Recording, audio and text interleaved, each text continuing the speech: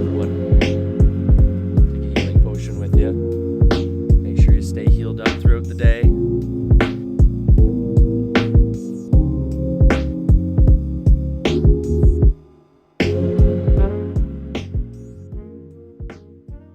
How's it going? Welcome back, everyone. Welcome back. Yeah, much better, eh, bud? Yeah.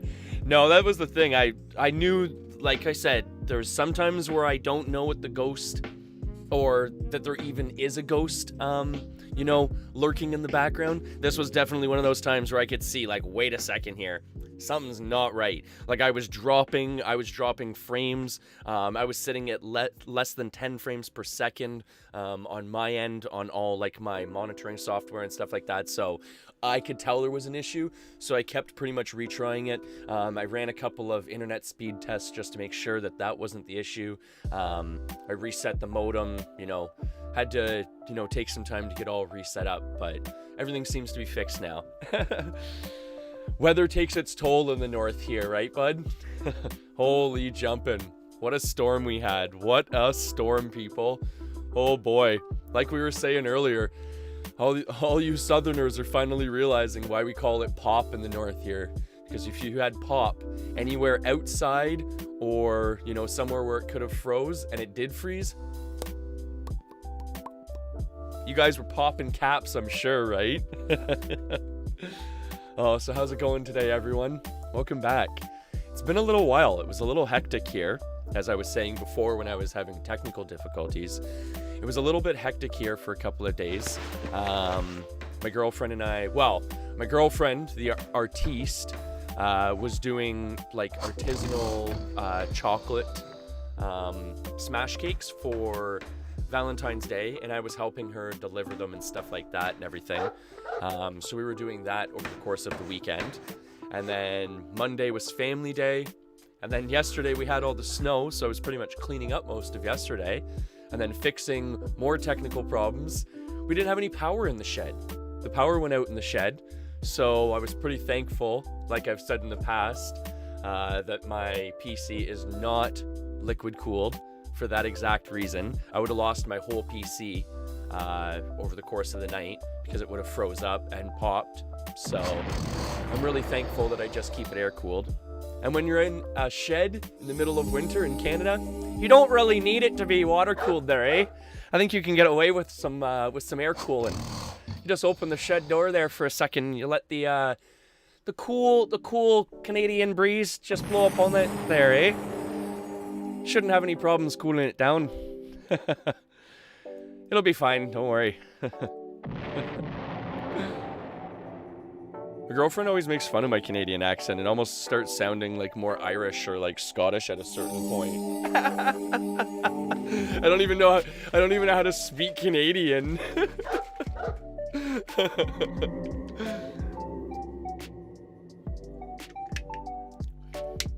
So how's it going this morning, everyone? What's everyone up to? Is everyone enjoying their weather that they're getting? Hopefully everyone isn't getting hammered by this crazy weather. Because man, oh man, like we were prepared for it, right? In Canada, we're prepared for it for the most part. But in other areas where, like in Texas, it was funny. I saw this one news clip where they were kind of explaining how to drive if you've never driven on snow before. And it was essentially explaining this whole long paragraph on, like, you're driving your grandmother to church and she's wearing a white dress and carrying a hot pot of gravy. Oh, you know what, Ekers? You beat me to it, bud. I was going to get to that because it's funny. That was one of the things in the guild where it seems like there's a lot of people asking for the Ruin books. So I was going to start getting to that, actually. But since you beat me to it, maybe I'll pick up. I was thinking about starting bow crafting, actually, in the background. So maybe I'll start doing some bow crafting. But then again, I don't even think we have any archers yet, if I'm not mistaken. Oh, I can believe it, bud. I can believe it. Yeah, there seems to be a major shortage of gate scrolls and ruin books. Obviously ruin books because they're not blessed, right?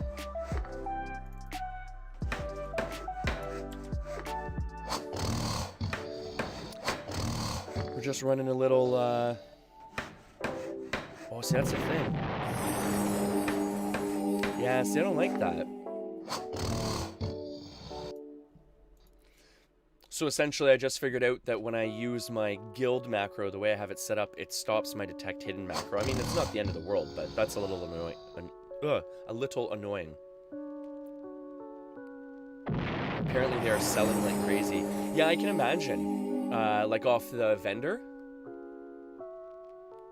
I could see that because there's a lot of people that need gate scrolls because their measure is too low and they have taming. And with only having one bond slot on this server, you would need to be gating your pets around until you get more bond slots, right? If I'm not mistaken, if the system works the way it used to work all the time back in the day. Alright, so we're gonna go stable our pet here because today we're going to be doing some picking, folks. We're going to be doing a little bit of dungeon picking today.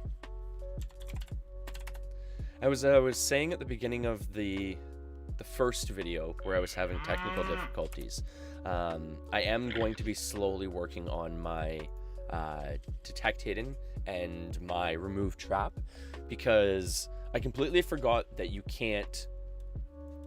Well, I mean, I didn't really think about it, but to pop a chest, you have to use telekinesis in dungeons, which can be really sketchy. So I'd rather have remove trap if I'm going to be dungeon picking. And as I was saying earlier, dungeon picking on this server is not really highly lucrative.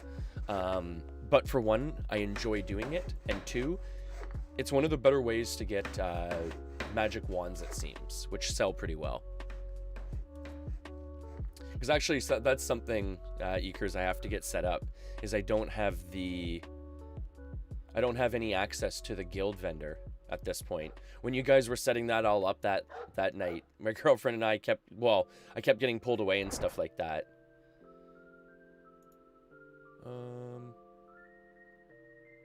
Yeah, we should be good. Okay. So we'll go do some picking here real quick. We'll show off this. So for the most part, picking is pretty straightforward, right? You've got your lock picks. You go into a dungeon, you hide.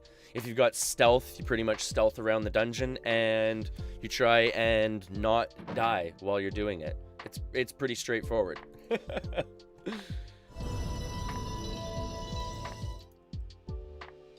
I've got a few areas that I like going more than other areas. But at the same time too, like I kind of just hop around. I mean, it's not like I carry a lot of stuff, so if I die, so be it, right? Oh, you're not set up either? Oh, I thought you got set up on the guild vendor. Oh, that's weird. Yeah, I thought you got set up, bud. Because I know you were talking to Mama Jamma and to Marco that night. I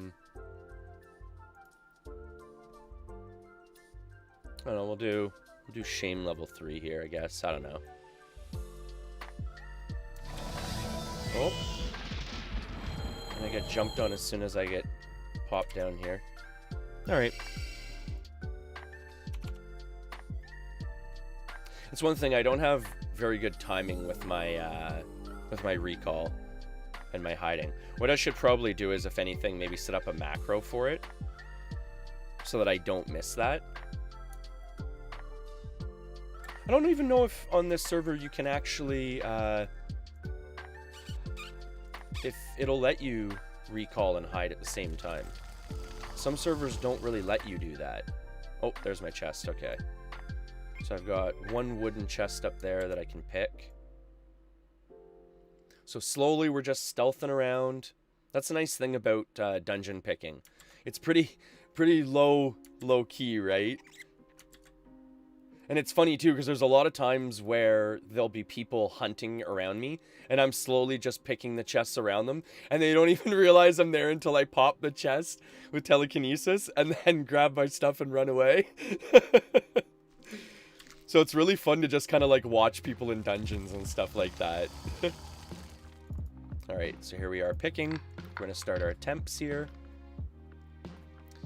So these are level 4 chests, so they are pretty tricky. And we are slowly building up our lock picking too, so that's decent.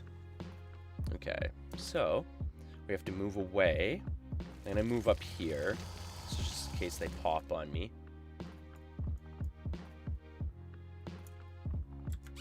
Yeah, see, this is what I'm talking about. I don't like having to do this with telekinesis. I'd rather just be able to just remove the trap without having to cast, re-hide, and then stealth back in again. Sometimes if I don't have much in the area to aggro me, I'll just run up to the chest and re-hide. But I mean, it's all the same, right? And now I'm pretty much safe to loot the chest, right? So you've got your gold. Like I said, like 250 gold isn't really that much gold for a level 4. But you get some magic items. You usually get some regents, some gems. The gems are usually worth more than the gold itself in the chest. And then in a lot of cases, you'll get some magic armor. Like I got some studded gloves. I got that war fork. Bone gloves. I don't know. Do people wear bone gloves? I guess some people do.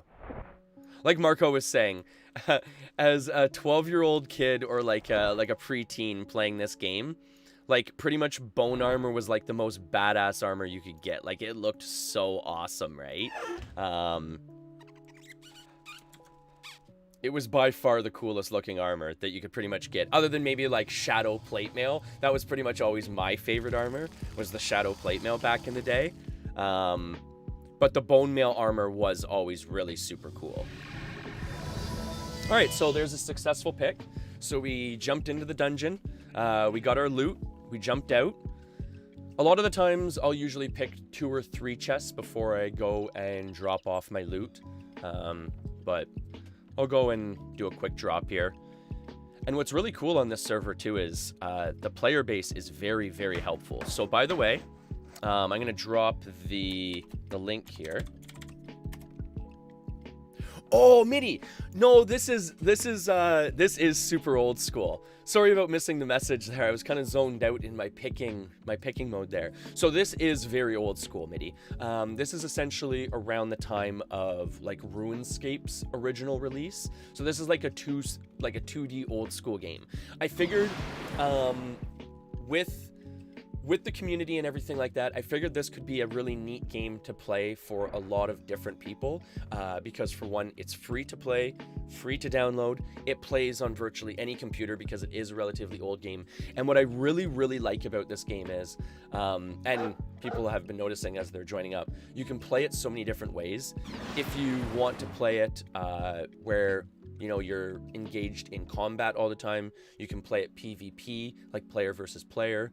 You can play it if you want to just go and explore dungeons, you can do that. Right now, I'm on what's called like a dungeon picker. So essentially, I kind of sneak around. Like my character right now is hiding, so no one around me can see. And then in a little second here, I can actually stealth. And then that way, you can move around without anyone seeing you, right? So I can walk up to different people. And then boo! But yeah, you can sneak around dungeons, picking dungeon chests. This character is also eventually going to be a treasure hunter as well. So that means I can... One second here. Let's see. Do I have a level 1 map? I think I do actually have a map. I might be able to do like a level 1. A plainly drawn map. Okay, you know what? Let's see this here, folks. Okay, you know what? Let's do a treasure chest here. Let's show this off. And by the way, that link there is for this server, the download and everything like that. So if you do want to check it out, build up a character, anything like that, join the game with us. As I was saying, you could play as a complete crafter character where you essentially just hang out in town, build armor sets, make cool little like wardrobe items if you're a tailor. It's really neat that way. Very free-form play that way, right? Okay. Let's see if they sell shovels here. I think they do. Yeah, okay. Perfect. Okay, so we got our shovel. We're going to try and decode this map here, which we should be able to decode. And then we will use the ruin library to... Okay. Well, that was really easy. Okay, so 101. So we're going to go to map 101 in the ruin library over here. This is actually really cool, folks. I haven't done a treasure chest in a really long time. I hope I remember how to do it all properly. Okay, so now we come to the ruin library where everything is marked off. So we're going to have to look for ruin book with 101 in it. Oh, a little bit further. Ooh, okay, 101. Here we go, folks. This is going to be really fun. This is neat. Okay, I haven't done a treasure chest in a really long time. Hey! How's it going? How's it going today, Callie? Actually, I think I have a couple of... Oh, I mean, if you have some, by all means, Ekers, we could probably pop them off together. I think I even have probably enough Majory to maybe...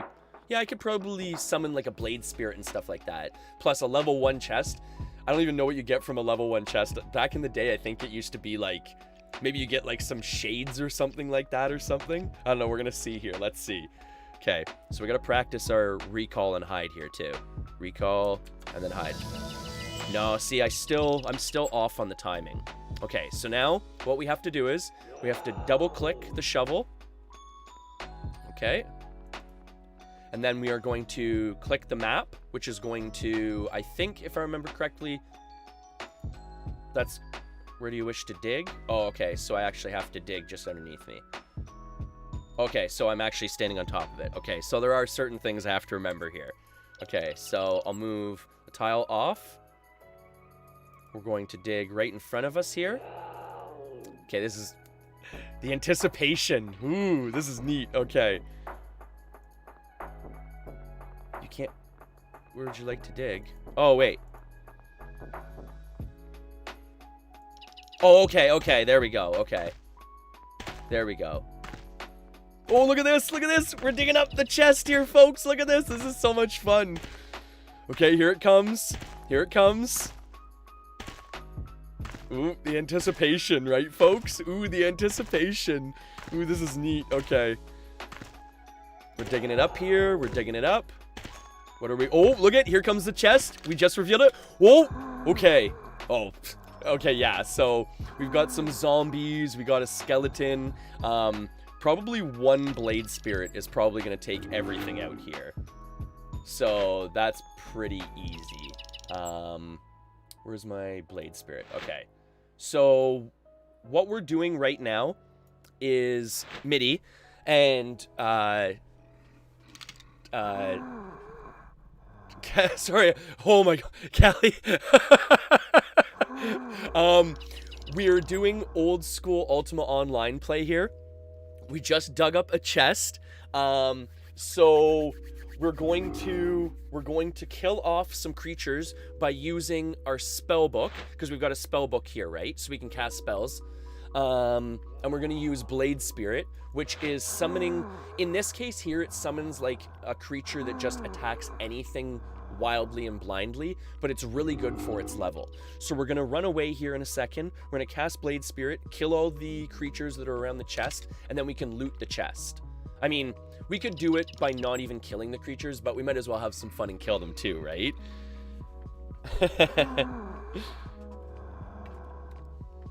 Oh, and I'm super sorry for missing the messages here. I seem to be good now. Everything seems to be ironed out. I tried streaming, twice this morning? And both times I was having technical difficulties. I reset my modem, reset the computer and everything. Everything seems to be fine now, so, you know, correct me if I'm wrong, but I think we're off to the races here. So how's it going today? How are you two? Avis and Callie, enjoying the weather that you two might be getting right now? The out of the norm weather? Finding out why we call it pop? Okay, so I'm gonna stealth away here. I just like using stealth. I just like being hidden and like moving around without anyone seeing me. Okay, so now what we're gonna do is we're going to cast Blade Spirit. Okay, because that will kill pretty much everything around the chest here.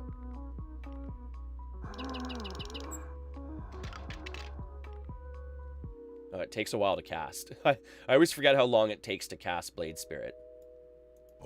Okay, there. Okay, boom. All right. So now we'll run away. We'll do a quick hide here.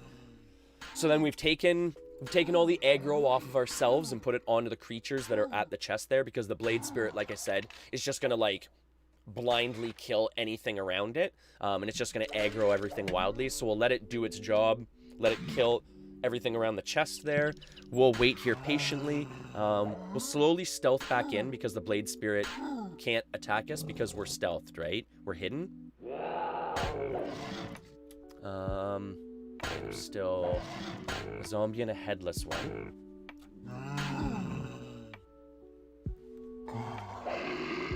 I wish. You have storms, but here we have unusually high temperatures. Oh, really? Ooh, that's weird, Avis. Well, even I was hearing reports that even apparently in like places like Texas and stuff like that, they were getting snow and everything. So I mean, even the places that don't normally get storms are apparently getting them really bad right now. Like Texas, I want to say even some southern parts of California. I gotta get away from this Blade Spirit. I'm really worried that he's just gonna all of a sudden like pop me or something. Okay, no, I should be good here. Okay. So after a period of time, that Blade Spirit will just disappear, and then I'll move back in and loot the chest here. Actually, you know what? I can just stealth in. Where's my chest here? I think it's behind that tree there, if I remember correctly. I gotta be really careful that I don't hit that Blade Spirit, though, because if I hit the Blade Spirit, it will actually reveal me, and then I'll probably die. Because those Blade Spirits move really fast. Oh, where did my chest go?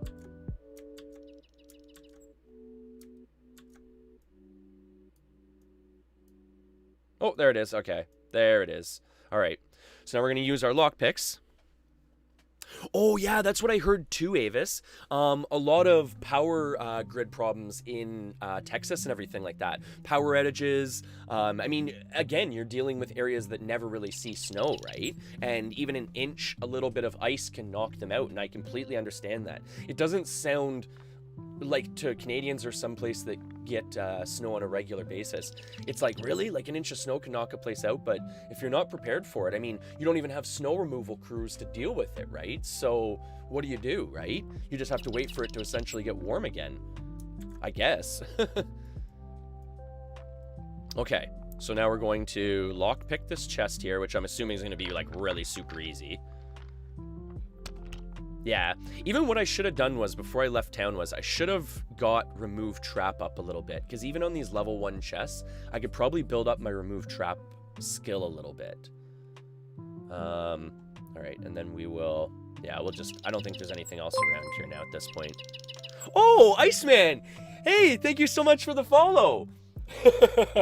We're doing some dungeon picking and treasure chests here. We're showing off the treasure chest hunting because we've got a couple people in here that have never played Ultima Online before. So I wanted to show them some treasure chest hunting here.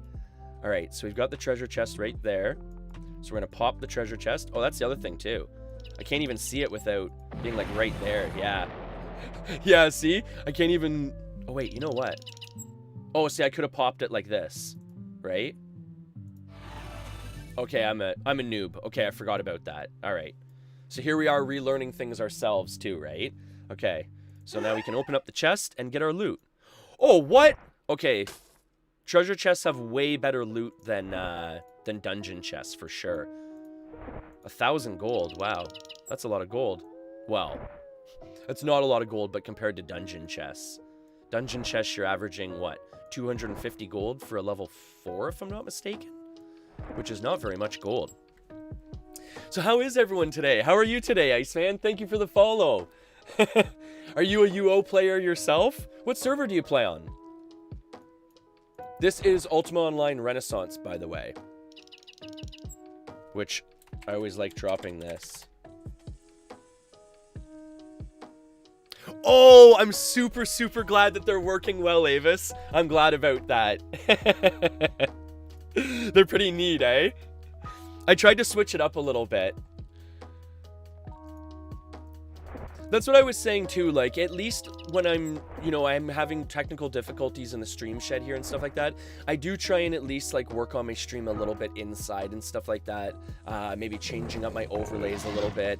I forgot too, every time you remove an item from the dungeon, or from a treasure chest, you actually have a chance of respawning another creature. I completely forgot about that. So I'm gonna have to be really careful about that. I should be doing it hidden. So we're just trying to kill these guys off here really quick. Might as well loot them, I suppose. Might as well get everything we can, right? Heal ourselves up here. So again, this is just some really easy treasure chests. I don't even really have my character built up all the way, if you notice, Iceman. I just pretty much built this character just recently, and I've been doing dungeon chests recently, slowly, but I wanted to show off some treasure chests. So actually, you know what? Let's spawn the rest of the stuff here. Let's see how much... Oh, it reveals you every time you spawn, or every time you remove items too. I forgot about that with the treasure chest. So with a higher level treasure chest, you'd really want like a team of people here. Oh, you're currently on Outlands? You know what? Outlands was one of the other servers I did check out. Outlands for me was just a little bit too different compared to what I'm used to. We have a lot of community members joining that used to play Ultima Online and quit roughly around the T2A area. So I did want to make sure that when I brought the community back to Ultima Online, that it was very similar to how we left off. And Outlands, don't get me wrong, is a great server. It's just, it's very, very different in terms of map outlay and things like that, which again, is probably a good thing for the smaller player base, brings everyone together. It increases player interaction, but, oh, excuse me, for a lot of vets, it just wasn't what we were looking for this time around. But if you want to check out UOR, by all means, we'd love to have you. And Avis, the weekend was good, actually. As I was saying earlier, it was crazy busy because Kelsey, with her artisanal, her artisanal chocolates and stuff like that, we were doing deliveries and everything pretty much all weekend. But the weekend was really good. How was your weekend? All right, so now we can go back to town. See, that was actually really fun. I really enjoyed that, actually. So any level 1 treasure maps that any of the guildies have, by all means, drop them off with me. I'd love to do some more of those. That's fun. See, with me in this game, like, I mean, I've got a tamer. I don't really care about, you know, the top way of making money. I can just hop out with my tamer and make some money that way. A lot of the times, I just want to have some fun, you know, enjoy some old school gameplay. Like, again, I don't even really have that much money, right? Alright, so we gotta drop our magic items in here. Got so much crud in my bag now. I gotta go probably do a drop at the provisioner.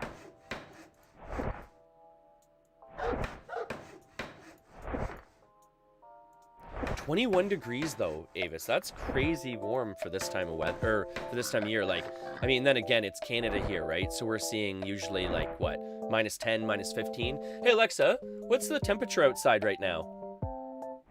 Right now, it's -12 degrees Celsius. Today, expect a high of -5. Yeah, there you go. So I mean, it's pretty cold, right?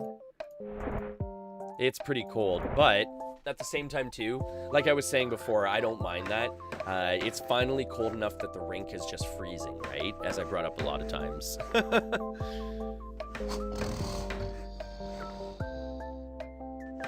Oh wait, Cluck, if you haven't seen it, there is an option to double click to loot in container option tab, only for your main backpack. What do you mean by that, Cluck? Like you can double click a container and it just auto loots it, you mean?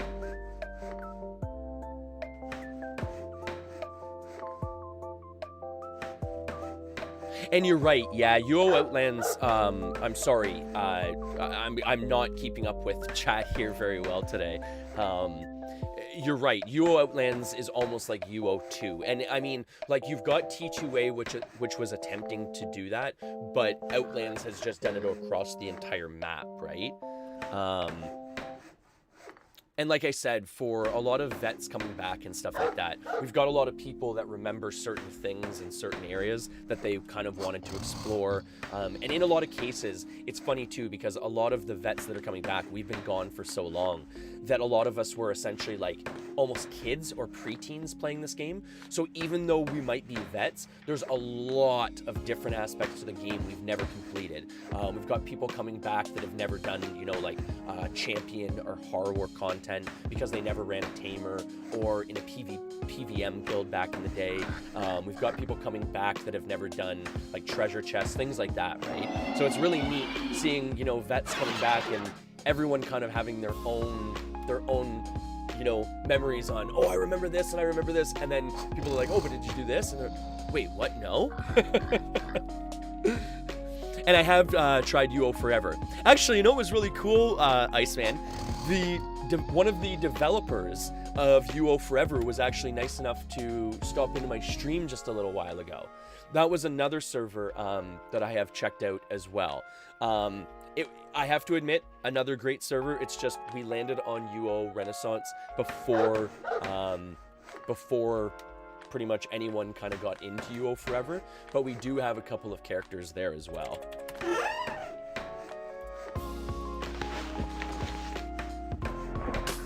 I have to admit, we've got a lot of old school players coming back and a lot of community members that are first time UO players. So I really liked the community feel on UOR. Everyone is very helpful so far. Everyone's been really nice and everything, which is really important bringing new people into a game like this, because there's a lot of times with certain servers, and I'm not saying this with Outlands or UO Forever because I didn't really play enough to figure it out, but there are a lot of times with servers where it's just, I like to use the term, there's more wolves than sheep, right?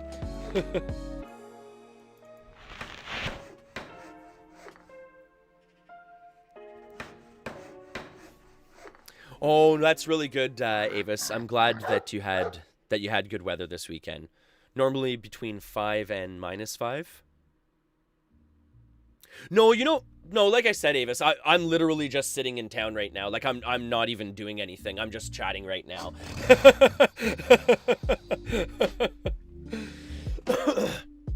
I'm not doing anything in town right now. Usually when I'm sitting in town, I'm literally just kind of like, you know, moving over bank items. Do people want to see me move over bank items here? Here, I'm just organizing things. I'm just moving things around. I'm just being all OCD right now.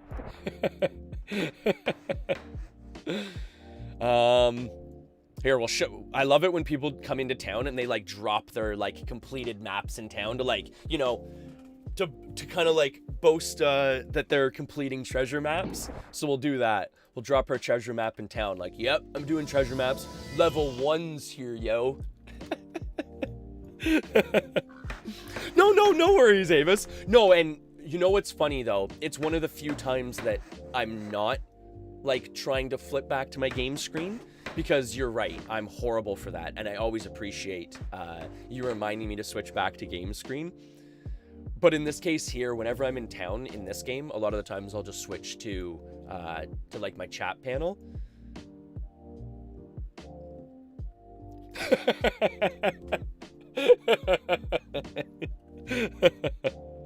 No worries, Avis, no worries. And like I always say, like full disclaimer, everyone, like please give me feedback on my stream. Let me know if I'm ever having audio issues, if one time the music is too loud or the game feed is too loud and the mic isn't loud enough, or whatever the situation, right? I'm always looking for actually running a vendor cell. I'm always looking for feedback on my stream. So again, what we're doing right now is we're essentially just selling the gems from the treasure chest. And as you can see here, like this was from the dungeon chest. The gems probably sell for more than the actual chest was worth itself. Like you get 250 gold from the chest, and you'll end up getting probably $500, $600, $700 gold from the gems. So it's not too bad that way.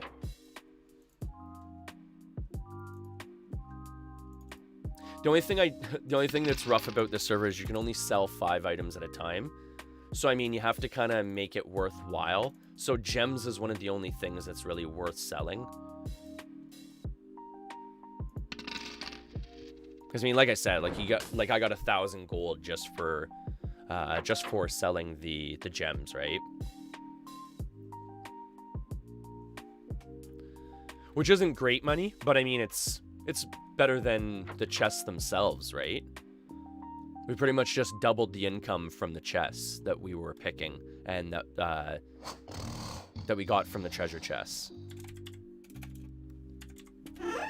And again, this is just a relatively new character. I just started on UR a little while ago. Like this 42 days isn't actually 42 days like game time. Essentially, I created an account here over a period of a couple of weeks. I kind of like jumped servers and stuff like that, slowly played on a couple of them, kind of did a little bit of research to see where I wanted the community to land and everything like that. Because like I said, I had some new players jumping in, some people that have never played Ultima Online before. So I wanted to make sure it was a really friendly community and everything like that before I started bringing community members in and everything, right? Oh, Kelly, thank you so much for the lurk. Always appreciated. Always appreciated. I'm sorry, too, that you have to get back to work. I apologize that I think I missed a couple messages up there by you, too. I was kind of incorporating the how's it going from you and Avis into one conversation there. I apologize for that. But have fun at work. Enjoy work today, eh? And, of course, stay healed up throughout the day, right? Stay healed up.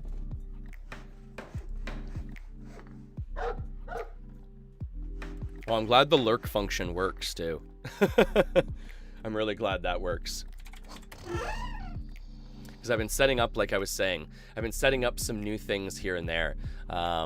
So I'm really liking that the things actually work. Oh, and thank you so much, Kelsey, as well, for the share on Facebook. Always appreciate the shares. Always appreciate the likes from my Facebook followers. All right, so I think, if I'm not mistaken, I think we've got another treasure map here that we can do.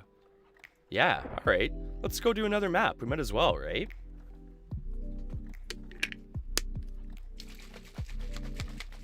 Yeah, you know what? Oh, Avis, should I go and do this right now? Should I go and jinx myself?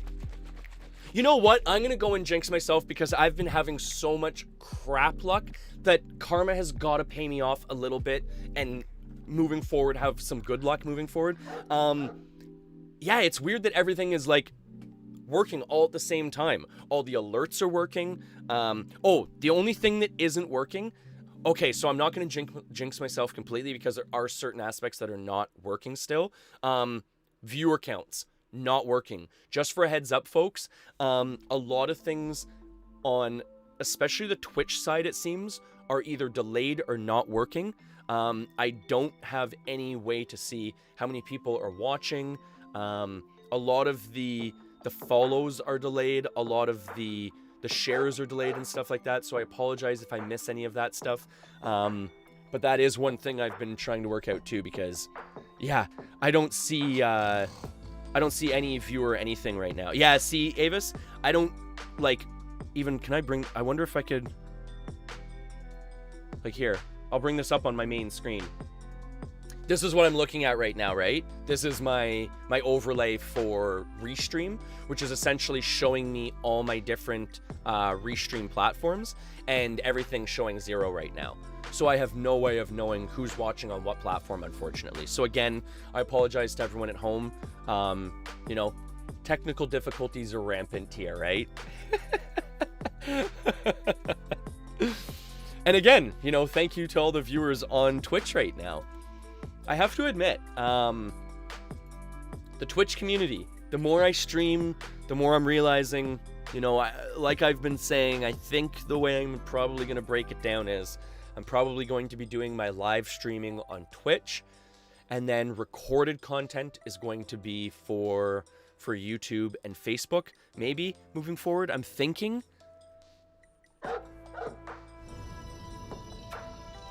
All right, so here we go again.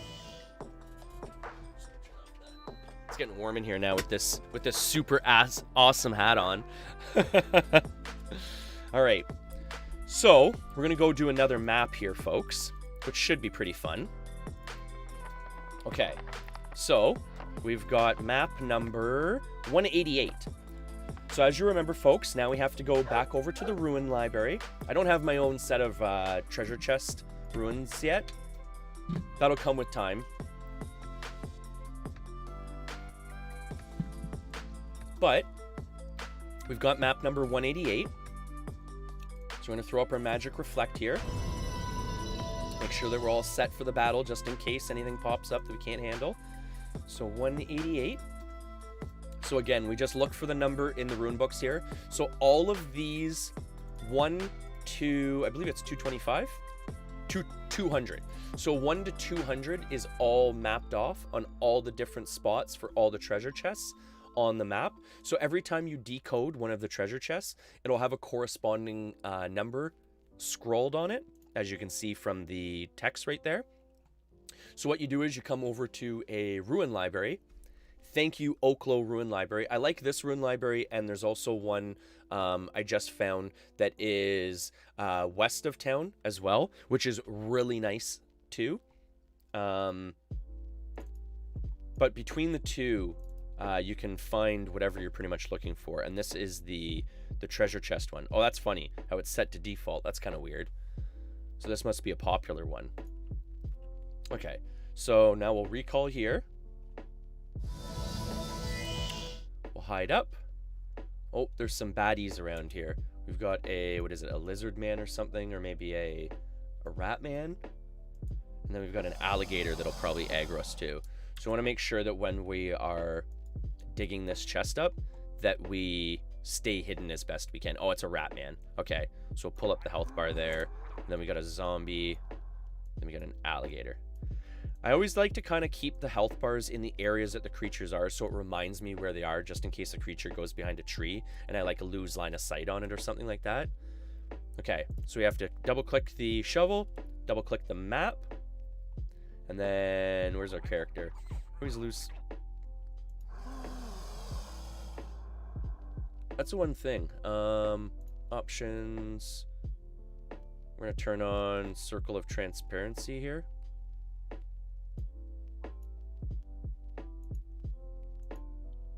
Okay, there we go.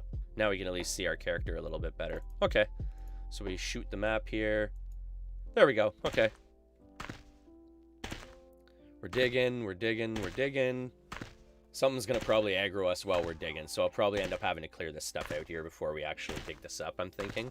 Or maybe not. We'll see.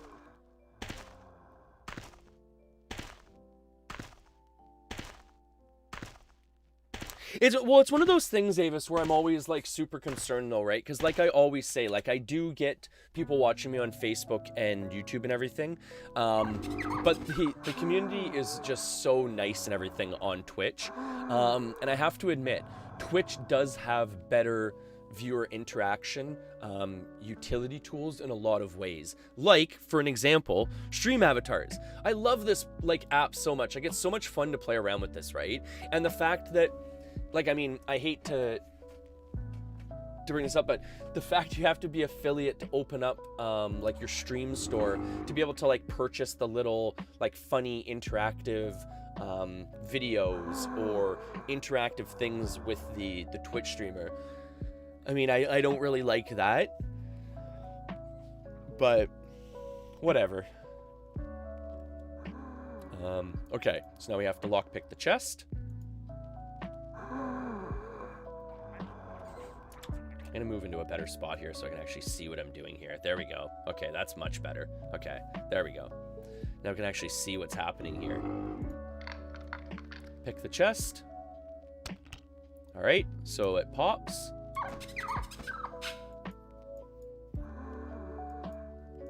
All right, so I'll slowly stealth away. And this time we'll learn so we can actually pop it by doing this. So here we go. There we go. All right, so we've set off the trap. Oh, I'm glad you guys are jumping for the stars. So for anyone that doesn't know, you can exclamation jump and interact with the stars, which will earn you potions, which will be used in the stream store moving forward, like we were just discussing. So that's one of the reasons why I'm probably going to be, you know, moving forward, I probably will click the affiliate you know, button for Twitch. But at the same time too, like the other part too that I really don't like about being an affiliate with Twitch is the fact that as soon as you go affiliate with Twitch, they automatically start running pre-roll ads, which I mean, who likes watching a pre-roll ad, right? So you have to sit there for 30 seconds watching an ad every time you log on to my stream, right? Which is super annoying. All right, so we're gonna pull up some health bars here just to kill some of these guys off. Okay, let's go to it. All right. Run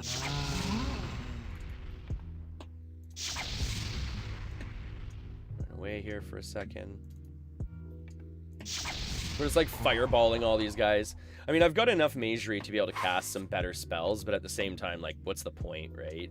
They die in two, you know, flame balls, so why not just kill them this way? maybe a little bit of poison or something. We're gonna poison this Mongbad here. Oh, we got too many things aggroing us here. Yeah, we got so many things hitting us. All right, poison the alligator here. This is like being a noob all over again. This is awesome. I got no pets to protect me here. All right, alligator's almost dead as we slowly Harry Potter this guy down. All right, here we go, folks. Oh no. All right, now we gotta... Do you think no, I wouldn't be able to cast a demon, would I? No. I was gonna say, if I could cast a demon and just use that to kill everything around me, that would be pretty slick. I don't think my magery is quite high enough to cast demon yet. I'm somewhere random, Eekers. I'm at chest 188. The only thing is though, because I just popped it, I don't know if you're gonna be able to actually get to me, because I don't know if you'll be able to recall on top the chest. But I mean, if you want to come out, I'm at chest 188 if I'm not mistaken. Yeah, 188. So that's the other part too about this game that I've like really endorsed is I love the fact that, you know, you can just jump in and out of it whenever you have a couple of minutes to spare. I love the fact that because it is an older game, like Eekers and I always talk about, essentially what you can do is you can be playing the game like kind of in the background, running macros to build up skill and stuff like that, to build characters and stuff like that. So it's really easy, like kind of like low-key game, right? Just have some fun on it, kick back, right?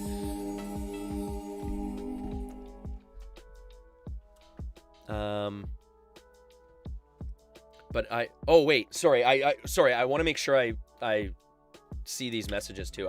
I apologize. I'm missing things here. I'm getting distracted by my oh, and that's the other part too about this game. Like if you die, like you can potentially lose everything you're carrying, right? If someone kills you, they could loot your body dry, right? So you have to be very careful in this game. Like it's very risk versus reward, right? Again, just like a RuneScape type of game.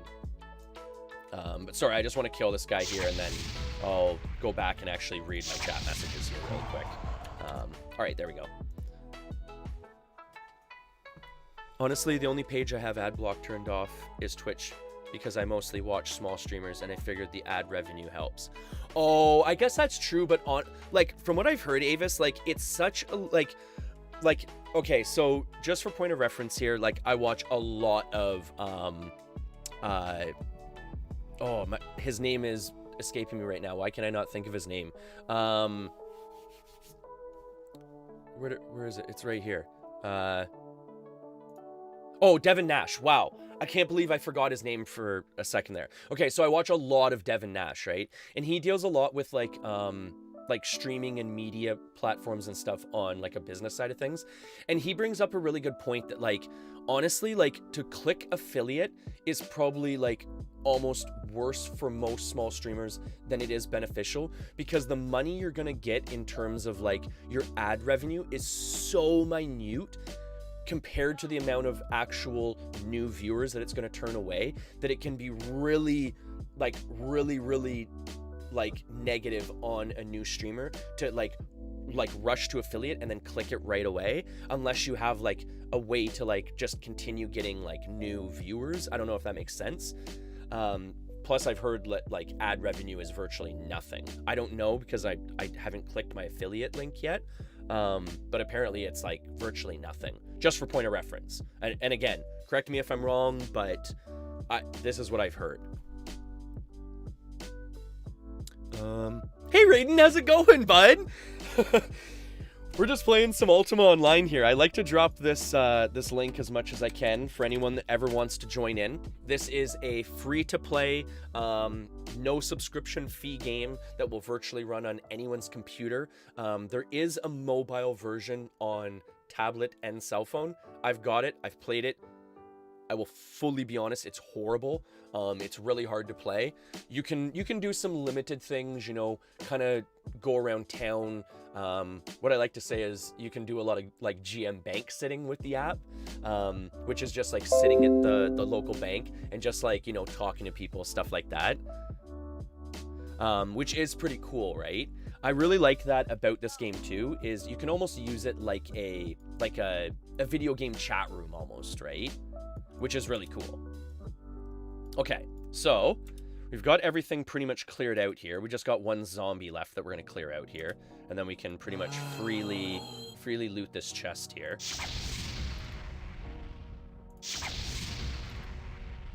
And if I remember correctly, we've already picked it. We've already popped the trap on this one. Correct me if I'm wrong, but I'm pretty positive that we've already done all that, so we can just open it. Boom! All right, so what do we get here, folks? We got 1,000 gold. We got some plate legs here. Ooh, look at this. We got a little studded bustier. We got some leather arms. I'm always a big fan of magic leather. And then we've got some regents. Oh, and magic gems. Like I was saying earlier, the gems are almost worth more than the gold in these chests half the times. And the magic wands are pretty decent from the chests too. Plus the magic items, I mean, it's a level 1 chest. Most of the loot from these chests is going to be pretty pitiful. We're just doing this again to have some fun, to show people the mechanics of treasure hunting. And it's kind of fun that I'm playing on a character that's like barely even worked up, and I can actually do some fun content, right? That's what I love about this game too. The content ranges from, you know, the day you enter the game to end game content. You can do content the whole way up, which is really fun. And my picker, this guy looks so elite. Oh, I love him. He looks so badass. I keep gloves on my hands because my hands are pretty much my my investment tool. Even though now that I'm picking, I should have my gloves off, so I've got a little bit more dexterity in the fingers, right, for lock picking. So we're gonna make sure we've got our gloves off. Oh, and we're gonna go back to town and drop our treasure map. Because as I was saying, you gotta, whenever you complete maps, you always have to drop the completed maps in town to like, kind of like boast that you're doing the maps, right? The other thing too is, if I'm not mistaken, I don't think, so little funny tip, I don't think that a completed map tells you what level it is. So people will be like, whoa, this guy's soloing level 5 maps?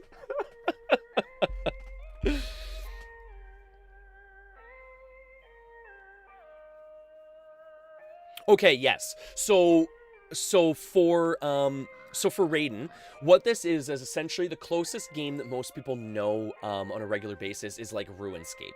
This is an old MMO, pretty much the great grandfather of MMO style gaming. This came out in, I believe we've narrowed it down to 1997. So it is a very old game, but for me, it just holds such like an awesome spot in my heart for remembering gaming back in the day. And it's like like I always say, it's like the mac and cheese of gaming. You know, it's one of those games where you can leave, you come back, and you always feel right at home playing it. So what we're gonna do is this. Okay, so this is one of the things I was talking about. In this community here, there's so many helpful people. So what this guy has set up is, this guy has set up on one of his accounts, Jeeves, which is, as you see here, Mr. ID. Okay. So what he has set up is, he's got it set up for, here, I'll read his little character description here. Have a backpack of magic items in need of identification?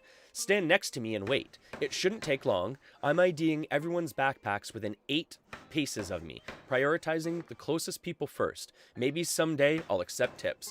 So essentially what that means is, if you notice, okay, so I'll show you here in a second. I'll move away here so I can actually like show you properly. So I have these items in my bag that I just looted, right? Which are magic items, okay? When you loot a magic item, it comes unidentified, okay? So right now, I don't know what that magic item actually is, other than the base properties of it being studded leather arms, right? So what this guy has set up, and this is an actual guy playing the game on his own computer. He has it set up for a macro to help the community, where essentially you stand near him with your magic items and he will help you identify them, which is a really super helpful little thing if you don't have the skill yourself, or if you don't have ID wands, which again is just a really helpful community thing to do, right?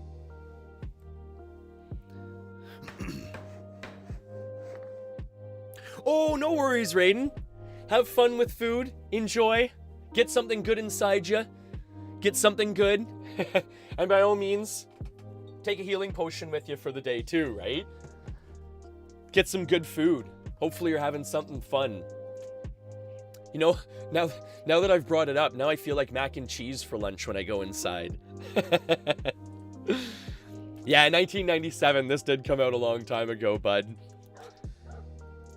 But that's what makes it so awesome. I mean, in my opinion, the gameplay still holds up in so many different ways. Like I've brought up, to this day, in my opinion, the house ownership and the mechanics for how the houses work and how like house decorations work and everything is probably second to none still. You can have like friends to your house. You can declare co-owners to your house. Different. Ooh, that's actually a really good bust. Oh, it's studded though. Yeah, it's studded. Who cares? I won't end up wearing that. You can end up having like different levels of hierarchy for your containers in the house to store items. So if you have like a friend of the house, they can open container ABC, but then a co-owner of the house can open containers, you know, XYZ, that type of thing. It's really neat the different systems they have worked out in this game.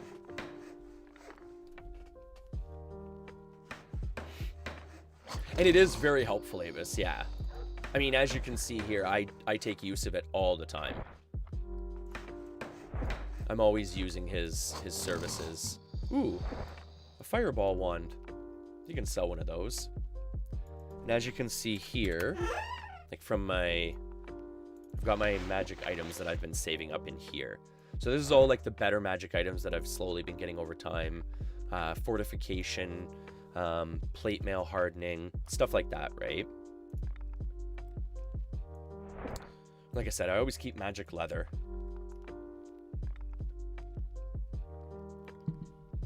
Because my tamer wears it. Most of my characters wear leather armor, because then you can meditate in it, which means you can gain back your mana faster.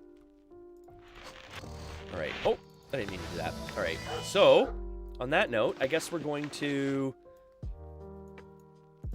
Maybe we'll do some more dungeon chests, because I think I only have one more map left. Actually, you know what? Might as well finish off the last map, right? Might as well finish it off, right, folks? Keep the train a-rolling. Alright. Oh, man. It's one thing. I apologize, everyone, for how much I scratch my nose and everything like that. My house is so dry. The shed here is so dry. I really should be moisturizing my face more.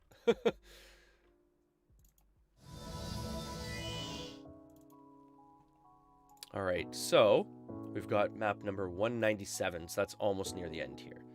So we're going to jump to here. Yeah, we've got enough left there. Okay. Oh, that's not bad. Okay, this is a nice open spot here. This is perfect. Alright. So we'll move one tile off. Double-click the shovel. Click the map. Click the ground. And then here we are. We're off to the races here, folks. Let's go. And as you can see, the chest will slowly start rising to the surface here as we start digging it up.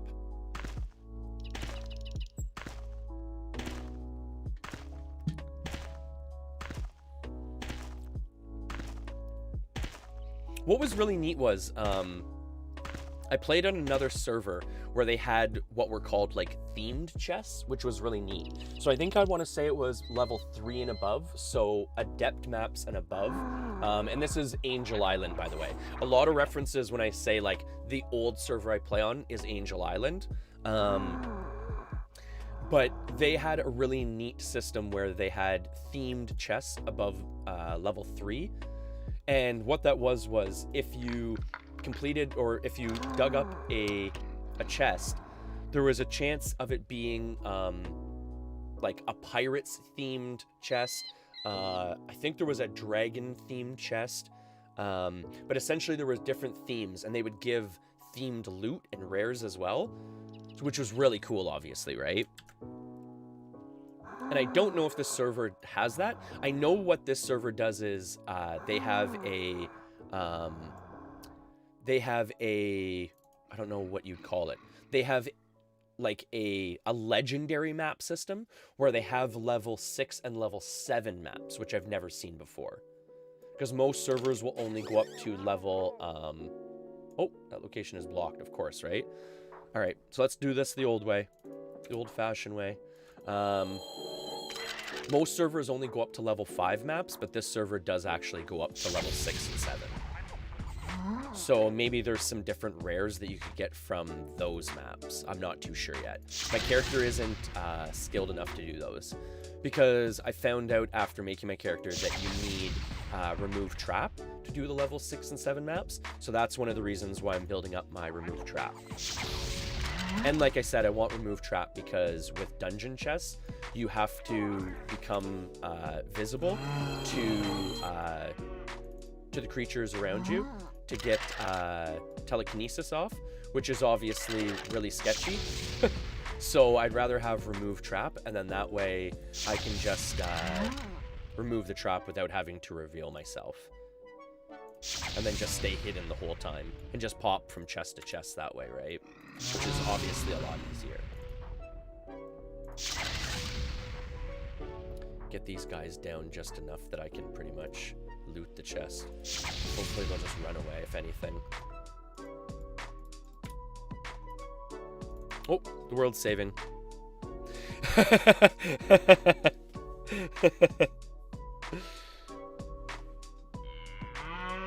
Holy jumpin', Raiden. What did you eat?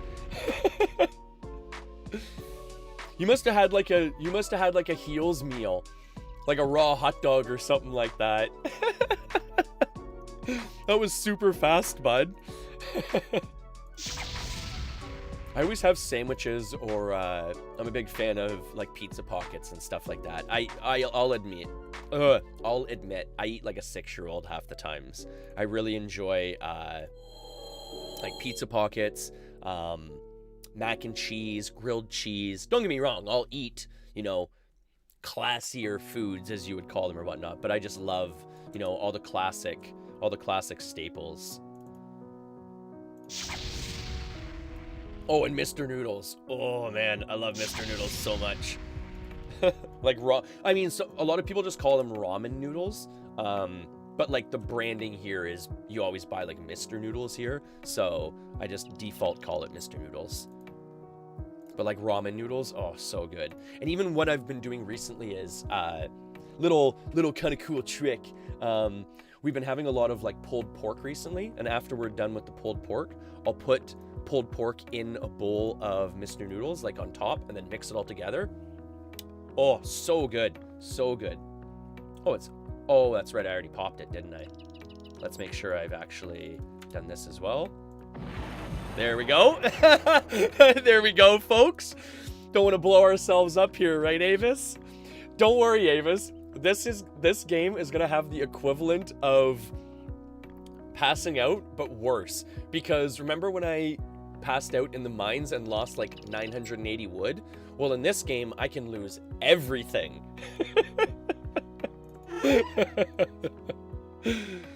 This one should be fun to watch me die in.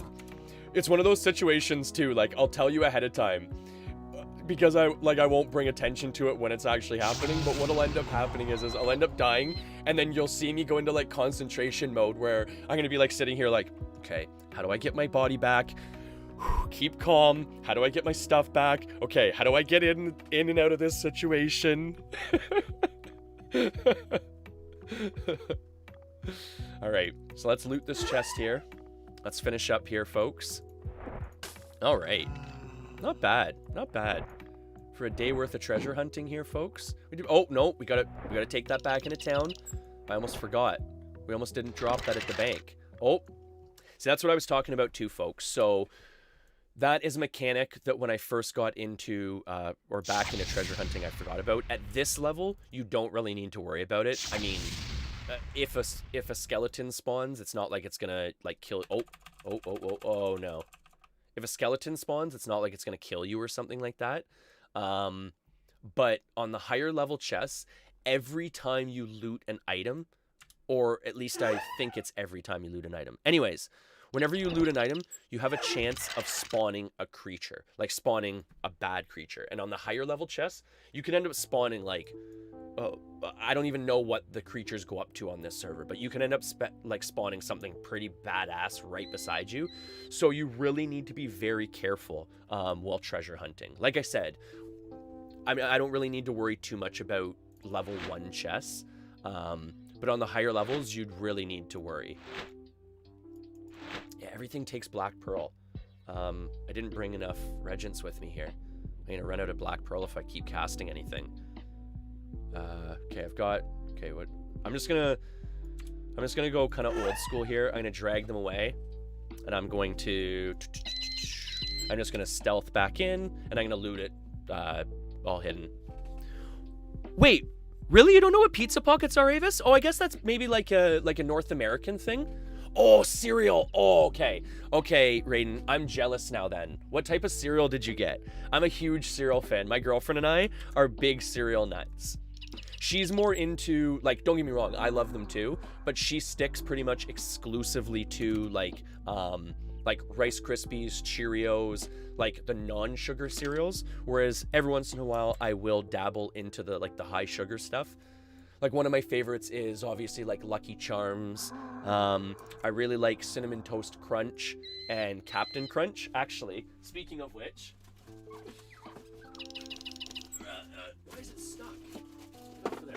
One of my favorite things is like dry cereal. I'll eat like dry cereal over like chips. Like I won't sit here and like snack on like a bag of chips or something like that. I'll just get like a box of cereal and eat just dry cereal. So that was Captain Crunch Berries, and the chocolate cereal, like the brown bag that I pulled out there, was Eggo Waffles, chocolate Eggo Waffles cereal. I love it. But yeah, my girlfriend and I eat cereal non-stop. Like, we go through milk in our house like crazy because her little guy drinks a lot of milk too. So like milk is just like, oh man, forget about it. The beef milk. We love the beef milk. So just for point of reference, that is an inside joke. We were watching this show yesterday. I forget what the show even was. But it was like some sort of a sitcom or something. And essentially there was like one of those like I don't know the exact term, but like kind of like a socialite type of person, or like super ultra hipster type of person, and they were talking about the artisanal beef milk that they were selling, and like one of the people were like, you mean like cow milk? And she's like, no, this is artisanal beef milk, squeezed freshly from a cow's teat or something like that, making it sound like it was something exclusive to like this one like dairy farm. It was super funny. $500 a liter for artisanal beef milk. Okay, so just for point of reference, everyone, that was pretty much the chest. We finished that one up. We could sit here and try it. Like, on the higher level chests, the other point I was going to make, too, was on the higher level chests, you can probably make more money from the creatures that are spawning than from the stuff in the chest. So, just for point of reference, if you're doing a high level chest for treasure hunting, what I would suggest is bring a character that can actually kill everything with you, and then that way, when you're looting stuff, they can be killing the stuff, you're getting all the loot from the chest, and you're making kind of double profit that way, right? Because for every item, like I was saying, that you loot from the chest, there's a chance of a creature spawning. So what you do is you literally want to sit there and dry loot the chest to get as many creatures spawned as possible. Because, like, I mean, you might end up spawning, 5-6 dragons, and that's like 5,000 gold right there, right? So big inside tip right there for for treasure hunters working on with a team or whatnot. Benjamin, yes, this is Ultima Online, bud. Yes, this is Ultima Online, and this is, just for a point of reference, this is the UO Renaissance server. So super old school player run server. We came here because the player base is super friendly, great community player base, and I'm bringing a bunch of old school vets and some community members with me to Ultima Online. Some people haven't played in years, so I wanted a really friendly community, and UO are definitely offered that. Yeah, beef milk. Like, back to it, Abe. It's like, it was so funny. And like, it's funny because there are a lot of things out there that are like that, right? Like artisanal versions of something that are so basic, right? And it's all in just the wording and the marketing, right? And if people are stupid enough to buy it, then hey, all the power to the people selling it, right? Artisanal beef milk. Ben, that's the thing I was talking about too.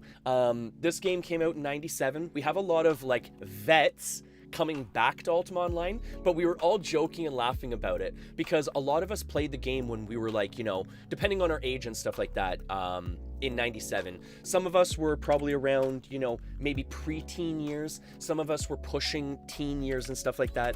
So in a lot of ways, we're veterans of the game, but there's probably a lot of aspects of the game we never participated in, either because of a lack of knowledge or lack of skill at the time or whatnot. So it's neat jumping back into the game now, remembering certain aspects of the game, but then still having new things to discover, right? Because this is a period piece. This is a T2A Renaissance pre-Tremel server, so it's probably right where you probably left off too, right, Ben? And again, if you want, click the link, join in, bud. We've got a guild going. Right now we've got a community going with multiple houses placed. We've got a guild vendor placed. We're getting into some PvP content as people level up and everything. So, we'd love to have you in the community by all means. So, Raiden, on the website, if I'm not mistaken here, let me click the link myself here and actually bring this up myself. So, if I'm not mistaken, right at the top here, it should be virtually the top one. If you're running Windows 10 with, what is it? This one's Windows 10 in a 64 client base, you'll want to run the very top link, which is generally the one that most people will use. And then from there, you pretty much just follow the steps. It's going to download the launcher. You install the launcher. Through the launcher, you're going to be brought up to here. This is something that has messed with a couple of people too, and I'll show you this real fast too. So this is the launcher for the game after you've installed it, right? And one thing that I'll address right now is this game window is resizable, okay? You can change how big the game window is, right? Which is obviously a big factor on newer systems. Wasn't so big back in the day, but your default window will be this big, okay? What you need to do is on the launcher, you need to go to the options tab here, and you need to go to the classic UO client. Because if you use the standard client, which for some reason is the default option it's going to pick after you install the game, if you use the standard option, it's going to have a window like this big, and you won't be able to resize it like I'm doing right now. You're going to be stuck playing on a game window like this big, which obviously on newer systems is so tiny, right? So you'll want to, like I said, go on to the options, which is the third panel here, click on the classic UO client, and then you can use a lot of these newer features that are offered. You can use this resized window, you can use this counter function down here to keep track of your resources, different player UI functionality. A lot of ease of life options and stuff like that it includes. That's cool if you're going to download it, Raiden. I'm happy to have you here, bud. We can get you started. I believe, if I'm not mistaken, too, don't quote me on this, but I believe you are part of the Discord page as well, my Discord channel. And if you are, we have a really extensive, Ultima Online chat panel going. So by all means, if you want to learn about different macros, different builds, different skills, there's a lot of good information there, and there's a lot of good information on the website as well. So check it out, right?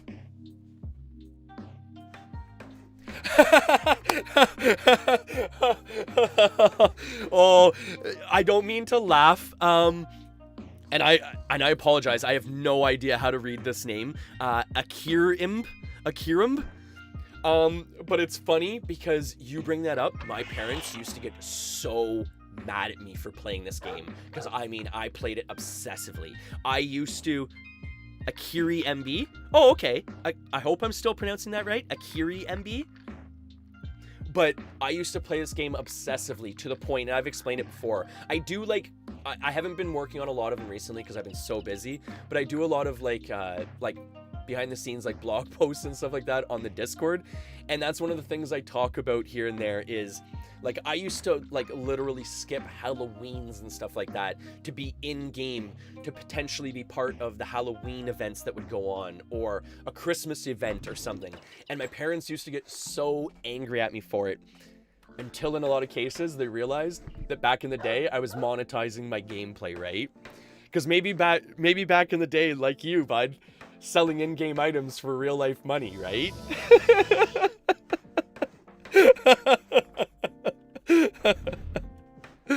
Oh, that's awesome. That's awesome.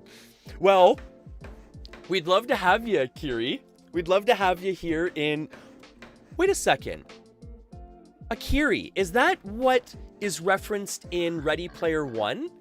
with the red motorcycle with like the green tire. I'll admit, I'm assuming it's something from like anime or something like that. I don't watch a lot of like widespread anime, but I know now that I'm like hearing the phrasing, I'm pretty sure that's from Ready Player One, Akiri.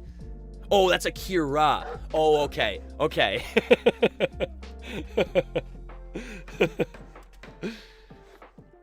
Yeah, I guess all of our parents were pretty mad at us, Ekers. That's the funny thing about it.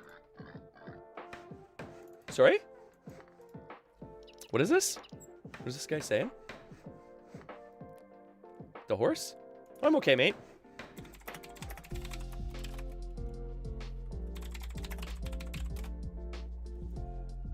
I don't need horses on this character because with a horse, I wouldn't be able to stealth around, and I can't, without stealthing, I mean, this character is pretty much useless, right? It's one point I brought up the other day. It's the only character I think it's really worth it for me to get an ethereal mount and use that on this character, just solely based on the fact that I'd be able to bag it and then bring it back out whenever I'm not stealthed. Whereas most other characters, I'd just be riding a horse, right?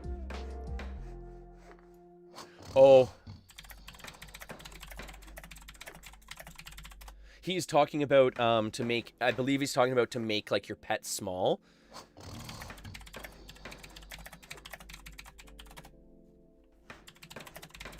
Yeah, because on certain servers, you can actually, like, deed a pet, which will make it, like, almost like a little statuette, which will go into your bag, and then to carry the pet around with you in your bag, or be able to, like, sell it off in a vendor or something. A lot of the time, servers like this, like period piece servers, don't like things like that, because it's not, I mean, it's not very realistic, right? To be able to turn, like, say, a dragon into a little statue and then carry it in your pocket. So it's not available on the server, unfortunately. Oh, okay, wait. I'm missing some stuff here, and I want to make sure I've caught it here. Yeah, that's from Akira, and you should watch it. Oh, really? You know what, Avis? Here, let me check out my handy-dandy notebook here. Okay, let me actually check that out then. If it's coming on high recommendation from you, I will actually check that one out. Because like I said, it's not that I don't like anime. It's just in a lot of cases I don't get a lot of chances or a lot of time to check out new stuff. So a lot of the times I'll just rewatch, you know, Dragon Ball Z or Pokemon or whatever else, right? But I will write that down. Akira. Avis recommendation. So you know, Avis, if it's not good now, I'm coming out there. I'm coming after you. No, I'm sure it's good. I'm sure it's good. But I will actually check that out. Oh, and like I said, I want to make sure... I want to make sure I get these messages here too. See, and like with Callie too, like that's the thing. I only drink artisanal beef milk. It's the only type of milk I will drink.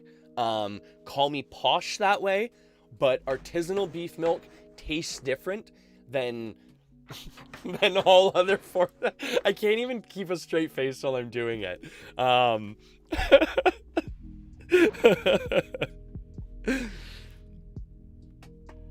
And I'm kind of investing in UO, but just taking a look. Oh, okay, no worries. No, by all means, enjoy the gameplay while you're here, mate. Like I was saying, we're relatively new on this server, so we're just kind of slowly getting into some content here and stuff like that. I have been more focused on like getting guildmates established. We got helped out huge by a community member, Lord Alex, who gifted us a house, some money and stuff. So we've been really focused on, you know, helping out guildmates. Like up here, we've got a couple of guildmates up here. You know, we've got guildmates over here. So, you know, it is quickly growing. It is very quickly growing. We're just having some fun picking. And this is the message I wanted to come back to. I sold my first Aussie account for $15,000 US with a keep and a GM Smith in 97. So just for point of reference, what Akiri is essentially alluding to is back in the day, like with Ultima Online being the great grandfather of MMO games, like there was such a lack of other options that, like, if you played online, like role-playing games, you played Ultima Online, right? And the amount that accounts, items, whatever used to go for back in the day was insane. And one of the things my parents used to have a big problem with was all the time I was spending on Ultima Online and everything, and what I was missing out on, you know, outside of the game and everything. And then when I started telling them that I was, you know, essentially making real life money in game, they started realizing, like, oh, okay, maybe it's not such a bad thing, right? You know, I still went out, you know, still was very athletic and everything, so it wasn't like I was only playing the game, but I was playing it virtually any free time I had, right? But yeah, 15K, and I totally believe it, Akiri. I totally believe it. That's the crazy part about it. Me and my buddy were more into like rare selling, you know, like item here, item there, 40, 50 bucks here and there type of thing. And my buddy did sell his account back in the day when we were done playing. I think, if I'm not mistaken, at that time, I want to say he got a couple $100 for it, because we played a little bit later where the market would have been more saturated and stuff like that. And we played up to the point where people were starting to leave Ultima Online for games like EverQuest, EverCrack, and World of Warcraft. So Ultima Online accounts didn't have quite the draw they did when, you know, you were talking about selling yours, right? You pretty much sold yours in like the heat of, you sold yours at, you know, the pinnacle of the market, right? So again, too, I'm just standing beside Jeeves here because he's IDing my items for me here. Most of these lower end items I'll just drop in town so that newer players can make use of them and whatnot themselves, because they're not worth selling for me, right? But a new player can always make use of a decent item. Yeah, there's nothing worth keeping here. Like I said, I mean, I'm just doing level 1 chests, right? So, I mean, I'm not surprised that there's nothing worth keeping. Oh, wow. I'll keep the wand of identification, though. That's always helpful. I mean, you don't really need it for the most part because of Jeeves here, but, I mean, it's always worth it to just have one around. I really got to start playing this game again. I used to play it all the time when I was younger. Callie, by all means, we would love to have you here. That's why I wanted to play this game, because it's so easy to access for virtually anyone. A lot of people complain about not having, you know, newer computer systems, you know, not having the greatest internet signals and stuff. And look, we're playing a game that came out in 1997 here, people. This game used to be run on 56 kilobit per second modems. If you've got internet nowadays, I'm pretty sure you're running more than 56 kilobits per second. So don't worry about, you know, hardware system requirements or anything to play this game. Just come in, have some fun. If you don't like fighting people, be a crafter. You know, we'd love to have you as a tailor or a smith or something like that. We just opened up our guild vendor, so we have a place where we can sell off items and stuff like that, which is super cool. And the other part too is it's just fun to kind of come into, kick around with the guildies and stuff like that. Like I've said, like, if you want, just bank sit, right? That's what my sister used to love doing in this game. She used to just come into the bank, hang out with people, almost like I said, use it like a virtual chat room, right? Generic industrial farmed human milk. Is all better than artisanal beef milk? No way. No way. Artisanal beef milk is always the best. You're right, Akiri. So that was actually one of the things I was addressing earlier. I've played on a couple different servers, and I really like the communities. I like everything about them. It's just for the community that I'm bringing back, a lot of us are old school gamers that quit roughly around the T2A pre-Tremel time period, or just after that. So I wanted to come back to a map we all knew, gameplay and mechanics we roughly knew and stuff like that. Whereas a lot of other maps are very different. UO Outlands is one of them. It's a great server. It's just the map is so different that a lot of my community members would have felt almost lost there, right? Oh, see, that's my big thing too, Akiri. Like, that was so much fun. Like, and that's what I like doing in this game too, is building characters, thinking up different templates and stuff like that. That's why I like, this game too. Like, okay, so for an example, for anyone that hasn't, like, jumped into Ultima Online or anything like that, like, this is your skill listing here, right? So, you've got, like, alchemy, blacksmithing, bow crafting, carpentry, cooking, fishing, healing, herding, lumberjacking, mining, musicianship, necromancy. Oh, necromancy, by the way, is in the gump here. It's not on the server, just for point of reference there. You've got resisting spells, stealing, super fun skill to play around with, obviously. You've got tailoring, tinkering, veterinary, so you can, like, heal animals, and all the different skills that we're looking at here can be used in different combinations and different templates for different reasons, right? You'd maybe, like, I've heard of people playing a role-playing character where they play, like, a character where they have, like, veterinary, healing, and maybe a little bit of magery, and almost play it like a cleric that just goes around the lands healing people, right? Weird how someone would play that character, right? Maybe going around and blessing people with the spell of bless, increasing their stats and whatnot. But different things like that, right? Maybe you come across a character named Healzonu on the battlefield, and you decide to attack him. He's probably just gonna run and heal himself up and try and heal up other people on the battlefield too, right? He's not an offensive player, he's a defensive player.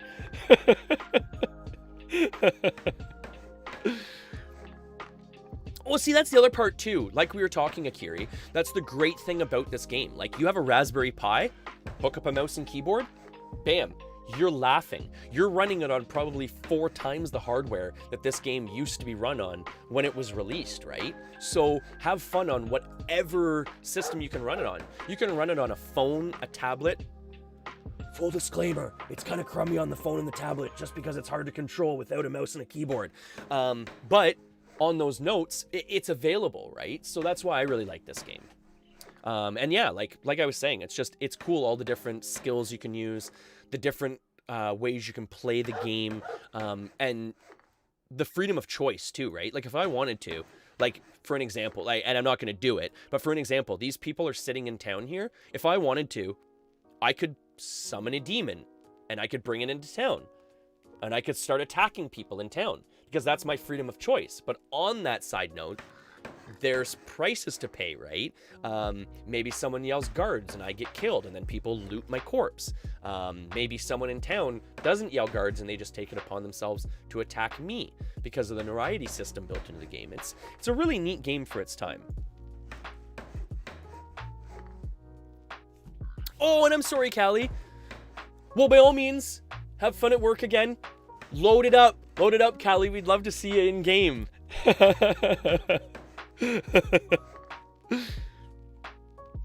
Bank sitting is fun if you also bank steal. See, that's what I'm talking about, Akiri. I don't have a thief yet, but you better believe that I'm going to be building a thief, because even a lot of the times with this like picker, when I was building the character up, I would just go around and like snoop people's backpacks, which if you're a bad snooper will give them the alert that you're snooping them. And that was even really fun, just chasing people around town, making them think I was gonna steal from them, and I don't even have stealing.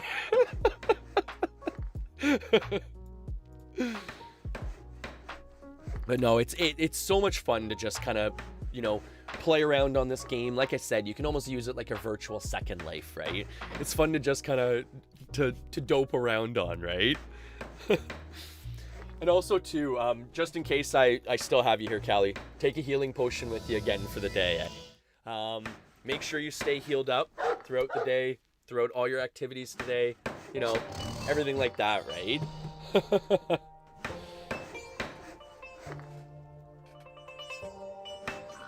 Oh, Ben, I hope you join back up though, bud. We'd love to have you. We'd love to have you in.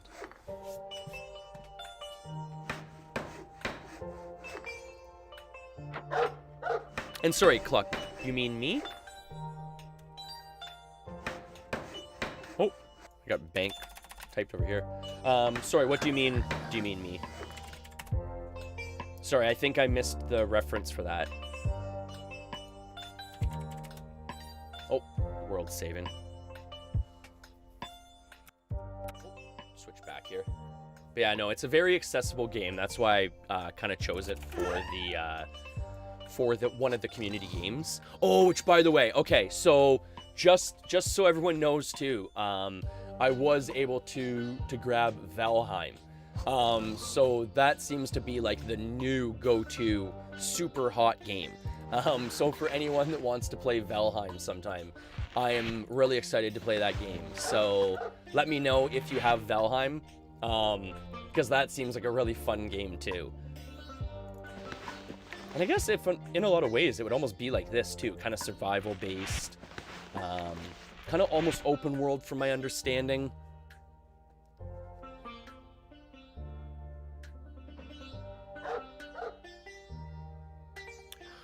Oh, you know what's funny, Cluck? No, if I'm not mistaken, you might be one of the people that have it too, because I know there's someone that actually like role plays essentially like a Jesus character. But no, I was actually kind of jokingly alluding to myself, because that's what I used to do in the game too. I play a parry heal mage in PvP based situations. So essentially I'm just running around the field, healing people up, rezzing people up, you know, blessing people, essentially being like a support, almost like a support healer in Ultima Online as best you can be, supporting people while they're PvPing and stuff like that. And I run a parry mage because a lot of people want to obviously dex the mage, right? So I just pop out my shield, block them out with my shield, and then I don't take as much damage, right? But that's funny that you play that same character type too, because I have seen that role played as like a Jesus type of character, as like a healer character, right? Which is super funny. And they get aggressive if you start healing them and their pets. You know what's weird too is people do that. It's weird. People don't like people like healing them and stuff like that. What is this guy trying to like steal from me? Bud, you have at it, man. Have at it. The only thing is though, don't steal my ruins, okay, mate? Just don't steal my ruins. That's annoying when people steal ruins. Those are hard to replace here. And Angela, how are you today? Enjoy the stream. Take a healing potion with you for the day. Thank you for dropping in. Like and share below too, eh? We always appreciate the likes. We always appreciate the shares. We're slowly trying to grow the community here around Ultima Online. I think it could be a really fun game for some people to kick back in. As we were explaining, it's one of those games where you can virtually access it on any type of system. And you could almost use it like a Stardew Valley type of game, or a Heyday type of game, where you just kind of jump in, do some crafting maybe, you know, talk to some people, just enjoy the gameplay, right? How are you today? Angela, I wish I spoke Spanish. Avis, French, right? I'm Canadian, so like we're hammered in that you speak. Oh, is this guy gonna kill him? Oh, you know what it is? He's probably stealing from him, and he doesn't want guards to essentially like aggro him. Let's see here, Reeve. Yeah, so that's what it is there. So that makes sense. So he's a thief, and what it is he's blocking the line of sight with the walls, so that people can't call guard on him. So he just stole from that guy. That's pretty slick. That's funny. So we were just talking about thieving too. Thieving is really common. And the other part too is, this is actually a good thing to show you too. You notice how most of the names are blue? He's gray. That means he's stolen something. Gray is a short-term notoriety loss to essentially flag people to say, look, this player has committed a criminal act. You know, you're open to attack him if you want to. But a lot of people draw people in and they'll just kill you back. And healer is an underappreciated job. No, you're totally right, Avis. Actually, speaking of which, a few weeks ago, I did actually purchase for, it was on sale, the Healer's Quest game. So I think on Monday mornings, I think that's going to be the scheduled game for Monday mornings, Avis, is that Healer's Quest game. Because essentially that game is all about, the underappreciated healer and, you know, what role they play in the group setting and everything like that, which I think is obviously very applicable to the channel, right? I think that'd be super fun.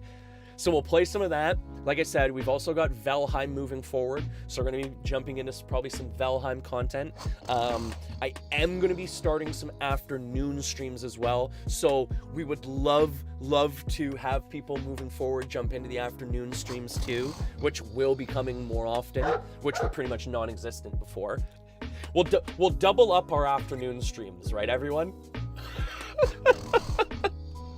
If you go from what do you double when it's 0? Double 0 is still 0, right? And sorry, coming back to the point 2 again, Angela, I've brought this up with Avis so many times. In Canada here, it is like French is our second language, right? So in school, it's hammered into you that you learn how to speak French from a very young age. But I truly believe that Spanish is a much more versatile, widely spoken language. So I would have preferred throughout school if I had been taught Spanish over French. And I think it probably would have made me stick with the secondary language and actually stick with being bilingual, because I can't speak French. Like, you know, je m'appelle Andrew, comment ça va, comment ça va vous, how are you today, or something. Like, I know very basic French. Like, I'd be able to go over and say like hello and like help. But no, I wish I spoke Spanish, Angela. I know how to speak English, but I don't understand. Oh, I'm sorry. Well, Avis can translate, right? And you know what, Avis, you're totally right. Like, Spanish is one of those languages that when you hear Spanish like properly spoken and everything like that, it's just got such a nice flow to it, right? Like, it's poetry spoken, is kind of a way to break it down, right? Whereas I find English like so like choppy, I guess. I don't know.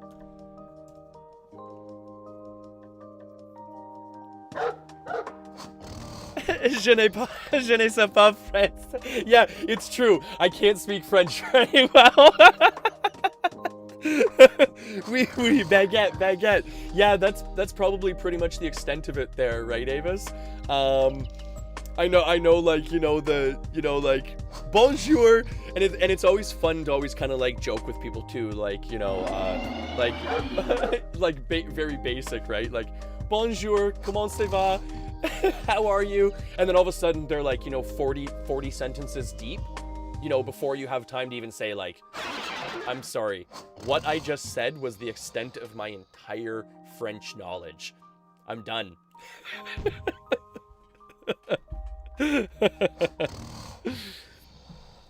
I'm from Canada up here, Angela. I am Canadian. And speaking of which, we had a massive dumping of snow here the other day. Here, wait 1 second. I'm going to step outside here for a quick second. And to keep the camera rolling here so everyone can see here for a second. But I'm going to go grab a handful of snow here and step outside for a second. Give me a quick minute here. Okay, so just for a fair warning, there's going to be a blinding ball of light here. Actually, you know what? I'll put the lens cover on it. My slick lens cover here. 1 second. Okay, so it's going to be dark for a second here. But it needs to be on for when the blinding ball of light comes here. Okay, watch. So I'm outside in Canadian winter here, folks. Oh, and it's still a blinding ball of light. Wow. Holy jumping. So that is Canadian winter right there, folks. 1 second.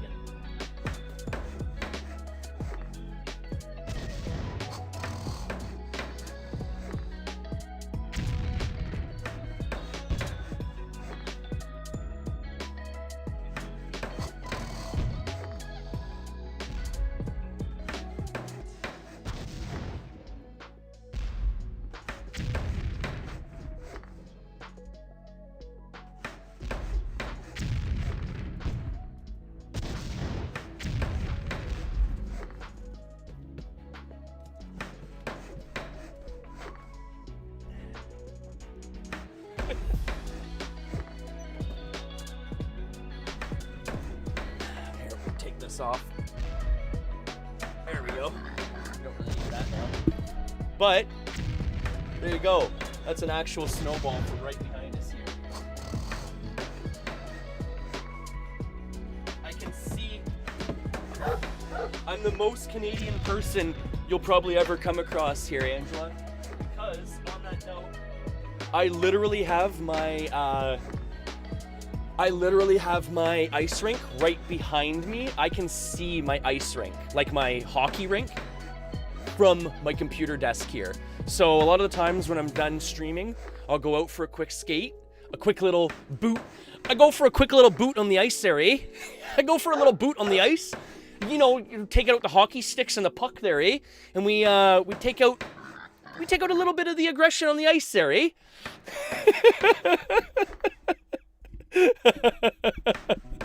And yes, a computer shack, 14 tree. A computer shack. It's pretty awesome. So just for point of reference, I live in a very, very small house. My girlfriend and her young son do sleep past the time that I sleep, which is like 4 o'clock in the morning. So a lot of the times I come out here to stream because I'm way too loud to be streaming from inside the house. No, really, right? For anyone that's been here for longer than 2 seconds. But yeah, this is my streaming shack. So this is the stream shed, everyone. Welcome to it. And because it seems like we have some new viewers here, take some heal potions with you for the day, right? Take some heal potions with you. And also on that note as well, kick the light off here for a quick second, everyone. Everyone loves this. Make sure you take some RGB potions with you as well, right? So a lot of people don't realize, but the RGB potion is to keep the lag away. So take the RGB potion with you, sip on it whenever you start getting lag throughout the day, and hopefully this cures you up, folks, okay? We got potions galore here. And also too, a luck and love potion for everyone, right? Take a little sip of this, and hopefully it brings you some luck and love. Lots of potions, lots of potions. How are you today, 4? Are you a UO player as well? I started learning French for 5 years since 2014, but then stopped. Oh, really, Raiden? Do you speak any second languages or just English? Because I would love to learn a second language, but like I've said, I almost feel like it's kind of one of those old dog, new trick type of situations. I'm too far gone. But then again, like, I don't know. You learn other things, right? And I always, like, it's kind of a weird term, but I always kind of consider myself like a bit of an autodidact where I can just kind of teach myself things through reading and stuff. So maybe I could learn Spanish throughout time. No better time than the present too, like I've talked about too, right? Okay, you know what? Let's go do some more dungeon picking while we're kind of chatting here. That's the one nice thing I like about dungeon picking, is it's kind of like low key because I'm just stealthing around. So I can do some dungeon picking and talk to you folks at the same time. Oh, thank you so much, 14 Twee, or 4 Tween Tree. We'll give you another healing potion too. Thank you for the follow, of course, right? Any follows, shares, likes are mucho appreciated, of course, right? We had Iceman follow. We had Dalamont follow yesterday. 4 Tween Tree follow today. Always appreciate the likes and the follows and the shares, everyone. Always appreciated. And also too, just to come back to this, Angela, I stream pretty much a little bit of everything. Recently, I've been streaming a lot of Ultima Online, Stardew Valley, and Overwatch and Paladins. Those are generally my go-to games. I do dabble in World of Warcraft. I will dabble in, Apex Legends here and there. Like I said, I just actually purchased Valheim as well, so that's going to be a new game moving forward that I will be jumping into. But I pretty much stream anything, Angela. I always consider myself like a variety streamer myself. I don't want to get locked into one game type, because I'll be totally honest too, like, I am not like you know, I'm not a tier 1 Shroud type of FPS type of gamer. My channel's about, I hate to sound like this, but my channel's more about me than the gameplay in a lot of cases. As Avis will attest to, a lot of the times I forget to turn my game panel back, and you'll be watching me over the gameplay, but you come here for a laugh and to get healed up, right?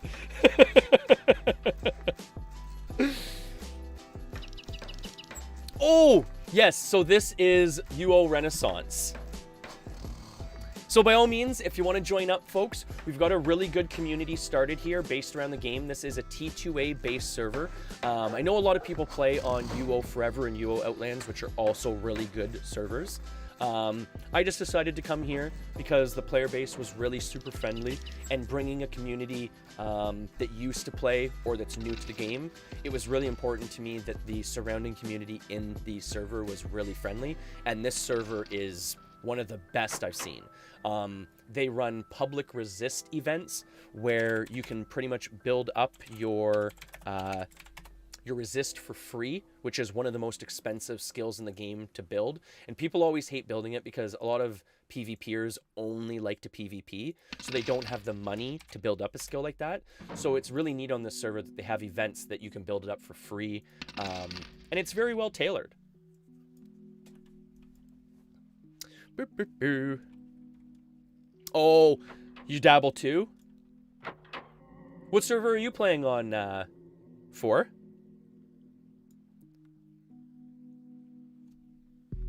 And you know what, Avis? I really should do a cooking stream sometime. The only thing is, though, like I've explained, I'll be totally honest. My house is super, super tiny. I don't even know if I'd be able to set something like that up. It would be very, very small. And what are you going to watch me cook? You're going to watch me cook pizza pockets and hot dogs? No, like I said, I'll cook stuff every once in a while. But I'm not like a really big cook. You know what? Actually, you know what, Avis? Continue to tune in, because the way this is set up, the way my shed is set up, is I have my like my patio, my deck right beside the shed, which is where I have like my barbecue and everything like that. So that's what we're gonna do moving forward. We're gonna do some barbecue streams. Screw the cooking streams. We're gonna do barbecue outdoor streams, folks. That's gonna be cool. That's gonna be what we're doing moving forward. Yeah, that's gonna be cool. I'll pull out the camera in the winter time, or in the summertime even, because obviously I'm in Canadian winter here. Hey Alexa, what's the temperature outside? Right now, it's -10 degrees Celsius. Yeah, I'm not having Today, outdoor barbecue expect parties a right high now. of -5 degrees. But in the summertime, I'll bring the projector out. We play like Mario Party on the big projector outside on the deck and everything. So I'll bring the stream camera out for a couple of those and things like that. And we'll do a couple of outdoor barbecue streams, Avis. So that'll be really cool moving forward. I don't know if like I said, I don't really like the idea of streaming from inside my house too, because of like Oscar and stuff like that, flying by the camera, things like that and everything. But I'll try and do like an outdoor barbecue stream this summer. That'll be really cool.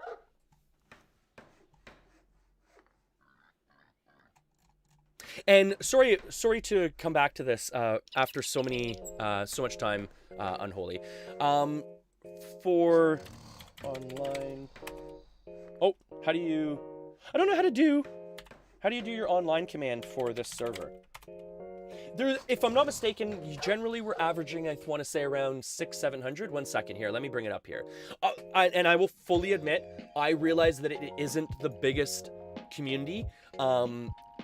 Both UO Outlands and UO Forever did have a bigger player base.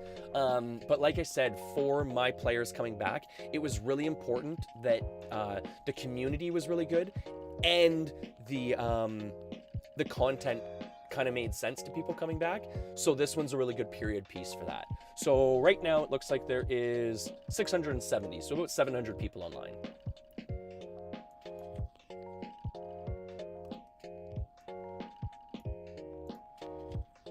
And I found, like, for an example, there's enough of a population here where pretty much anywhere you'll go, you'll see people. But in a lot of cases, it's nice because it's not a constant gank fest.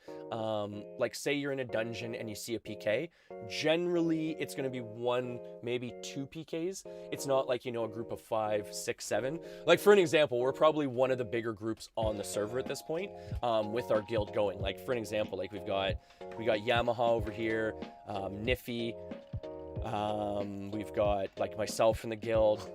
It is a growing community too, and it seems like there's more members joining up to Ultima Online Renaissance often. The other thing too is with me streaming and essentially advertising the server, obviously there's more people jumping on all the time because of that too, right?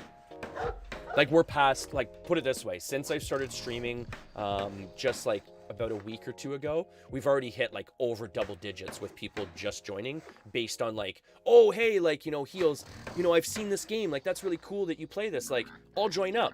So we're easily in double digits just for the people that I've like, you know, had contact with, right?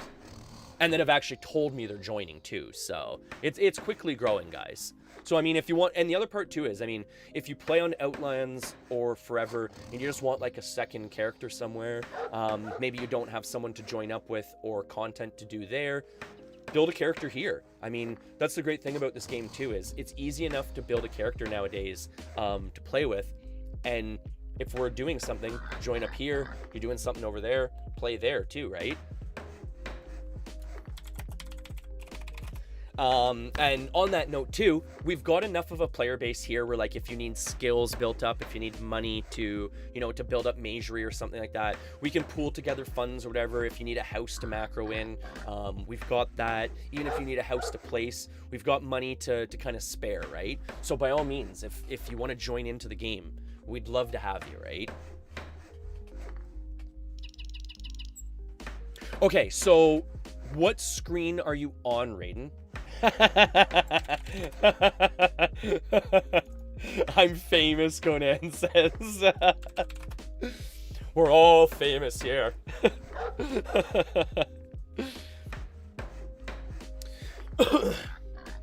Okay, so full disclaimer, Unholy, I have to admit, from what I've seen, the PvP here is pretty decent. The other thing that has perked and titillated a lot of the people that have watched the stream is the fact that this is faction control based PvP. So it is town sigil based faction PvP, which for a lot of people that used to know UO was one of the best time periods for PvP, because essentially the system works around like control of cities and an almost like a King of the Hill system built into the game where you can control cities. I believe moving forward they are introducing like fortresses, city guards, the whole works, but for right now I believe it is sigils, control, and the faction system that way. So the PvP system's decent to start, and moving forward they're just going to build it up from there. But and sorry, what I was going to say was too is I didn't play UO Outlands long enough to know how the PvP content was there. I pretty much built up a character, did a little bit of like adventuring and stuff like that just to see kind of the grounds and everything like that. But for a lot of the players coming back for my community, it was just too different. So I didn't play there very long, but I would imagine that there is a higher player base there, I'm assuming. But again, I'm not too sure, Unholy. But again, come play here, check it out. Oh, see, look we got a Chaos player running through town right now, right? But come check it out. You know, that's a thing, like I always preach about this game too, is if you're already an Ultima Online player, there's nothing stopping you from jumping into the game, macroing up a character over the course of a couple of days, and jumping into some content with some people, right? Because you can just do it in the background.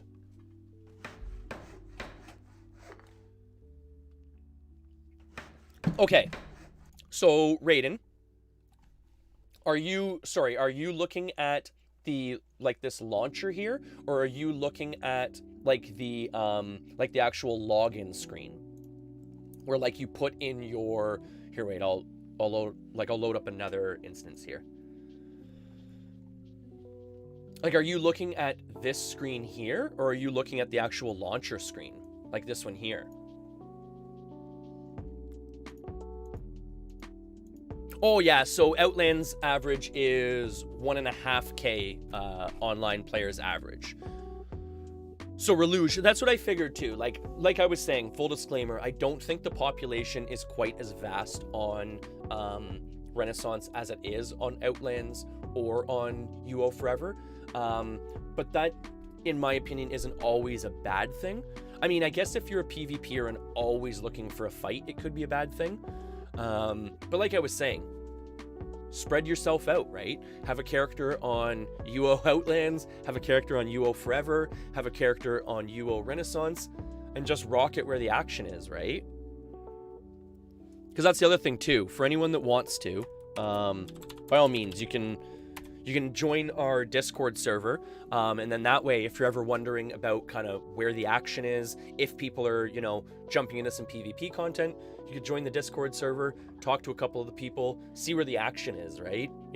Like I said, have a character on a couple different places. The nice thing about it too is it's such a low requiring game that if you have a decent gaming system, you could have probably 7 different versions of WoW or of Ultima Online all preloaded at the bottom of your taskbar, and all you're doing is like hot clicking on okay, oh, the action's in UO Forever, okay, let's hop into UO Forever, boom, okay, yep, we're good. Oh, the action's in Britain because they're stealing the sigil on UO Renaissance, boom.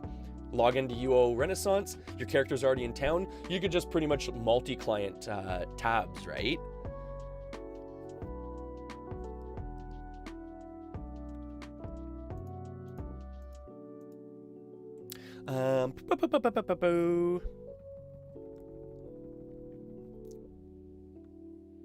I play Outlands for 2 years, best server for sure. Right now, I only do ships. Pirating is fun. See, and that's the other thing too, Reluge. Are you, okay, so I don't know how to kind of word this, but like, are you a UO player that has stuck with UO like since the beginning? Like you're a veteran that's pretty much like leveled with the content and everything like that? Because that's what I was kind of like alluding to a little while ago. Like a lot of the players that we have coming back are like veterans, but they skipped so much middle content and potentially even older content like champion spawns or harrowers because of the age we all were when we played Ultima Online, that half the content on even a T2A based server is new content for a lot of the people coming back.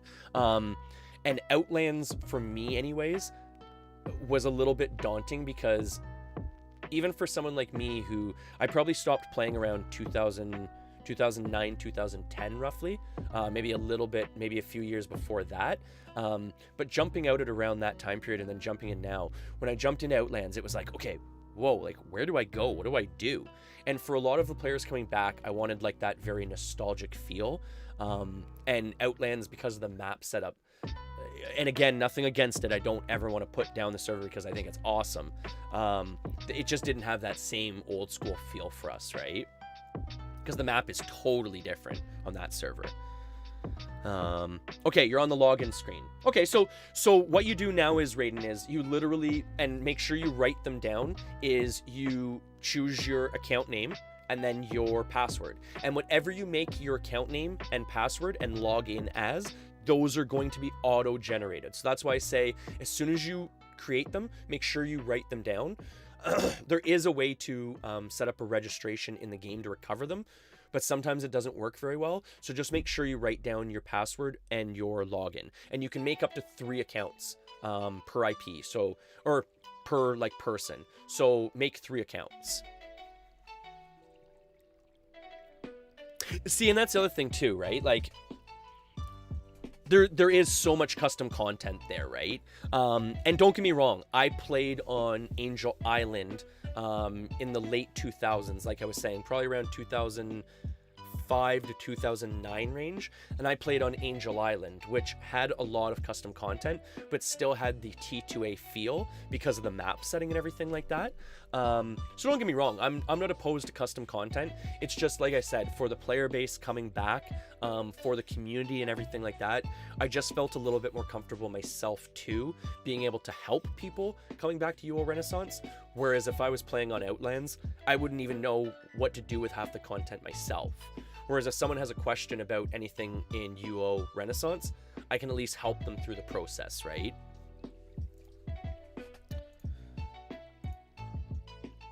So yeah, Raiden, so you log in just with whatever password and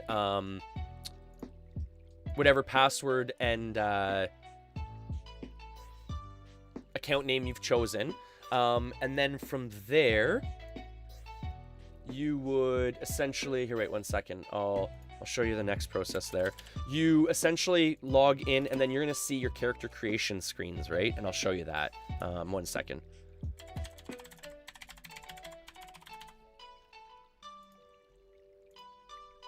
Okay, so now what you're going to be introduced to is, 1 second here. So now you're going to see, you're going to log in and see the UO Renaissance, right?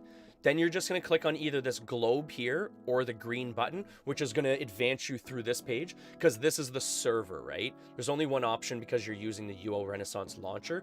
So you choose UO Renaissance, you log in, then it's going to bring you to the character selection screen, okay? On this screen, this is where you're actually going to choose your name, what skills you start off with, how your character looks, things like that, right? So we'll make a new character here to show you, okay? So on this screen here, you're going to be brought to the actual panel, which is the character creation screen, okay? So all we've done is we have gone here and we've clicked new. It's pretty much going to be the only option I think you have, Raiden. And then your name goes at the top. So whatever you want your character to be, let's name him, what are we going to name him? We're going to name this guy,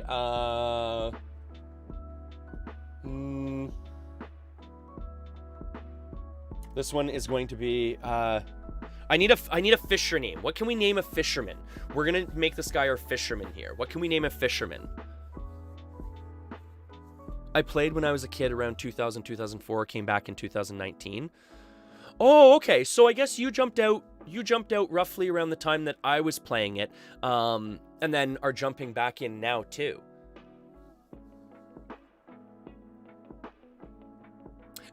And don't get me wrong too, there is a little bit of custom content on this server as well, but I will be...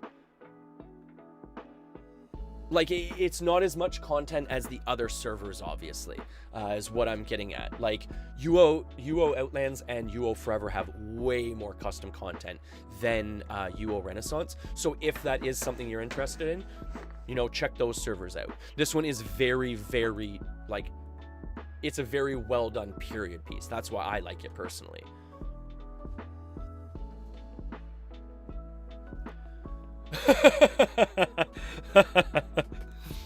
You know what's funny for? I didn't realize this before, but I appreciate that a lot, because there's actually, like, you're one of actually a few people that's actually said that. Now I'm getting all like flustered and stuff like that. I always thought I had a really weird, like, I guess radio voice or whatnot, but you're actually the second person that said you're pretty much listening for the audio, which, by the way, for anyone that streams or anything, audio is pretty much your number one thing you need to focus on, because for a prime example is a lot of people don't even watch you stream. They're literally just, you know, kicking around the house, doing housework, you know, hanging out with the kid, you know, maybe they listen to you, you know, in the background. So audio is very important. Essentially the hierarchy, I always say, of good video is good audio first, good lighting second, and good video third. I know that sounds weird, but that is actually the hierarchy of good video quality, is audio, lighting, video. Video is third in video quality. And you're totally right, Reluge. the Outlands wiki is like a new player's best friend. It is super helpful. I mean, as a new player, you pretty much want to live on that website. Obviously for UO Renaissance, there is one as well. Most of the content is pretty standard to Ultima Online, so it's pretty readily available information too, because of the lack of custom content. So there's that too, right? Albert Fish. Ooh, you know what? I actually like that. Albert Fish. What is the... Okay, but the thing is, what is Albert? Because I actually kind of want to do something... I was thinking about, like, squid something. Because it's an inside joke with some old school viewers and stuff like that. That, like, squid is, like, a big thing with this channel. Because with Stardew Valley, I was trying to fish up a squid one time. And, like, we're talking probably, like, over the course of what? If anyone's here that was there for that. We're talking over the course of maybe, like, half an hour... 45 minutes, I was trying to fish up a squid in an area that doesn't even spawn the squid.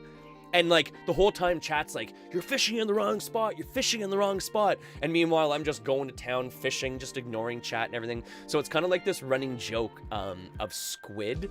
So I'd like to try and maybe fit in squid to the name here somehow. Okay, what type of hair are we gonna do? We're gonna do long hair, because he's gonna be a fisherman with a long beard. No, he's gonna have a short beard. Short beard. Short beard. There we go.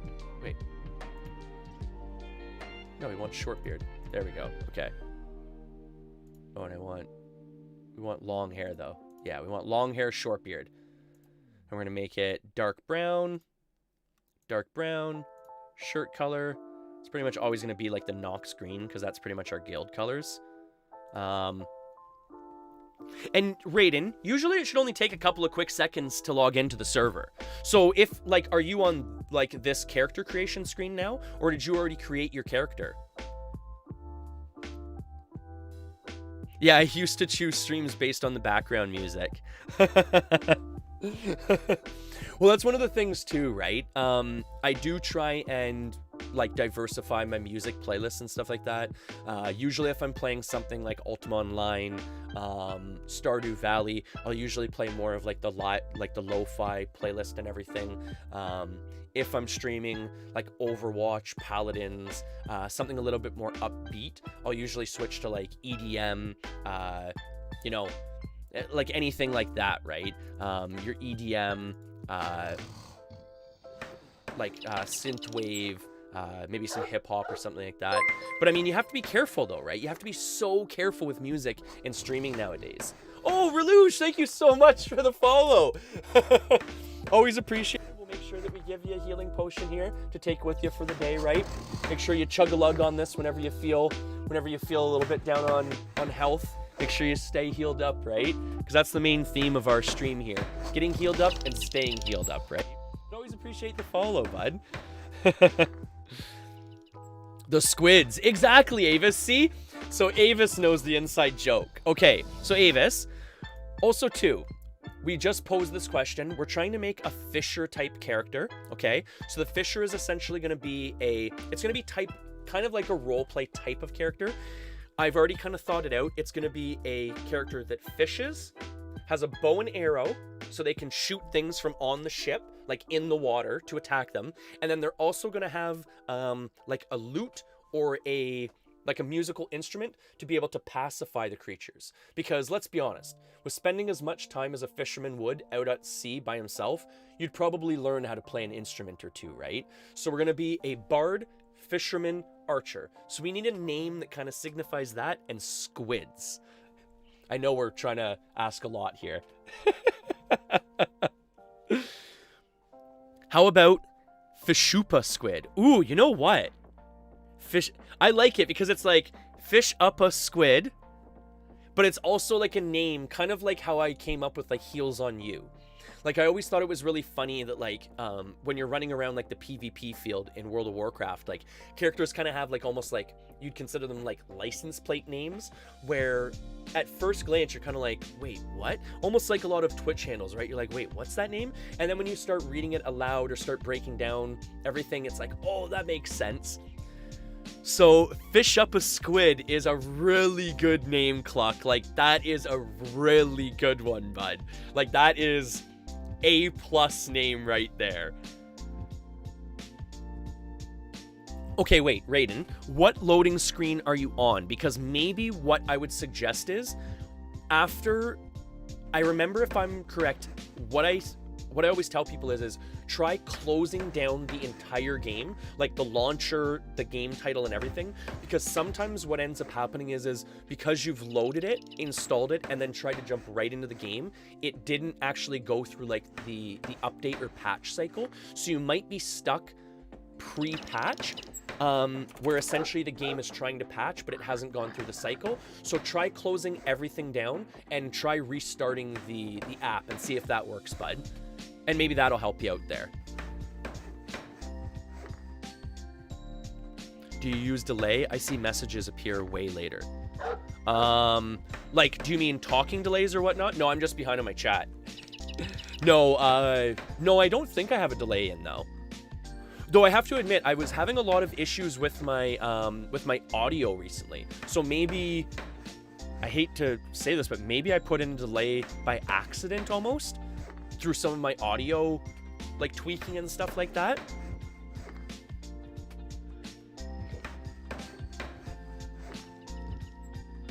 Yes, I've heard about it, but I don't know any squid name. You know what, though, Avis? I think Cluck came up with it there. Fish Up a Squid.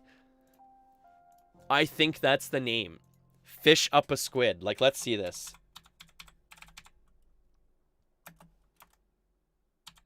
Because it's cool in this game, too, because you can actually do a first name and a last name. So, Fish Uppa is like the first name, and then Squid is like the last name. So, Cluck, I think that's a winner. I think that's our choice there. Fish Up a Squid. That is a really good name, actually. I like that one. Because I like the Fish Uppa.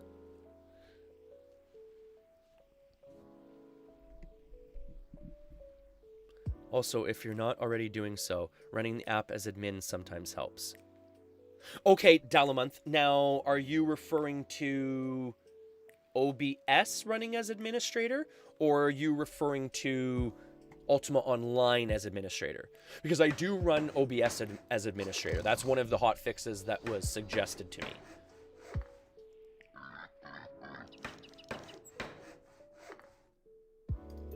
Oh, I see. The chat delays are slow. What it might be is what it could be is Reluge is I do use iRestream through restream.io. So what might be happening is it might be filtering and going through like my third-party Restream like .io, because it's sending it to that, and then restream.io redistributes the chat to my chat panel. So that could be the situation too. Oh, okay, Dalamonth. Yes, that's very true.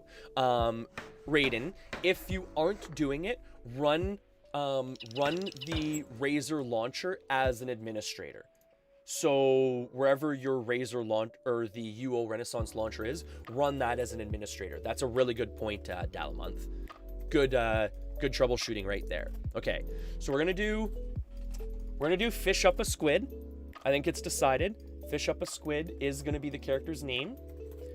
Okay, so for anyone new, again, to Ultima Online, once you've created your character, because there is a lot of different options, okay, you come to this screen, okay, and this is your skills screen, okay? So from here, you're gonna choose whatever skills you wanna start the game with.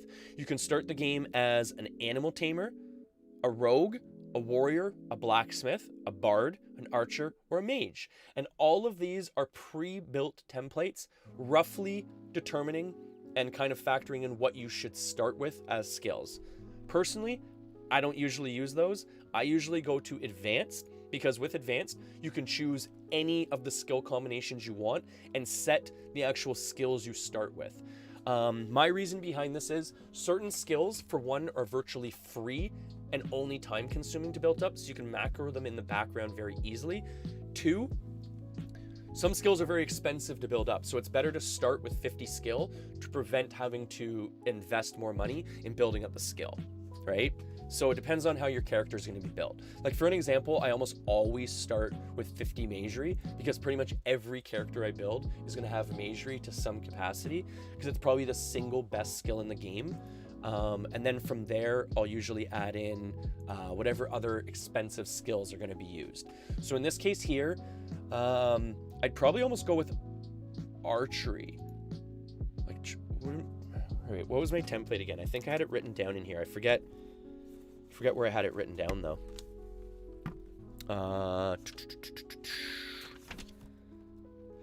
Bear with me here for a quick second, folks. I'm just trying to find my template that I had written down. Because I wanted to do, I think I essentially wanted to do, okay, let's see here. Let's figure this out really quick here. Archery, there's going to be peacemaking. Yeah, so archery is probably going to be the second hardest skill to get up. And then what we'll do is we'll start with some healing as well, just so we get some newbie scissors. So what newbie means is you start with an item in the game, and it means that if you die, it can't be stolen off your corpse. Scissors are really helpful to have in the game because they help you cut up like resources, and they also help you cut up cloth into bandages, which help you heal, right? Which are really useful. So it's a super, super useful item to have newbie in your backpack. Okay, so we're going to start with a little bit of dex and a little bit more intelligence. Okay. There we go. And now let's click the character and join the world. So we're going to join in Britain. And then this is going to be our character that's made. So this is going to be our new Fisher character. You had it in Discord. Fishing, archery, tactics, innate, peace, music, magerie. Oh, perfect. Okay, so I did choose the right skills then, because essentially... Oh, no way. It didn't build it. Okay, whatever. That was the process of building the character. I've got Yamaha macroing inside. I forgot on my laptop, so he's logged in. You can't have two characters logged in on the same account at the same time, obviously. So I'll worry about that later. But that shows you the process of logging in, character building, and how to start a character there, right? Oh, perfect, Raiden. That's super awesome. So also too, you're going to be prompted with an option to start as a new character or a young character. Join the young program. That's going to teleport you to ELLO Island here, which is kind of like almost like a tutorial island or like a handhold island, where you won't get attacked. There's some resources on the island that you wouldn't be able to get as easily elsewhere. Different things like that, right? It's kind of like your starting area. And you're right, Marco. If you were going to start, or if you were going to use resist on a character, I would pretty much always choose resist as one of the starting skills, because resist is very expensive to build up. Good point, Marco. I really appreciate that.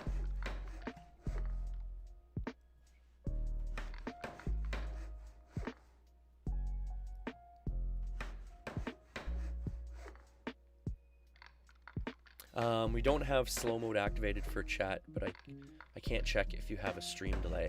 Yeah, I don't think there's a stream delay for chat or anything like that. But like I said, coming back to it, I think what the problem would be in this case is, I think it would be just the simple fact that it is it's being recycled through restream.io, and then the chat goes live to whatever platform it's being accessed from. Because like I said, I do stream to Facebook, YouTube, all the different platforms right now. Because I do have, like, my nephew watches me on YouTube. I've got some friends and family that watch me on Facebook, stuff like that, right? So Raiden, when you jump into the game, what type of skills did you start with? Because there's certain things that you want to kind of like build up on your character more than other things. Like for an example, like healing is a really good skill to have on your character. And what I would suggest too is, I mean, I always hate to suggest it because a lot of people don't like to read, but what I always suggest is check out the Ultima Online, the Renaissance, like the compendium and everything like that. So how different things work, different creatures, different skills, things like that, right? Because that's the other thing too, like, you know, you might not even know what's kind of offered in the game. So you might build one type of character and then, you know, realize you want a different type of character. So it always helps to do a little bit of reading first, right? Just so you know what you're getting into. Oh, warrior. That's a good starting character. The other thing too that pairs really well with being a warrior is being like a bard. So you get a musical instrument, and with your musical instrument you can pacify creatures in the world, which will actually like almost paralyze them. So as you're attacking them, they're just pretty much sitting there letting you attack them, and you can make some pretty good money with those two skills.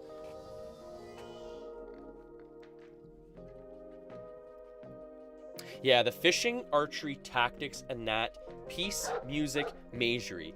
I think that's going to be a really good template for a fisher character, because that allows me to essentially go out and do some fishing content by myself and still have a little bit of fun on the side, right, with fishing essentially.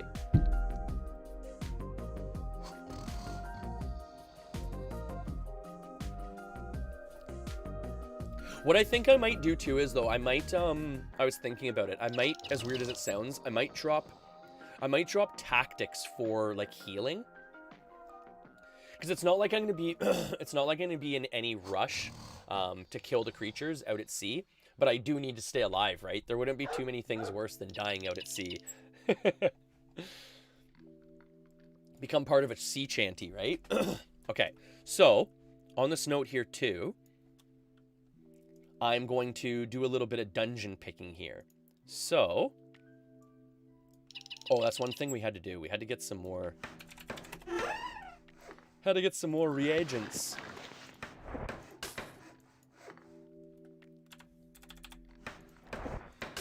Need to be able to cast spells, right? And as I was saying earlier, folks, I don't use a mount on this character because you can't stealth while being mounted. So this character is pretty much based around stealthing. So I don't run this character with a mount usually, unless I'm just sitting in town.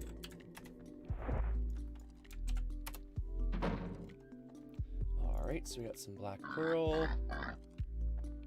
That's pretty much all I really needed, was the black pearl, I think. Yeah, okay. Alright. So let's bank this up. Whoa. Whoa, that was scary. It must have been some shifting snow on the roof of the shed there. That freaked me out. It's an avalanche, folks! It's an avalanche! Batten down the hatches. Alright, so we're gonna put this gold away here. Oh, you gotta head out? Oh, be safe. Be safe, Avis. All the best today, eh? All the best today. Stay healed up on your grocery run too, eh?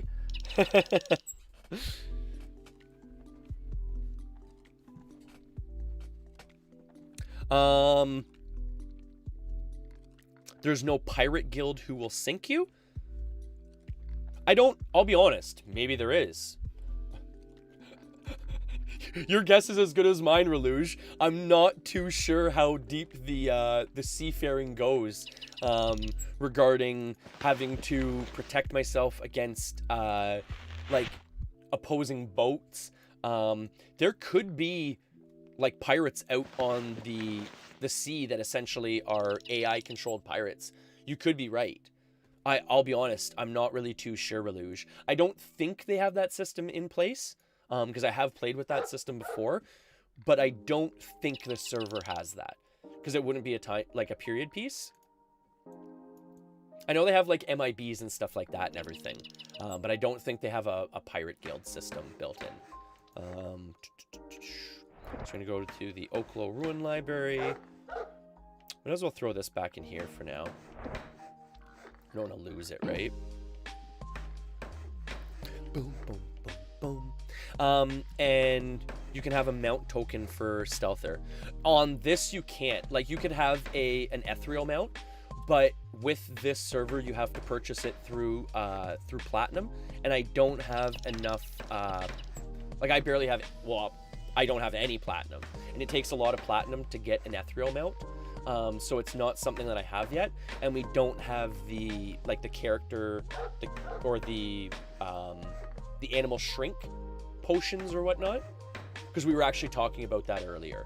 Because some servers do have it where you can like deed your pet and make it into a little statuette.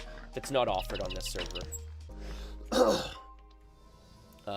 Okay, so we're gonna go to ELLO Ruin Library.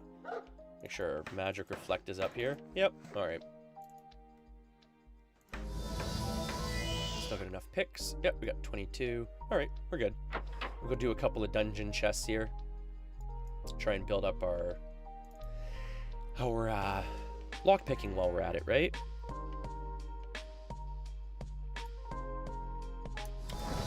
Whoa. All right. So we got in. Now we just got to stealth to our chests. I always forget with this. Oh, I don't think we're going to be able to do this one. Oh, okay, we can do the wooden chest here. That one we're not going to be able to do, because I always forget that this swamp water will actually reveal you, so you can't get the chest in the middle of the swamp water there. Like, we'll get this one, but we can't get the other one. And I do not want to deal with those poison ellies. Those things are badass. This is like a brand new character. Like, if you know, like, here, I'll show my skills. Like, I do not have this character completely like done yet. I don't even have remove trap on the character yet. So essentially I've got to, which is going to be super sketchy here. I'm going to have to stealth away a couple tiles. I'm going to have to cast telekinesis on it, and then go around the corner and hide. So this is going to be pretty sketchy here, folks. So stay tuned for this one with 2 poison ellies right here, right? All right, let's see if we can do this. Let's see if we can do this. Oh, that was okay. That wasn't too bad, folks. That wasn't too bad at all. Box and sink you, pirating in Outlands. It's a big fight. Oh, like players on the ocean too. I would assume that there are players out on the ocean, you know, fighting and stuff like that, and PvPing and everything like that. I don't really generally worry about that too much. I mean, there's not really a way around that per se.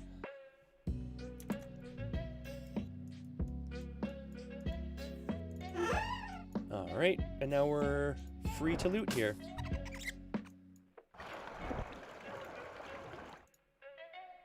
Might as well take the Viking sword. That's the one thing that's too bad about the server too, is there's no magic jewelry. I guess they did that to kind of even things out, because magic jewelry can be very, very powerful in a lot of situations. Like having like invis items and stuff like that. It can be almost broken in like PvP, right? So I guess in a lot of ways it is kind of nice that they don't have that system. And yes, I know that there are looting macros and stuff like that. I don't like doing that with picker characters. I like I said, kind of going through things, kind of keeping it old school, right? To a certain degree. I'll use Razor to assist me to a certain degree, but I still want to play the game, right? I like the idea of like rifling through your loot as you're grabbing it and stuff like that. All right, so that's the chest done. We'll pop out of here and go on to the next chest. Oh, and Snickle Fritz. Nice to see you in the chat here, bud. Yeah, this is Ultima Online Renaissance. So as I was saying, this server is really good for building a community around, and that was one of the things that was a really big concern of mine. Because I have a lot of old school players coming and joining back into Ultima Online from being away from it for a long period of time. So it's really nice to see a really warm community in Ultima Online welcome us into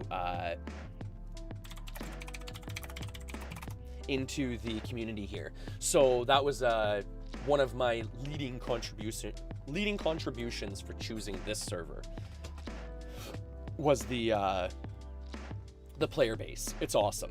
So by all means, and like I've said to a couple people too, because a lot of people jump in here and they're like, oh, I don't have a server, or I don't have a character there, or, oh, I play here or whatnot. Build a character here too.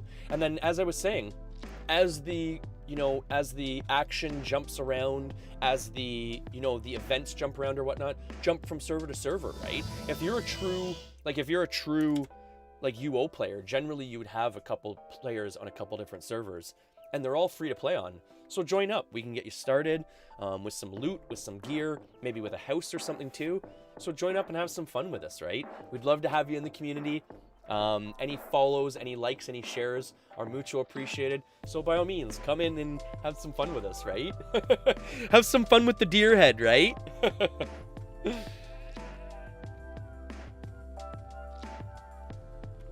Yeah, it's been a super warm community here. All right, so we're gonna jump to, I think we're gonna jump to the, where are we gonna go? Fire dungeon? Cove? Yeah, we'll go to Cove 3, I guess. Maybe we'll try out this. We'll try this. Ooh, okay, that was a good timing. That was well timed. That was a good one. I don't even know if I would have been aggroed there from that one. That was a good timed hide. Okay, perfect, and the chest is right here too. Snickle Fritz, I'll be honest, I'm not a huge PvPer myself, but what has drawn a lot of the new members that have been watching my stream and stuff, what has drawn them in is the fact that it has the period faction system being implemented into the server. So from what I've been told and what I've understood, it's going to have, like, I've already seen them in town, but you've got the sigil system for town control, for almost like the King of the Hill system. So there is the faction system, and it's an old school faction system. So that's really cool. And there is order chaos, everything like that. And there does seem to be a pretty good player base. Again, totally honest, it's not as high a player base as, say, Outlands or UO Forever. But there is a player base in the high hundreds. I believe we're averaging roughly around, I'd say around 700 people, which is probably around half of what I think UO Outlands has. But that doesn't always mean everything either, right? So, but I've been having a lot of fun, bud. That's my thing. I'm all about the gameplay, right? I guess because I'm not a big PvPer, I don't need to concern myself too much with the population. But put it this way, I have some old school PvPers joining up, and they've been quite happy joining and enjoying the content and stuff like that, right? There's a nightly Capture the Flag event that goes on. There is like King of the Hill events that go on, like server-based events. So, I mean, there's gonna be something for you. And like I've said too, if you play somewhere else, make a character here too and spread yourself out, right? Go where the action is, right? So we're just gonna loot this bad boy up here. That's the... Oh!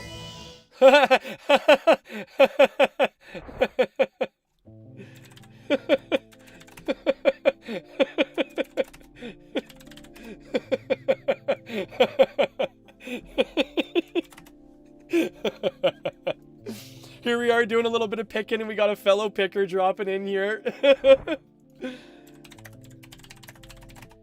That's too funny. Well, see, okay. So that's a perfect example of how the population is. So I'm doing something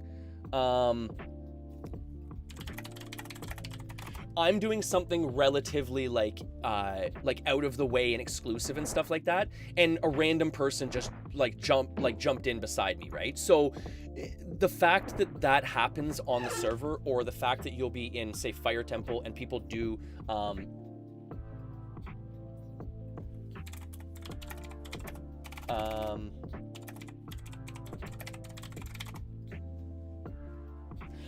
the fact that people will teleport near you and stuff like that at random points in time show you that there's at least population enough to get going and everything like that. Because I've been on a lot of servers where you'll be doing content and you virtually are sitting into starred, which should be the hot spot, right? And you can just free farm. You don't even see anyone. Whereas here, you're gonna get PK'd, you gotta watch out.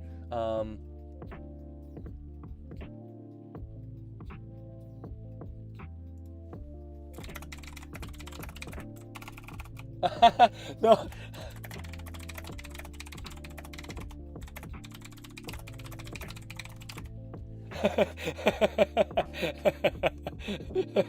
That's funny. So this is probably someone that's joined up through Ultima Online that doesn't watch the stream, and I just realized that. So that's actually really funny. So this is another person that through playing Ultima Online I've met through the game. So I'll be adding them to the guild here, which, like I said, we're pushing high, like decent double digits, right?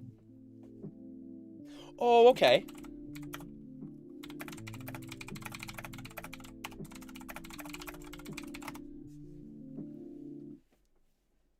So we're gonna meet in Oklo, and I'll get this person guilded, which will show you. This will show you getting someone invited into the guild. So with this here, like I was saying, there isn't, because the game is really old school, there isn't like a party system per se, but what you do is there is a guild system, and through the guild system, there's party chat and everything like that. So what we're gonna do is we're gonna actually log out with this character, and actually, you know what? If I'm not mistaken, one second here. I believe, just bear with me here for a quick second because I'm just logging into my other account. Because I believe these two characters are on two separate accounts here. I always forget about that. So I'll log on with Erwin. Oh, who's still in game? Oh, Yamaha's still in game. I always forget about that. Okay, so I'll get him logged out. So we're gonna join, or we're going to recruit another member into the guild here, and then you can see the guild house too, and I can kind of explain the housing system too for any new viewers that are new to Ultima Online, because that's one of the systems I always boast about with Ultima, is the house system. The house ownership system is second to none. It's a really neat system, I find. Okay, so Arwen is who we want to get here. She's my tamer character, and she's the guild leader right now. She's like my main character. Okay. Oh, there's Straith.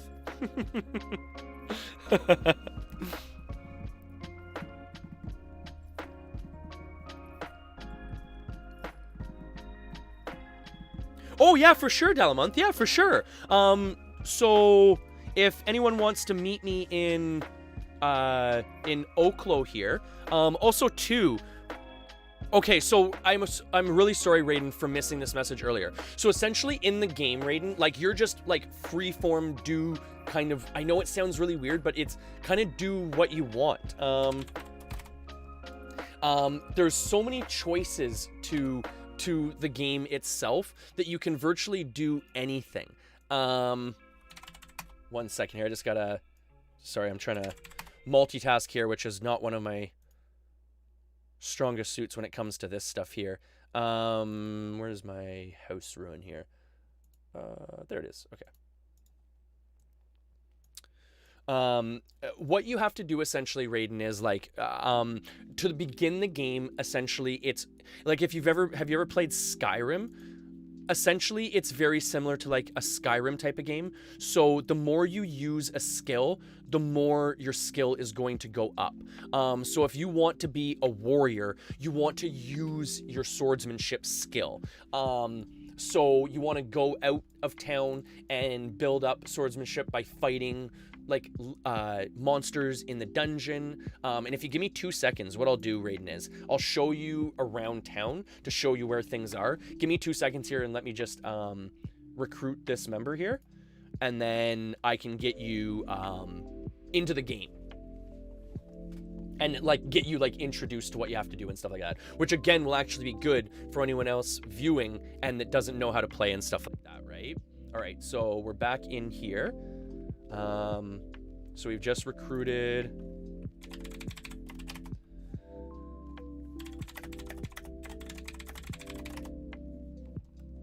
This is a picker, right? All right. Grant title to another member. This is kind of a neat function too. So you can actually, you can grant titles to different people. So Shrouded One is what I like to use for like pickers and treasure hunters.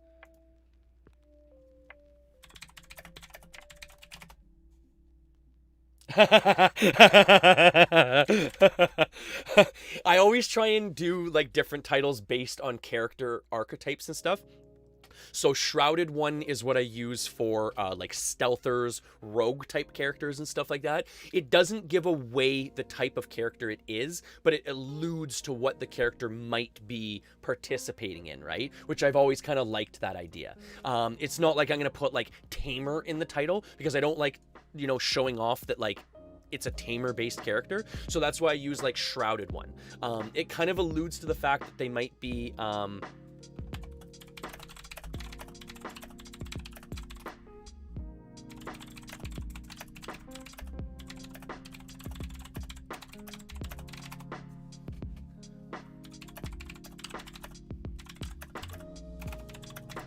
Sorry, I'm just trying to like do so many different things here all at once. But what was my train of thought there?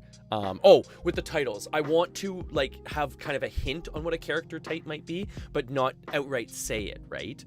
So Shrouded One is kind of a neat one that I came up with for like pickers, rogue type characters.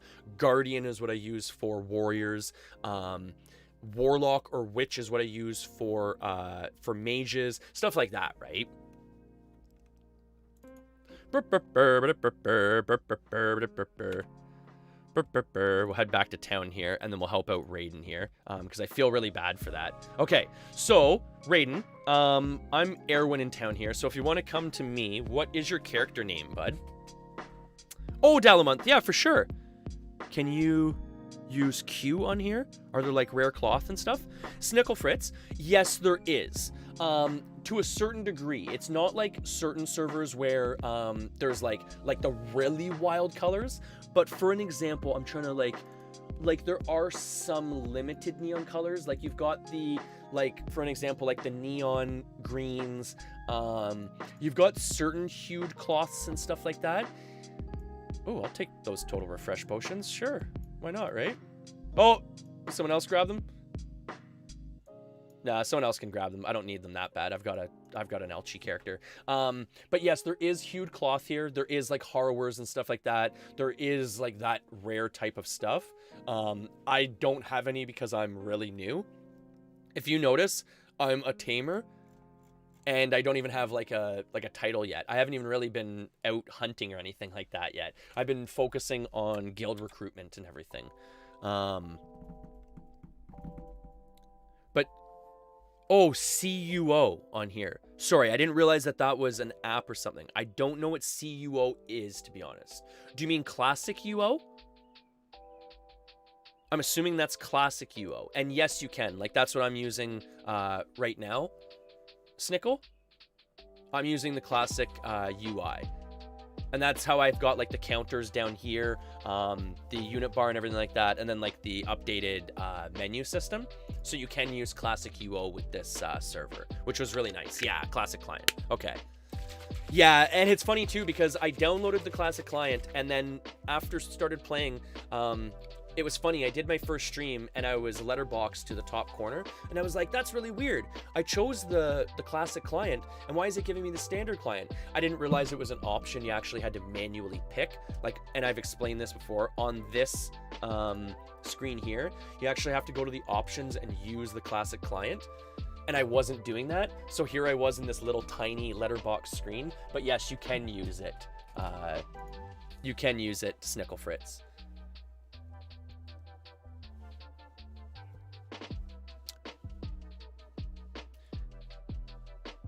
And I'm not sure where Raiden went there. But if like I was saying, Raiden, if you are in ELLO here, like if you took the young player status, let me know, because what I'll do is like I can set you up with like some armor, some weapons, and essentially show you what to do. I mean, there's some really basic stuff that you just start kind of doing, and then from there, once you learn how to do that, you can kind of like branch out from there and stuff like that.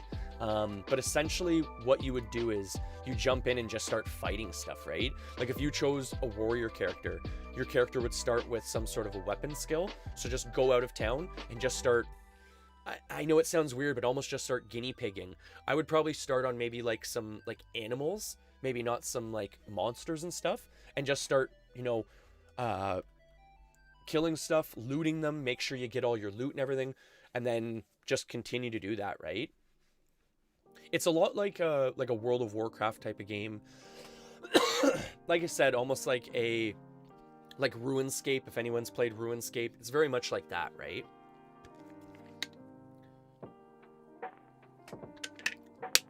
And sorry, Dalamonth, I saw you in town here, but I think you had your young player status. If you get rid of your young player status, I can certainly get you joined into the guild here. But I think you tried to get in. Oh, okay, there you go. Okay, yeah, I was gonna say I think I saw you, but you had your young player status, so we'll get you into the guild here now. Ooh, I like this song. All right, hope no one minds. I'm gonna turn this up a little bit here. I really like this like piano composition. This is a super groovy song. I like this one. Which ruin is it? Okay, this one here.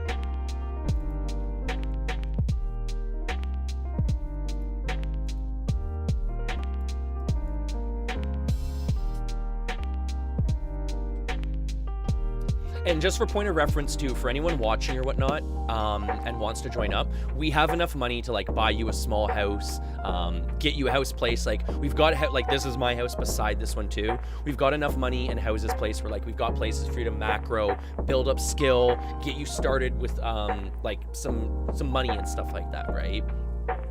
So even if you're a vet and you're like, oh, I don't feel like, you know, building up another character and having to farm and everything like that, I just want to hit the field and do some PvP and stuff, by all means, join up, let us know what skills you need, what you're gonna need to start a character, and we'll just give you what you want to start up and just have some fun, right? That's what I was saying. Like I'm focusing more on the community aspect of things. I'm not worried about like collecting enough money for a tower and stuff like that yet. I'm spending a lot of money on getting people established in the game, getting people rejoined onto the server, getting characters built, stuff like that, right? And Snickle Fritz, yeah, like I said, like I was literally just picking in the middle of a random dungeon and I literally got recalled right onto, right? Like, in my opinion, if that sort of stuff happens, it's good enough, right? It's, like I said, it's not, like, I'm a PVMer, so I want a little bit of exclusivity if, like, say I'm hunting in some random location where I'm not going to get ganked every 5 minutes, but the population's good enough where, put it this way, you're looking for action, you'll find it, bud. There's dual pits out there. Like I said, there's a faction system. There's order chaos. And put it this way, we've made this joke before, but it is so true. I think we're starting to see ripples in the water with this many people joining all at once. For one, I'm bringing, like, I've brought big double digits. Like, we're talking probably at this point 10, 15 plus people. With just who I've contacted and who have told me they're coming in. Some people are probably loading up behind the scenes because like they want to attack us and kill us and stuff like that, which is cool with me too. Like that's part of the game, right? So we're creating a bit of a ripple, Snickle Fritz. So even, we've joked about it, but conveniently, within pretty much a week or two of us joining, they had a resist building event. So what that is all our new characters that were PvP characters, anyone that wanted resist spells, we all went into a big tower, and an actual player, like someone spent money in-game to buy all the regents and everything, was just casting Earthquake on everyone on the bottom floor for literally, I think it was like 48 plus straight hours. So most of the guild members were able to GM resist on characters before they even had weapons skilled weapon skills GM, right? So I think there's a little bit of a ripple being created here where there's some noise, right? We're bringing the noise to the server, right? So like I'm getting at is, if you're looking for action, Snickle, I think you're gonna find it, bud. I think you'll find it. If you're looking for a little bit of the Pineapple Express, you might be able to find it, Snickle. My girlfriend and I talk about that all the time. Oh, Chris, he's getting the Snuckle Fritz. Lingerers, man. Fucking lingerers, man. Just linger. I hate them. Lingerers, man. They just linger, right? They're just lingering. And it's so funny because that scene, the way that his apartment is set up with like the TVs stacked on the TVs and like, you know, like him watching TV, listening to radio at the same time with like the sketchy like dope dealer. I don't know how I know this, but it's super funny and accurate. It's so good, Snickle. Like, that's such a funny part of that movie. Yo, put out the cross joint, yo. Chris gets a whiff of that, he'll never leave. Raiden appears to have been defeated by a deer. Oh no! Oh, wait a second. Is Raiden streaming this? That's gonna be so... Like, honestly, I don't think there's too many things that would be better than watching someone stream Ultima Online for the first time. Because here they are. Here he is probably thinking, okay, I got my sword, I got my shield, I'm ready for battle, I got some armor, and he's going up against a little tiny deer, and the deer takes him out.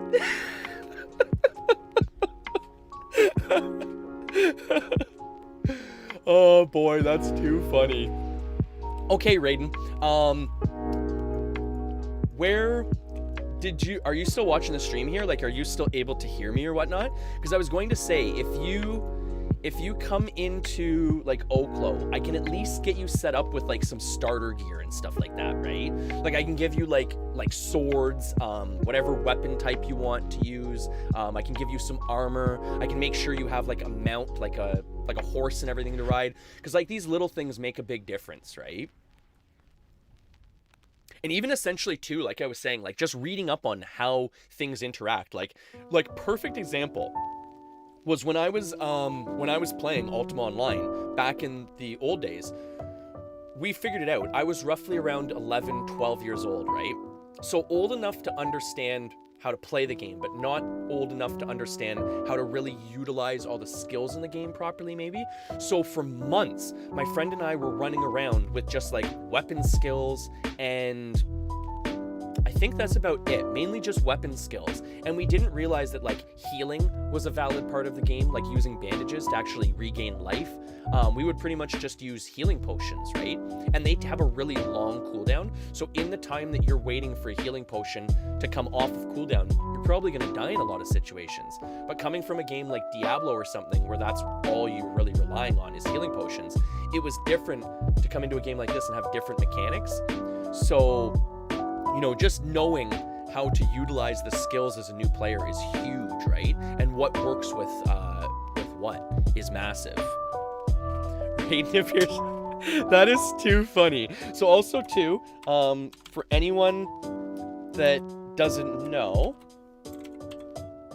oh, 1 second, I'm gonna do this over here. But let's give a little bit of shout out and love to Raiden here, because this is, like, I'll be honest, it's probably gonna be relatively funny. No offense, Raiden, but it is gonna be a very entertaining stream to watch you playing Ultima Online. Oh, Vincent Ron wants to give me a headpiece. Whoa!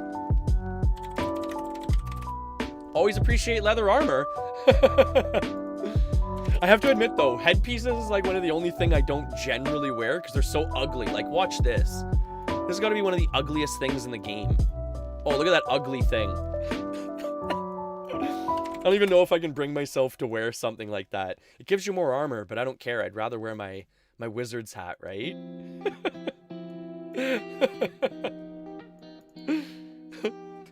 But yes, by all means, check out Raiden, because when he is streaming Ultima Online here, if he's still on and playing for the first time, it's gonna be really funny and entertaining to watch him playing Ultima for the first time. Ultima is a very, very unforgiving game. It's very similar to Stardew Valley in that aspect. A lot of people and veterans of Stardew Valley kind of forget that Stardew Valley is not very hand-holdy, especially in the earlier stages of the game. So it's really funny watching people play for the first time, watching them, you know, pass out in the mines and losing 980 wood, or playing Ultima for the first time and watching them die to an orc or die to like a deer or something like that, right? So check him out. Check out Raiden. That's going to be really entertaining. And like I said, Raiden, if you can hear me, by all means, come to, if you didn't get the prompt, what you should do is again, re-log into the game, and there should be a prompt that comes up to essentially invite you into the young player system. And the young player system will bring you to Oklo Island here, which is where everyone, in my opinion, should start off. And that'll be a big help, because like I said, with that, you can come see me, and we can get you started with any of the gear you'll need to get started. Also too, for anyone else watching or anything, if you ever can't find me in the world, but you have started a new character and you're looking for help, advice, skills, money, or anything like that, contact one of the players with the new guild tag right here, NEW, and any of us can help you, give you some money to start off, anything like that, right? And even I've been instructed, if any of my other guild members help out someone, I'll reimburse them for any of the items that you might have to give away or anything like that. So by all means, give them what they need, and I'll just reimburse you whenever, you know, I meet up with you or whatnot in game again, right? Aaron, so this is UO Renaissance. We're getting a bunch of people in the server to join the community and stuff like that. And as I've been saying around and stuff like that, we're creating a bit of a ripple in the community here and stuff. We're getting a lot of people to join up here. Within the last, I think I've been streaming this for roughly a week to 2 weeks now, maybe a little bit longer, but in that time we've got like double digits people joining up and stuff. So a lot of questions are always, you know, how's the PvP? It's good, it's decent, you can find it if you're looking for it, and it's only going to continue to get better too, right? There is the T2A faction system already implemented into the server. I'll be honest, I'm not a big PvPer myself, so I don't know how deep it is, but I know that there is a PvP and faction chaos system and everything already going. They have nightly capture the flag events, King of the Hill type events, lots of different events that way. And they do have different like seasonal events that happen too, which obviously draw in a big crowd of world PvPers, right? So if you're looking for a fight and PvP is your thing, you'll be able to find it, put it that way. And like I was saying, Aaron, the other part about Ultima Online that's nice too is what you can essentially do is, if you're like, oh, well, I don't really know, you know, I'm playing here already, and join here too, right? Make a character, you know, get some skills up with, you know, or get some money and get some skills up, and, you know, just kind of hop around wherever the action is. If you're already playing on UO Outlands, or if you're playing on UO Forever, which seems to be like the two popular servers right now, you know, and maybe it's a little bit quiet there, something like that, or you're just looking for some new mechanics or some new PvP content, join up here. We can get you started and enjoy some fun here too, wherever the action happens to be that given day, right? Because like I said, we do have enough funds to essentially get people started. If you need a house to macro in or anything like that, we have pretty much all the crafting skills already covered and everything. So if you need potion kegs, if you need leather armor to get a mage going or something, by all means, jump on, contact one of us. The other thing too is I do have Discord as well, so you can always contact us on Discord as well, and, you know, have fun that way, right? Expand? Oh, thank you so much. Thank you so much for the raid, bud. The only thing is, though, now I'm all worried. I gotta hide the livestock from everyone, right? I gotta make sure that I hide the livestock. Uh-oh. Ah! How is it going today, everyone? Welcome to Expent. Thank you for the raid. Relouche, thank you for the follow. Kujef, thank you for the follow. Much love in here, everyone, right? Much love across the board. Take healing potions with you, everyone, right? The main thing is take healing potions with you for the day. I want to make sure everyone that comes into my channel gets healed up and stays lag-free, right? Make sure you stay lag-free, everyone. Everyone loves this, the RGB potion. Take the RGB potion with you for today. Make sure you stay lag-free. That's what RGB does. People don't realize it. People are always like, heals. Why is your computer all unicorn pooped out? Why do you have so much RGB? It's to keep the lag away, folks. That's what it's for. Let's get caught up here, shall we? Abath, thank you for the... Abath! Abath! Isn't that the Abath that was looking for the Oster the other day? I was trying to contact you the other day because I had to jump off stream and I wasn't able to find you afterwards. That's super funny. I believe that's the same one that was looking for the Oster. I think I still have him in the stables if you want it, bud. Fastbucks, thank you for the follow, of course. Expent, thank you for the follow. Much love, everyone, right? Always much fun. Much love. Oh, that's super awesome. Oh, no worries, Expent. I totally understand that one. You gotta get some sustenance in your belly, right? Quick question. I'm assuming you were a UO streamer as well. What server do you play on, Expent? Because everyone always seems to say that they're coming from UO Outlands and UO Forever. But I like Ultima Online Renaissance so much. It's got such a great community feel. What brought you to your server? Oh, it was you. That's super funny, Abath. That's super funny because, like I said, I jumped off stream the other day, and I was trying to explain that just because I'm off stream doesn't mean I'm like offline. It's just I go from my gaming computer in the stream shed here, where I do all my streaming and everything like that on my gaming rig out back of my house, and then usually I'll move inside to like hang out with the family, help my girlfriend out with the kid and everything like that. So I was still kicking around Popula afterwards to try and find you, bud. I apologize for kind of losing you there. And yes, this is UOR. So Ultima Online Renaissance, for anyone that's interested, we've been slowly building up a player base around this community. Very friendly community, very friendly player base. Everyone has been very helpful.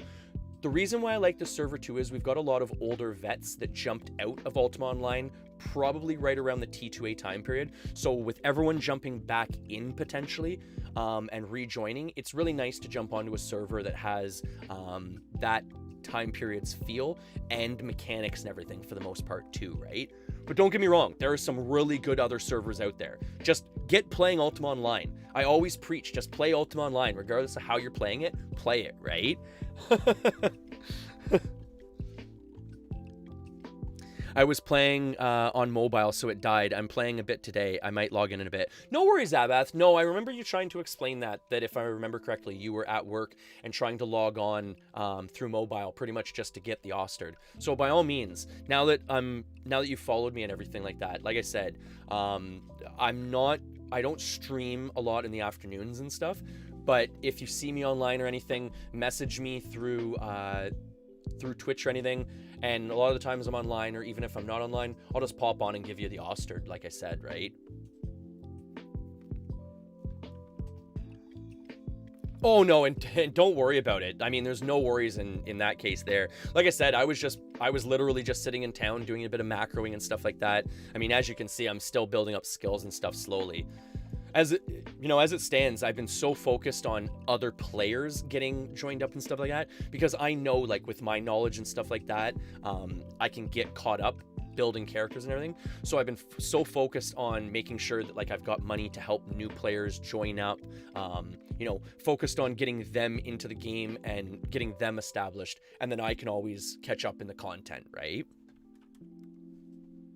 You know what's so funny? UO Mobile is a really great app though for a lot of different purposes. It's kind of niche, right? You know, like I was joking earlier, it's great for bank sitting. Like you can GM bank sit on UO Mobile like no one's business, right? If you're trying to, you know, maybe do some BODs, I've heard it's really good for that type of stuff. So I mean, there is a reason for it. But if you're trying to do actual content or whatnot, you're probably not having much fun on UO Mobile, right? And speaking of which, we're going to actually go back to picking here. We're going to sit Arwen in town here. She's just kind of she's the face of the guild right now, right? So in case anyone has any questions or anything like that, in case anyone's just joining up and needs money, you know, maybe some items or something like that, come see Arwen in Oklo. I can get you hooked up with money or whatever you may need. So join up if you'd like. Exclamation server will get you the server download link and everything like that for UOR. We're just waiting to ID these items here, and then we'll go back to some more picking here too, folks.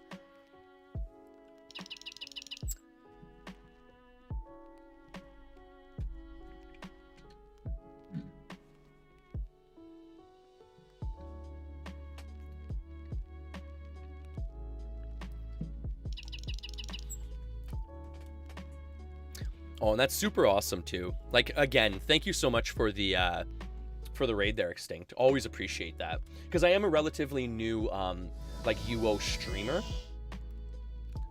so it's always cool kind of bringing other people into the UO community and stuff like that, right? Because even like I said, like if you've got a character on UO Forever or UO Outlands or something, and you know, you're kind of like, oh, well, I've got a character established there. You know, I don't really want to have to worry about another server. You know, it might not be a bad idea just to join up here and then kind of move where the action is, especially as a PvPer. Because, I mean, you're always looking for action, right? So it would be nice to just kind of jump wherever the action is, right?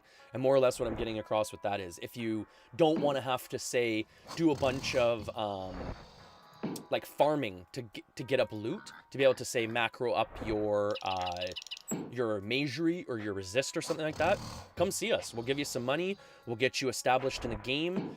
Even if you don't want to join the guild and you want to kind of go and do your own thing and almost be opposed to the guild, I mean, by all means, we've got some old school PvPers here too that I'm sure would be excited for the fight, right? We're just looking for more people is more or less what I'm getting across. So I'm just always looking to bring people in, to grow the community, to grow our guild, everything like that, right? Just to have some fun. Oh, no way, Rotten. Oh, that's super funny. That's super awesome. You must be just dropping in from work then, eh, bud? We're coming at you with an extra long stream today. Honestly, I felt like I've been feeling really bad that essentially I haven't been able to stream as much as I usually want to or usually do, just because of technical difficulties. For anyone new dropping in, I stream, like, this is actually my stream shed in my backyard. So I'm in Canada in wintertime. Hey, Alexa, what's the temperature? Right now, it's -7 degrees Celsius. Yeah. Tonight, And that it's got back warmer. of -14 degrees. Yeah. So Wednesday. So I've been having a lot of technical issues with the shed. We actually lost power pretty much the whole day yesterday, and I was trying to figure out how to like run another extension cord because everything's frozen outside here, out to the shed. Thank God my PC is not liquid cooled because I would have lost everything over the course of that night. But there is a lot of technical issues coming from the shed here, so I wanted to make sure I did an extra long stream today, and just kept it going, right? And the other part too is, like, I've just had so much fun. Like I've said, even just bank sitting in UO is fun, right? I'm going to create a UO, a GM bank sitter. It's probably going to be some sort of a stealth thief or something like that to have some fun at the bank. But I do plan on doing something around a thief character for bank sitting as well. But no, there's so many fun aspects to Ultima Online to participate in. If you want to just do some picking maybe, or if you want to just do some crafting, you can participate in that. I mean, It's pretty much there for you to have at, right? And we do have a guild vendor set up, so if you just want to do some crafting and you don't really want to participate in PvP, by all means, that's available for you too. That's the great thing about this game. All right, where do we want to go here? I guess maybe we'll go to... Maybe we'll try the white worm nest. We'll try white worms. Let's see.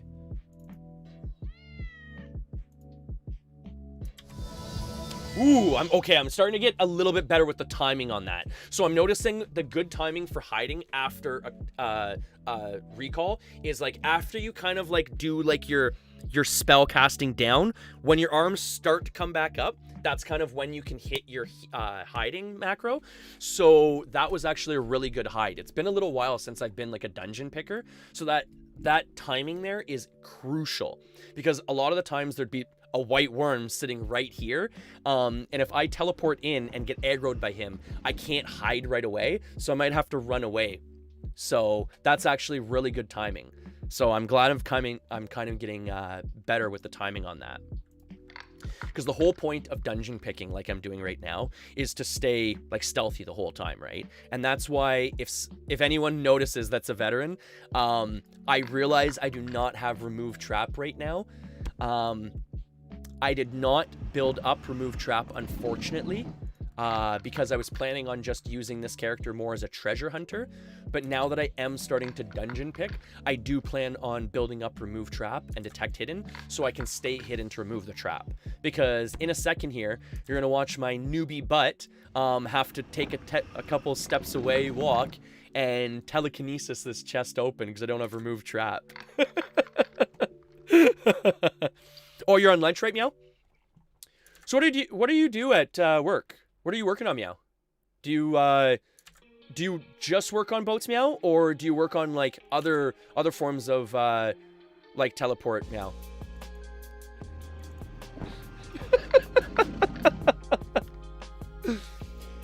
Am I talking like a cat?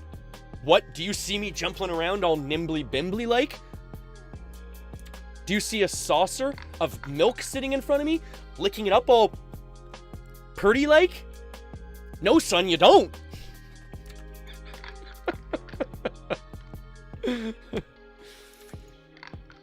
Slowly just picking the locks here. And that, okay, so just a funny point too. Okay, so when you're training up lock picking, one of the things is you can train up lock picking on like player created chests, which you can just macro, right? Which builds it up really fast. But when you're macroing it, it'll stop at 95. And I heard that lockpicking was a very slow skill to gain past 95. And it's funny because as soon as I got 95, I'm like, all right, I'm going dungeon picking. Let's go. Jumped into a dungeon, and sure enough, don't you know, the first chest I picked, I must have gotten like 0.3 to 0.4 gains, almost where I'm sitting now. And I was like, man, people that say this is slow gains are foolish. Like, this is really fast. And it's funny because since that day, I have not gotten a single point of gain. So go figure, right? Okay, so now what we have to do is we have to stealth away a couple tiles, okay? So actually, you know what I'm going to do? This is going to be, hopefully, this is going to be kind of like a bit of a high IQ play here. What we're going to do is, instead of casting telekinesis right away, we're actually going to cast Stonewall to break the line of sight on this white worm, depending on where he's going to land here, so we don't have to actually run away. Because if we can break the line of sight, we can just re-hide after we cast Stonewall. I know this is kind of some ghetto stuff here that we're pulling off here, but it should work, right? Oh, and by the way, I just wanted to bring this to everyone's point. I realize at the top that it says 100 out of 100 followers, because I told everyone I would do like a special stream for 100 followers on Twitch. But just for point of reference, that for some reason seems to include my Facebook following as well. So I haven't hit I haven't hit 100, but we're at 97 followers here, folks. So what I was going to do was, for the 100th follower, I've already made Avis a deal and a couple of the other viewers. We're actually going to be doing I'm going to be doing a bit of like, I know it sounds funny, but I'm going to be doing a bit of a devil stick demonstration. So I probably won't be able to do it live on stream because I'm going to have to record it because I can't do it like in my shed here, obviously. But I'm going to do a devil stick video. So we need 3 more followers, folks, for a devil stick video here. All right, let's try this here. No, that didn't work very well. Yeah, it's like too congested in there. So essentially, as you're trying to hide in there, it's too congested, right? You can't cast enough of a wall in there, so that's fine. So I'll just stealth back now, and then we'll have to cast. Still have to cast telekinesis. See, that's what I mean. Like, I'm gonna definitely have to train up remove trap, because this is such a hassle to have to like deal with this stuff to just pick a chest. Especially getting back in there now is going to be extra sketchy too, right? At least the white worm is out of that top area now. So I should be able to get telekinesis off and be able to hide again before he gets back up there. Of course, he's going to run back up there though, right? Everyone's on lunch right now. Everyone's on lunch right now. All right, let's keep going here.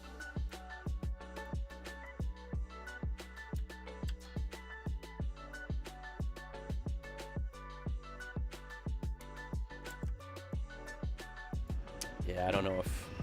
Maybe what we'll do is we'll do one of these. We'll pop it like right here.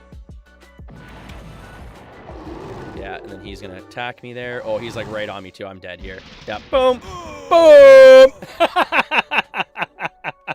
That's always entertaining, eh, folks? Okay, so... Actually, this is kind of neat, actually, because this is actually one of the first times I've died on stream. So with this game, essentially the way it works is, now what you have to do is you have to get healed up and actually make it back to your corpse, which can be just as sketchy as the actual, which can be actually as hard as the actual act itself. I mean, if you want to, Eekers, I mean, you can jump over, but honestly, I mean, this is kind of a good experience here, because I'm pretty much just gonna run out of the dungeon, get rezzed up, go into town, and just bring like limited supplies and just like stealth back, right? It should be pretty straightforward and easy.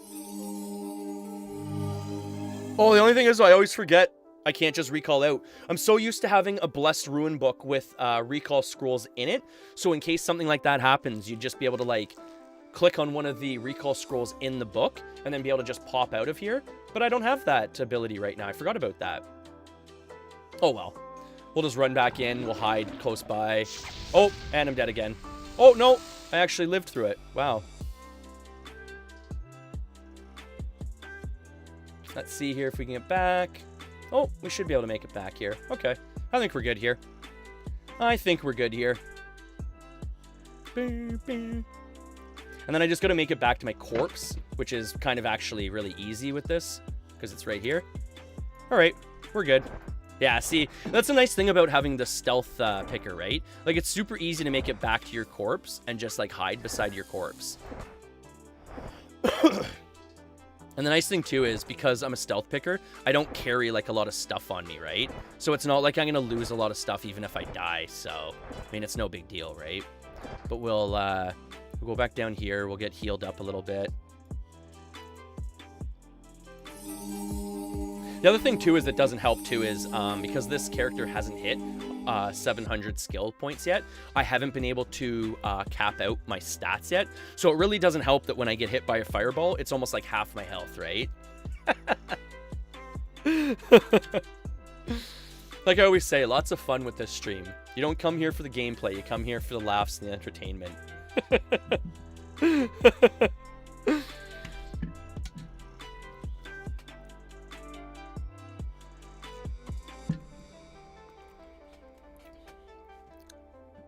All right. But yeah, with any of the followers or people that had joined in from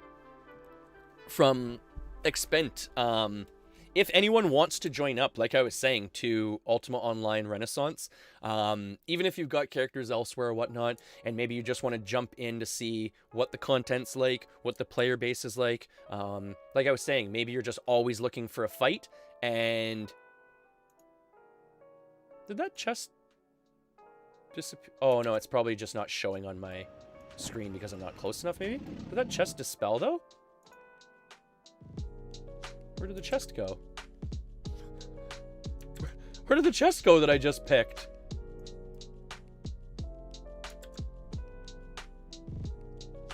Am I missing something here, folks? It blew up when I telekinesis it, apparently. Whatever that word is. Yeah, where did my chest go? I wonder if maybe because I died, did it despawn? That was really weird. So apparently my chest disappeared. Okay. Huh, that's really weird. If that's a mechanic, that's really weird. So I guess if you die after you've picked a chest, it disappears? That's a weird mechanic.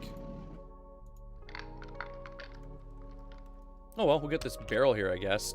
Don't make it a total wasted trip, right?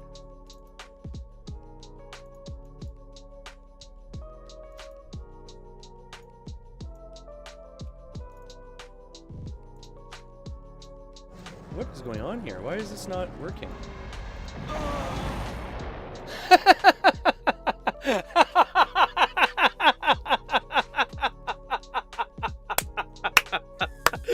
Okay, so that was totally not even the dragon that killed me. That was my noob self. I completely forgot that you can't be right beside a chest when you pop it because it's going to explode in your face. That was hilarious. That was actually really good. Oh my god. If you can't tell, I've been away from Ultima Online for a little bit of time, and I'm forgetting the mechanics, but that was really weird, for one, that our chest despawned, because, I mean, it wasn't really even there that long. It's not like it took me a long time to get back to my corpse. And two, it's weird that I couldn't see that keg from, like, wherever I was standing. It was like I couldn't see it. I had to virtually be standing beside it to see it. So it might have been maybe elevations in the ground or something that was acting up or something, but that was pretty funny. That was good. What can you do, right, folks? I mean, what can you do? You just have some fun, you laugh it off, and then you run back in and try and get your stuff back, right? Oh boy, that was a good one. I quite enjoyed that one. Having a chest blow up right in my face. Alright,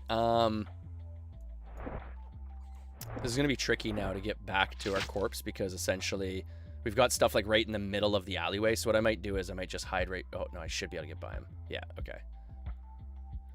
Yeah, that's the other tricky part about being a picker with this server, is the lack of... I don't get a mount right away because I can't afford an ethereal mount. So the fact that I don't have a mount on my picker, because it would be such a disadvantage to not be able to stealth, right? The fact I don't have a mount makes it really super tricky, obviously. Oh. And I'm gonna die again here. Yeah. Yeah, maybe I do need a hand here, bud. Because now, like, that's the thing too. Like, now that I've got so much aggro pulling around me here. Oh, man. Yeah, that's one thing I really need to get up my remove trap skill, because this would make the whole process, like, virtually, like, foolproof. Because essentially when you're,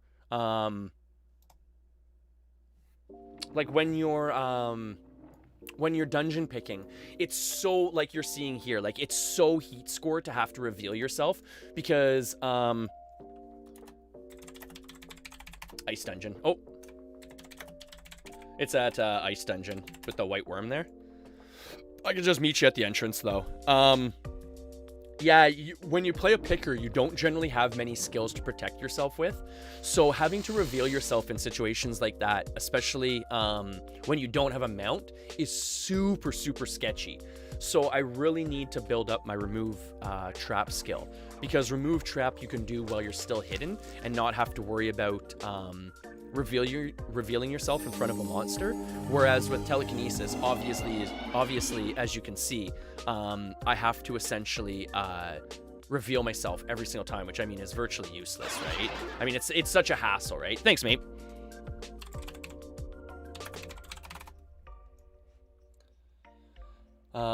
But yeah, it's such a hassle to have to go through that process, right? Of like revealing yourself, using telekinesis on the chest, potentially having to run back in to actually access the chest and everything like that, and then looting it, all while trying to stay away from the creature that's probably almost as fast as you when you're on foot. Just do a quick restock here with like 5 each type of thing.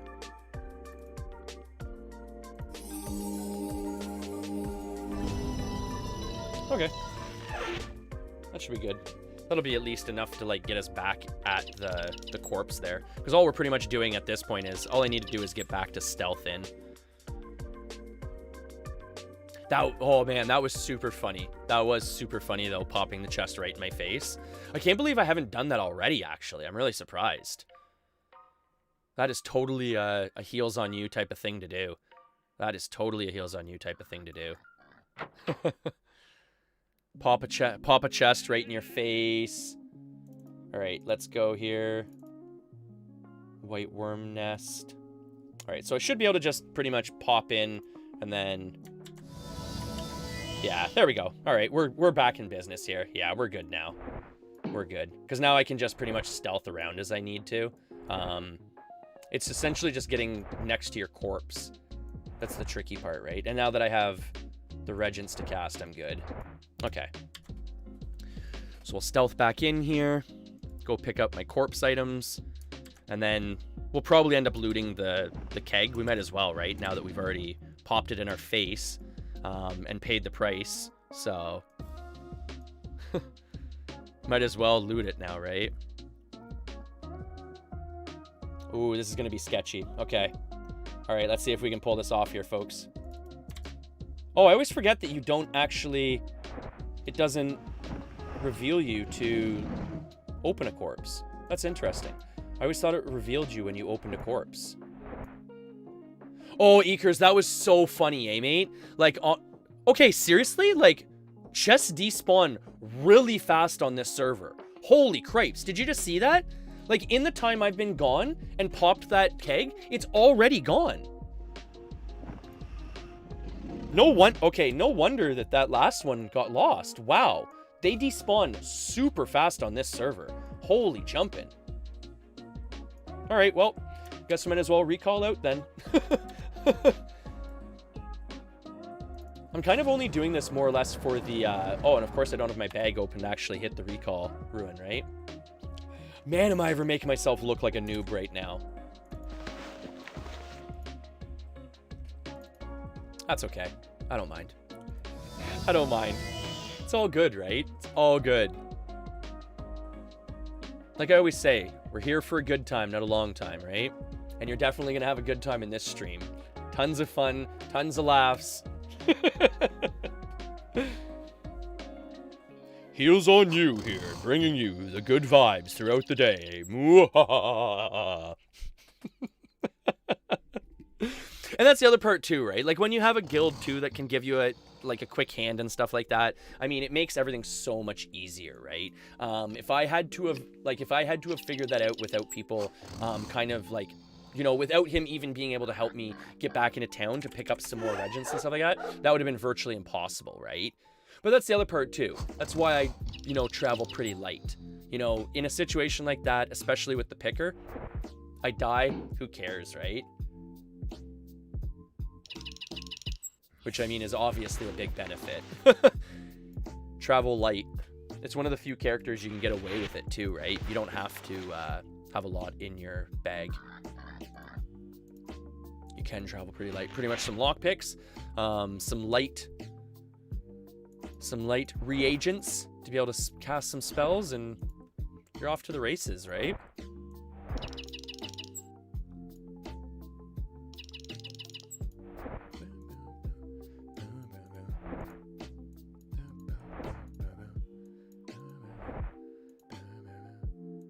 All right.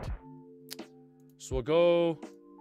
Maybe we'll try and redeem ourselves. We'll try and do maybe 1 or 2 more chests. And then I'm probably going to be hopping offline here shortly because my girlfriend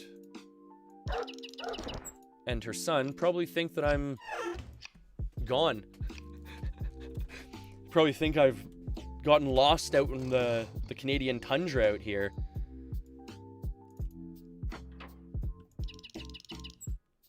I've been streaming for a lot longer than I normally stream. Need another drink here. Oh. What's everyone else's drink of choice? I'm a big Coca-Cola fan myself, but I know a lot of people aren't like big pop drinkers. I'm a big pop drinker myself. I don't really drink tea or coffee, and I pretty much don't drink alcohol like at all. So I generally stick to pop, energy drinks. Actually, I'm a big fan of the mixed energy drink. That stuff's pretty good. As like a G Fuel alternative. And as a Canadian, I like the fact that it comes a little bit quicker than G Fuel, because G Fuel takes quite a while to ship. And it can get really expensive when you factor in the conversion rates for for American to Canadian dollar conversion. Where else do we want to go here? Maybe we'll go to Covetous level 5. We'll see what's down here. Hopefully we don't die. Oh, I'm dead. Oh, okay. Whoo! Whoo! Whoo! Whoo! Recalled right beside a Drake. Woo! Whoo! Fast Bucks, I am in Ontario myself. I'm in southern Ontario. So we just got pelted with a crazy amount of snow yesterday. Like to the point where I was explaining earlier, I stream from like my backyard, from the stream shed back here, and like we had power outages. There was multiple neighbors that were stuck in their driveways that I had to help them get unstuck.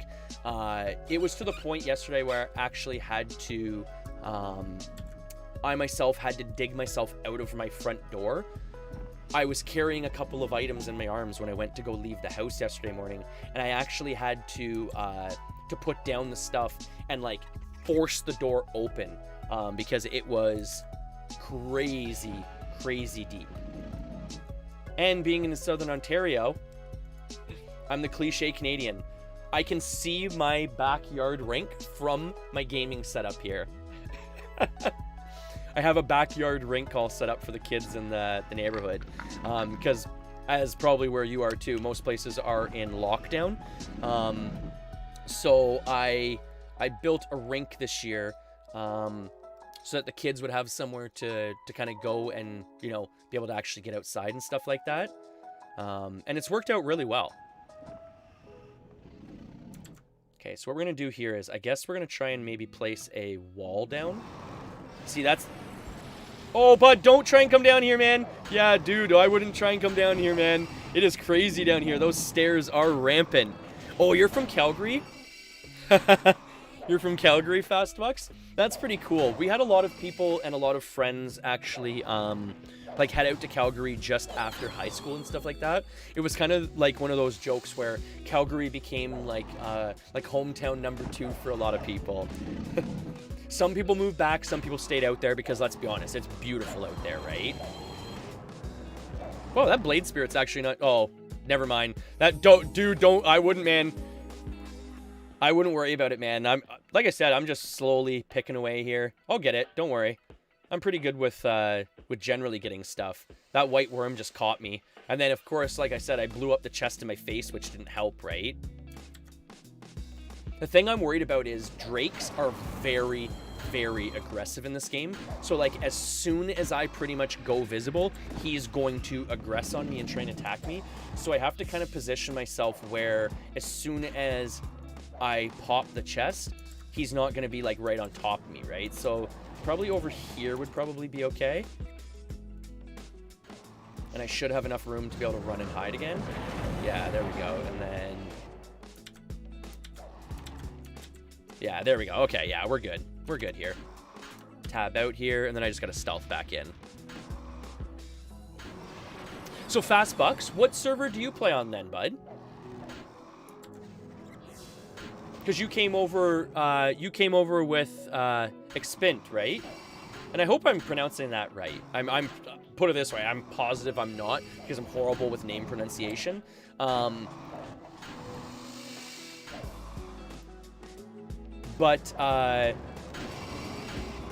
wait a second, did that chest already despawn? Oh, okay, I was gonna say, like, how are they despawning this quick now? Like, seriously. But I get a lot of people coming over from UO Outlands and UO Forever. And what's actually really cool is one of the developers for UO Forever was actually nice enough to jump into my stream recently, which I thought was really super cool. UO Forever 2 is his Twitch handle. And what's really cool too is my buddy a couple days previous had sent me like this really funny like Ultima Online like little like almost like a little bardic song type of thing being sung by at the time this random person, right? And then sure enough, lo and behold, small world, he jumped into my stream a couple of days later after my buddy had sent me the video of this guy, which I mean is super funny, right? Small world, right? Right, so we've got everything we want here. Okay. So now all we've got left is to... I'm all good, bud. I'm all good. Or unless you're like hunting here or something like that, because I was gonna say like I'm just about to recall out here, bud. I'm all done with this one. Oh, oh, oh, oh, oh, oh, oh, oh, oh, oh, oh, of course. I jump over a rat and all of a sudden almost get killed. All right, here we go. And recall out. All right. Now let's get the next chest. Oh, expend. You're still here, eh? Popping in and out, eh?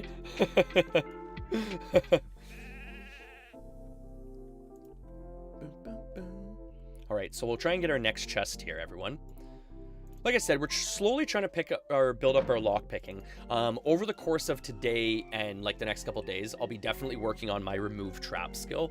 It's just like I was saying the last couple of days, I've been so focused on getting other people established that I'll be honest, the money that Lord Alex gave me the other day is starting to run out now with getting everyone going that we've been getting going. Multiple people training Majory, houses being bought, skills being trained up and everything. So we are starting to run a little bit low on money now. So a lot of my characters are going to start to lack. So I'm going to start to do some hunting myself and everything like that. But on that note, one of the skills I'm going to have to train up is remove trap, because having to use telekinesis on dungeon chests is just so sketchy, as you can see here, right?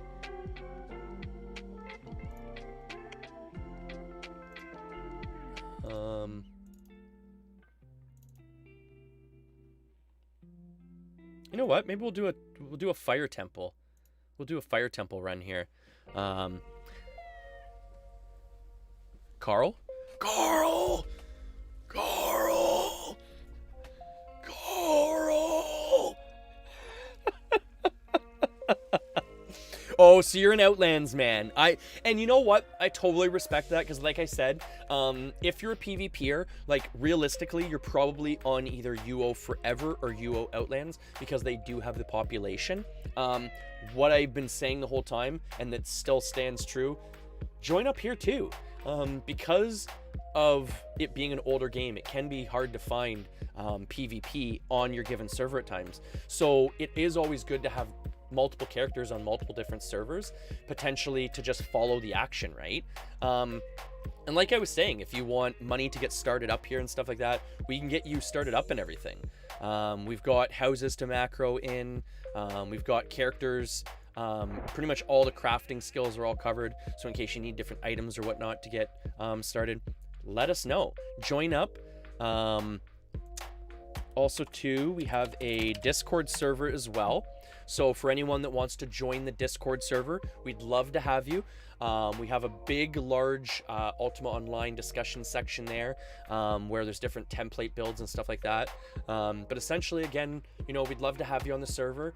We've, like, with the people that I've brought onto the server alone, like, we're pushing into like probably 15, 20 plus people that have joined up in the last, like, I would say 2+ weeks. And it's just gonna, you know, whoa, that's snow shuffling off the shed roof there. But as time, you know, goes on and as I stream more with the server, I'm sure the population is just going to grow. Because as we've been joking, but it's so true, I'm thinking that at this point we're making ripples in the water, because pretty much the week to the second week that a lot of our members joined up, there was a large resist building event that went on. There seems to be a lot of new people macroing and stuff like that. So the more I stream, I'm sure the more population the server is going to build, right? So by all means, I mean, join up, macro a character up, and get on the field with us, right? Whether you're a crafter, a PvPer, a PVMer, just join up and have some fun, right?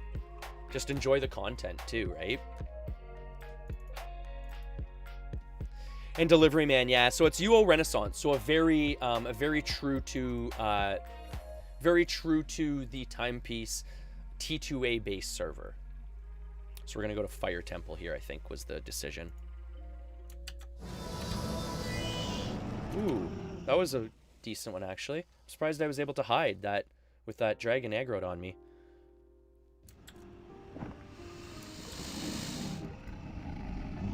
And for anyone looking for a hunting spot, this is a pretty good hunting spot. I come here a lot to do taming and stuff like that, to tame up my dragons and everything, and it's generally pretty quiet here.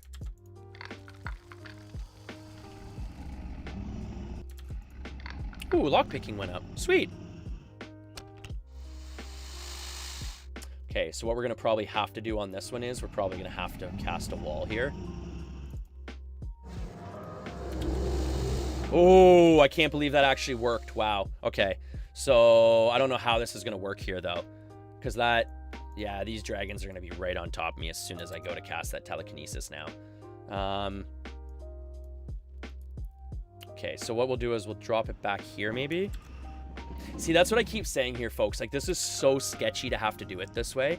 Like, you should not be dungeon picking this way, just for point of reference.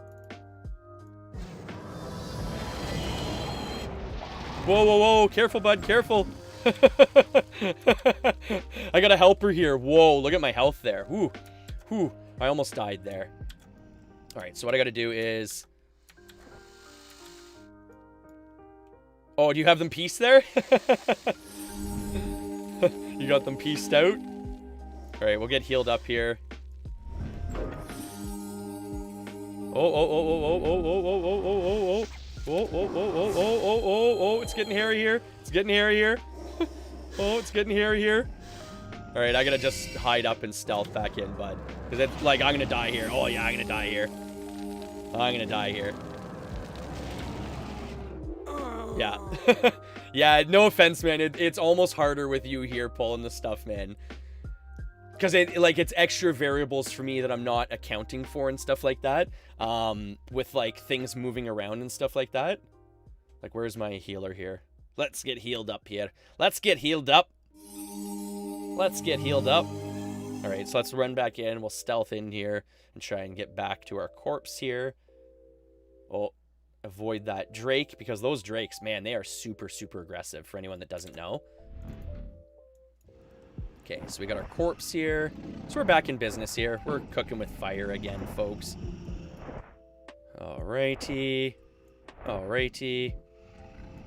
We can't forget our torch too, right?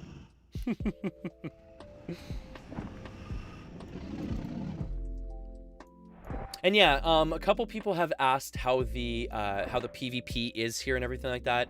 The PvP seems to be pretty good. It is going to be a period piece with the PvP, so there is factions.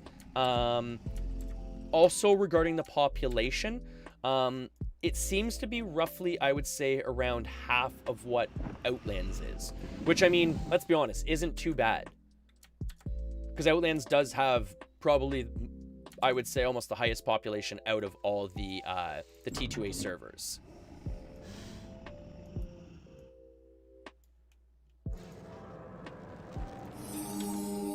Okay, here we go. Oh, careful, mate. Yeah, careful with that one. Whoa.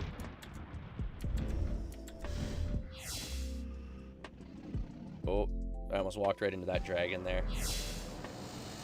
Yeah, see, and even like now my chest is already despawned because it took too long. Yeah, all right, I got a recall out here. Are you good here? Just get out of here, mate. I'm gonna have to recall out too because the chest is already despawned. It takes too long doing it this way.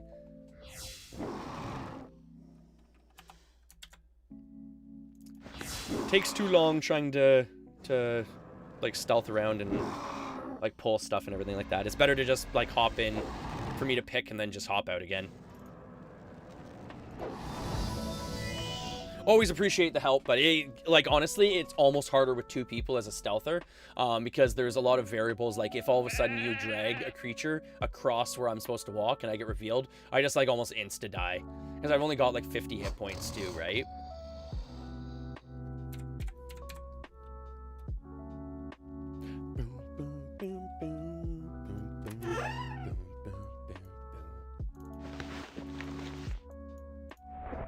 And as I keep saying, join up, people. Have some fun on Ultima here, right? Have some fun on Ultima. Join up, get a character started. If you need some bank or something like that to get yourself rolling and everything, by all means, come see a member of New, and we can get you started in the game.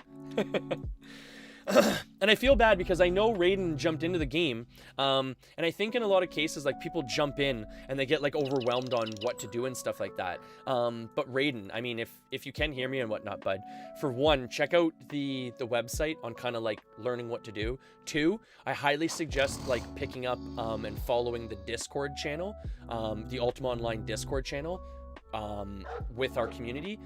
And that will kind of bring you up to speed because we do a lot of different discussions on oh, snowmobile going by. We do a lot of different discussions on like game mechanics, how things work and everything like that. So anyone new to Ultima Online that wants to join up, our Discord Ultima Online discussion area is a great area for some information. Boom, boom, boom.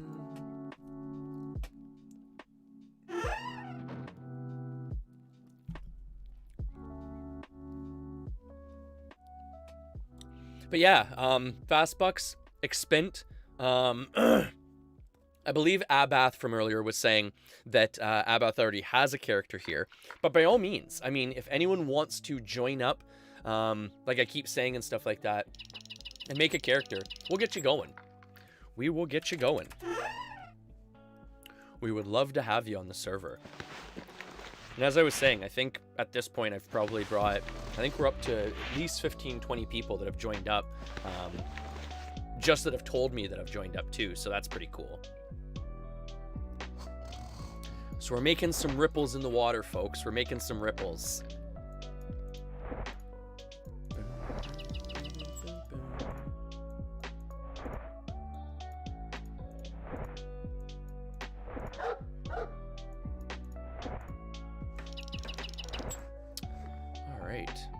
So, go sell some gems here, bank the stuff, and maybe do a couple more chests, and then I'm probably, like I said, gonna hop offline here pretty shortly. I gotta go inside, hang out with the family for a little bit, right? Let them know I'm still alive and kicking.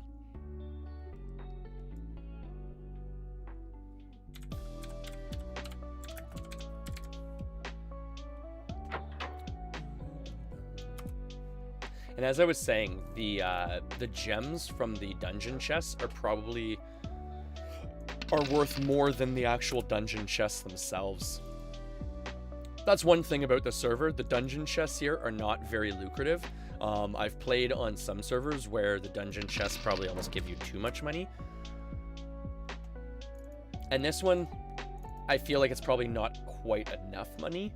But you get good gems, you get some decent magic items.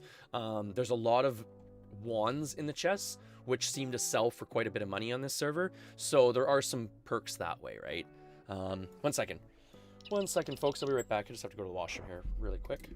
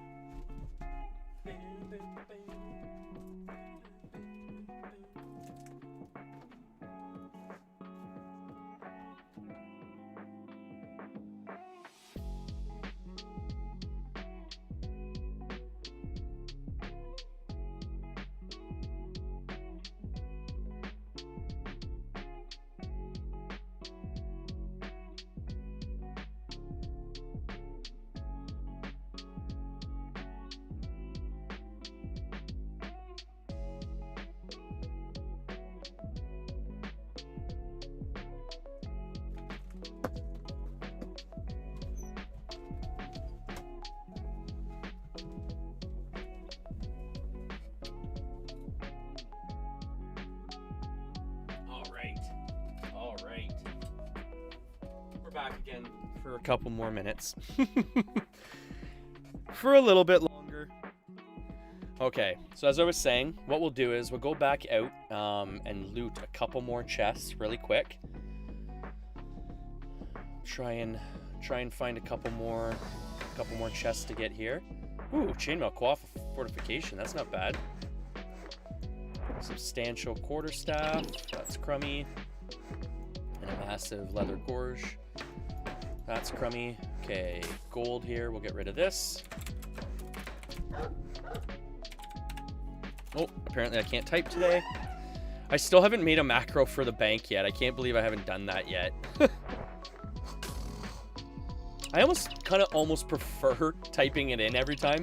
It feels more like old school that way. And even like I've said a couple of times too, like I know that there is a loot macro. Like I get that. I don't like using that. I don't know. I kind of like at least with dungeon picking. Like if I'm out doing taming and stuff like that, and I'm like just trying to farm and stuff like that, I'll usually use like a loot macro. But if I'm just dungeon picking, I don't know. There's something about like rifling through the chest and like clicking items over and stuff that just feels very rewarding. I don't know.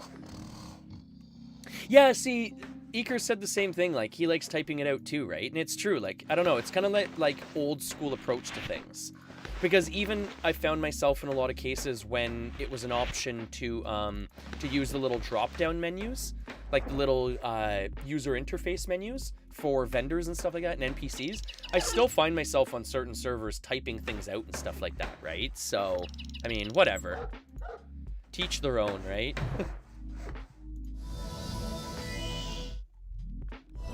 To each their own. Oh, I should actually get some more blood moss. I don't want to run out while I'm out there. There's nothing worse than running out of regents to cast spells. I hate that. And by the way, Fastbucks, how do you like Outlands? Is pretty much everyone that came over with Expint is pretty much everyone from Outlands? Because like I was saying earlier, like I know Outlands and UO Forever have like a very big player base. Probably I would say like probably the two biggest servers going right now for Ultima Online, right? But the other part of it too is, okay, there's lots of players, but I mean, how is it, right? How are the players? How is the content? You know, there's a lot of other factors other than just how many people play a game, right? I mean, let's be honest, Overwatch has a lot of people playing it. Doesn't mean I want to play with 3/4 of them, right? With how toxic they are and stuff like that. And it's really unfortunate and unnecessary, but it's true. So in a lot of cases, it's, you know, what are the players like that actually play there too, right? Because like I said, like this is one of those servers where I think a lot of people are very mature and they realize like, you know, okay, I've PK'd a guy. Yeah, I'll take his money. Maybe I'll take a couple of regents or something like that. But I'm not going to dry loot the guy because I want the guy to come back onto the field quicker so I have more sheep to harvest. Do you see what I'm saying here? And I find a lot of servers have too many wolves, not enough sheep, if you get what I'm saying. And it doesn't really help a new player or something like that to res kill them, steal all this stuff and everything like that. Like, it's not promoting PvP in the future either, right? That's the other thing too. Okay, where are we gonna go here? I don't know. Where do we feel like going here?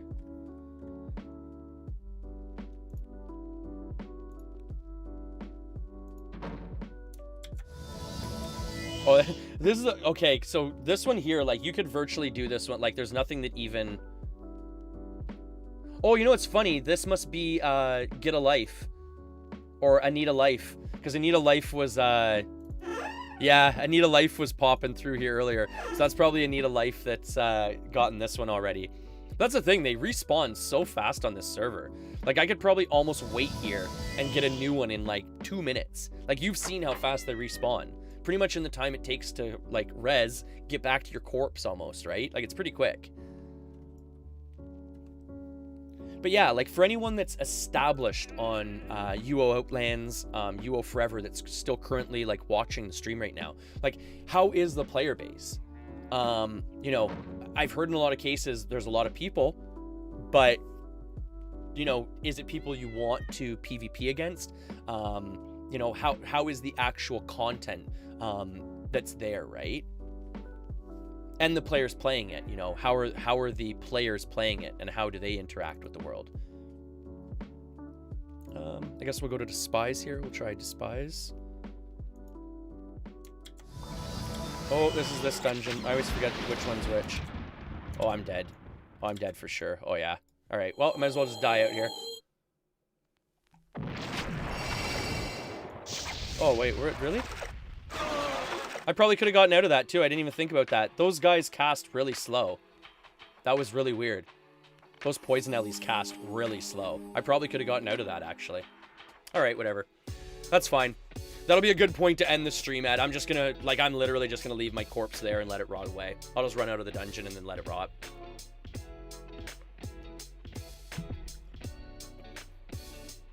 Ah, the joys of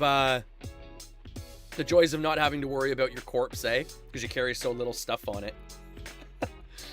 Oh, wait. Is this shrine actually... Let's see here for a second. Does this shrine actually pick you back up again? Like, will it res you? Ooh, this would be a good spot to farm here.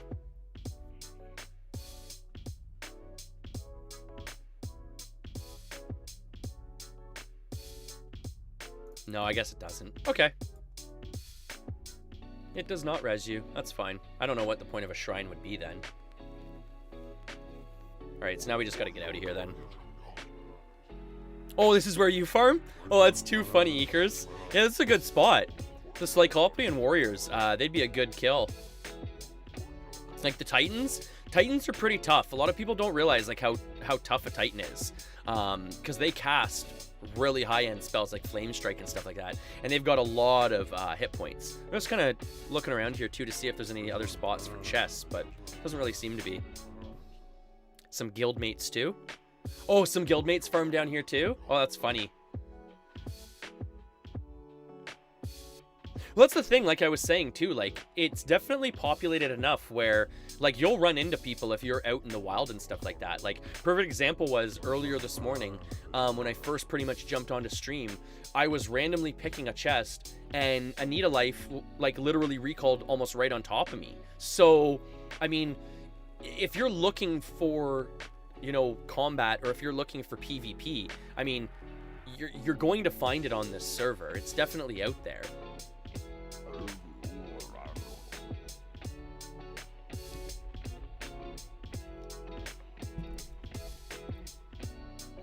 And it seems to have a good faction system too. I've actually had a couple players join based pretty much solely on the faction system that's implemented here. Apparently it is like the T2A time specific faction, so there is like sigils, you can take over cities and stuff like that, all that good stuff, right? Oh, I didn't realize where I was. I'm just at like Ogre Lords. Like, Ogre Lords would be right there, right? If I'm not mistaken. This is just, what? Despise... Yeah, Despise 3.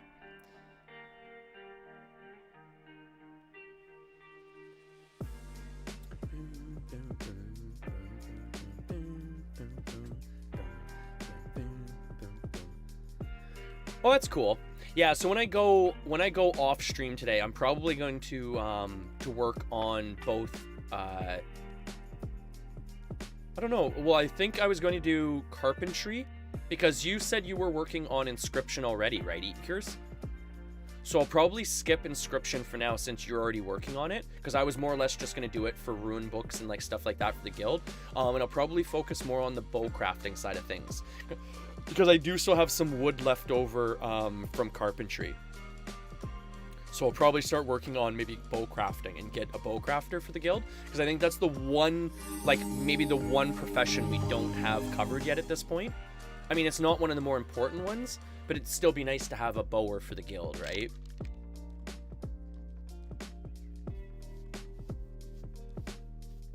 Yeah, see, I don't think anyone's touched bow crafting yet, so that'll probably be my go-to crafting skill next. Gonna put my outfit back on. Oh no, I completely forgot my floppy hat though. So it's funny, certain outfits for certain characters, I have like actual like reasons why I wear certain things, and I know it sounds really stupid, but it's like kind of like an old school like role-playing like aspect to it. So for an example, with my picker here, I usually have him with like leather gloves when he's not picking, because his hands are like his investment, right? So a lot of the times I'll have him in leather gloves, and then I'll usually have him in a floppy hat, because in my mindset, like being a picker, like, and being sometimes maybe like out in the sun picking treasure chests or something, you'd have to like block the sun from like the lock so you could like see the lock pick and stuff like that properly. So I figure he should have like a big floppy brim hat to be able to do that. And then he obviously wears all black because he needs to be able to stay stealthy, right? So there's like certain reasons why certain characters are dressed the way they are. And I know it sounds really lame, but I've always been really big into like the like aesthetics of like your character and stuff like that. Like even in Ultima or even in World of Warcraft, that's a big thing for me, is like transmogging your gear, making your character look the way you want it to look. Just running back to town here. Just making it back to Brit. Just making it back to a bank. Like I said, chances are when I get back to town, I'll probably end up logging out here. This has actually been a pretty long stream for me today. But on that note, I'm glad, I've been super glad that everyone was able to tune in today. I'm glad that I was able to get all the technical issues ironed out as well, as technical issues have been running rampant recently, unfortunately, for me. So I'm really glad that I was able to get that ironed out. And on that note too, thank you, Expint, for the raid, and for the host. Reluge, thank you for the follow today. 423, thank you for the follow today. Iceman, thank you for the follow today.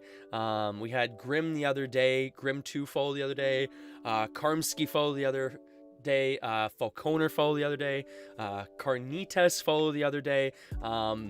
We had Abath Neg Phil follow just a little while ago. We had Fastbucks follow a little while ago. Expint follow a little while ago. Lots of new community members that I couldn't be happier to have with us for the adventures and for keeping healed up and stuff like that, right? Because as I always say, in all seriousness, that's what I'm here for, right? Getting people healed up, keeping people healed up, making sure everyone gets their healing potion for the day, right? That's the main thing. Take healing potions with you. Take your RGB potions with you, right? Make sure you take your RGB potion with you for the day. Get rid of the lag, right? Take a couple sips. Start getting laggy, take a couple sips. Get rid of the lag. So, we are going to find an inn here. Oh, I know where the inn is. It's been a little while since I've been in Brit, actually. Took me a couple seconds to kind of remember where everything was there. But we have an inn at the end of this road here, this little pathway.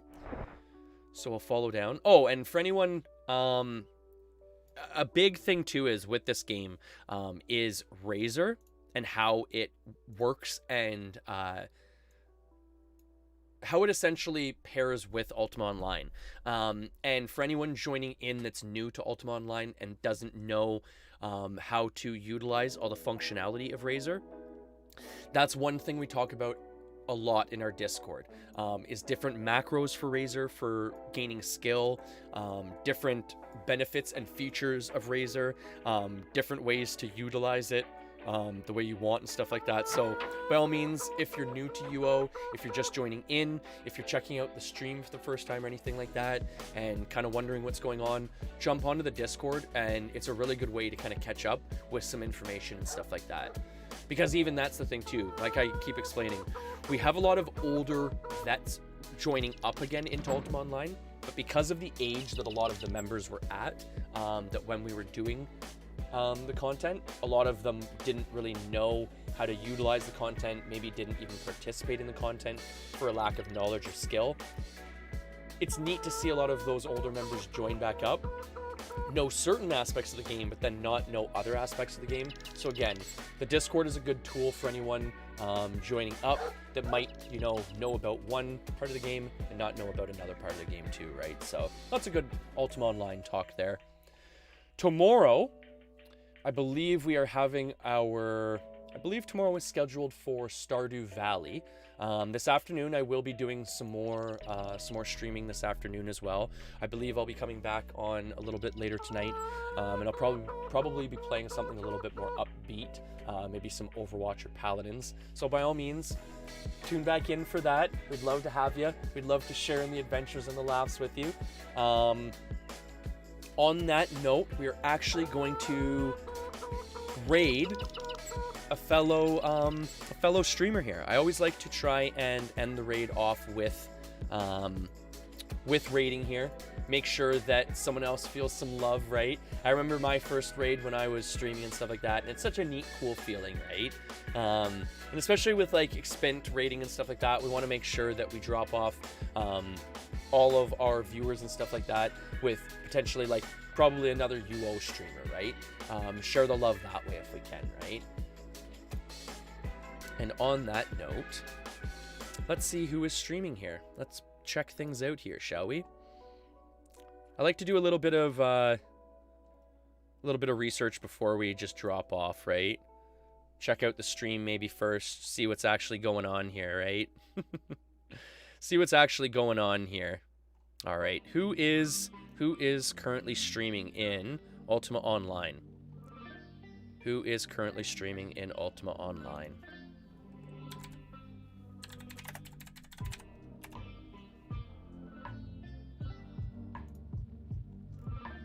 Where is Ultima? Why is it not popping up here?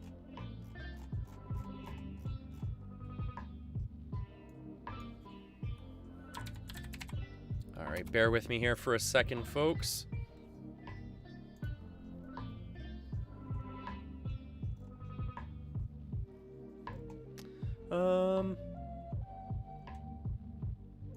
Alrighty, here we go, folks. Okay, so let's see who we got here. Who do we have here? Who do we have here? We'll try and pop off with someone with a few less viewers. Help them out, right? Like I said.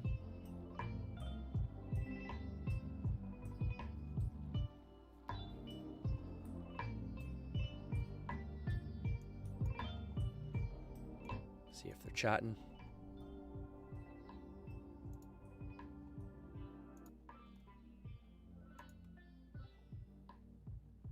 Wow, Aussie servers. Holy jumping. Someone actually still plays on the Aussie servers? Whoa, that's weird.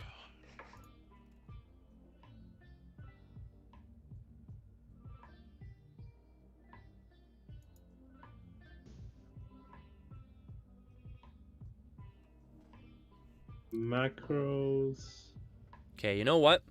Okay. No macro, I guess. Apparently this person is a noob first time Ultima Online Outlands. Okay? Bandaging. So I think from what I feel here is I think the current viewers would probably be able to help this person out a lot with different ways to potentially you know, Oh, progress their bandit gameplay and self, everything like not that. assigned. So I feel like this will probably be a good one to raid.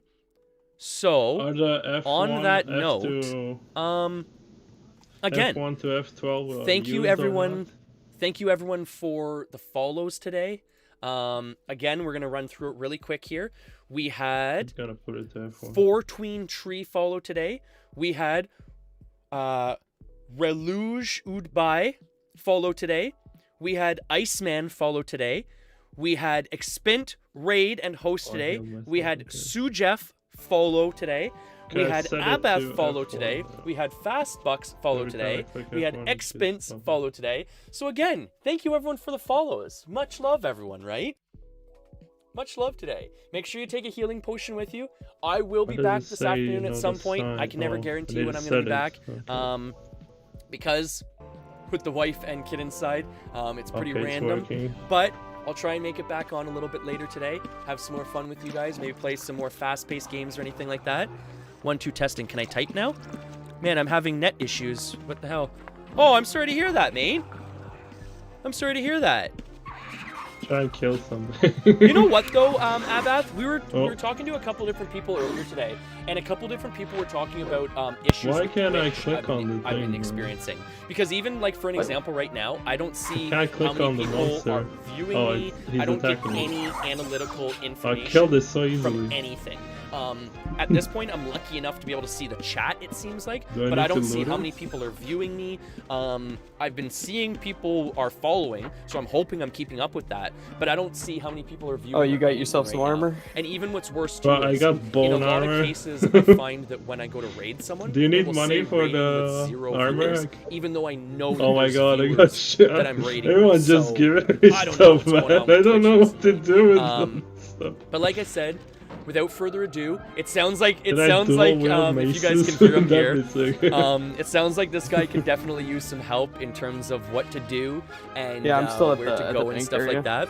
So what we'll try and do is, like I said, we'll pull you folks over into their stream, and then that way, hopefully, we might do be I able check the names? to help them out a little bit here, right? Maybe with Old you know field. some content and stuff like that, because it Barbecue. sounds like they're on Outlands, which is a server that most of you play. So you probably would be able to help them out with where to maybe go as a new person, what to kind of look for, things like that, right?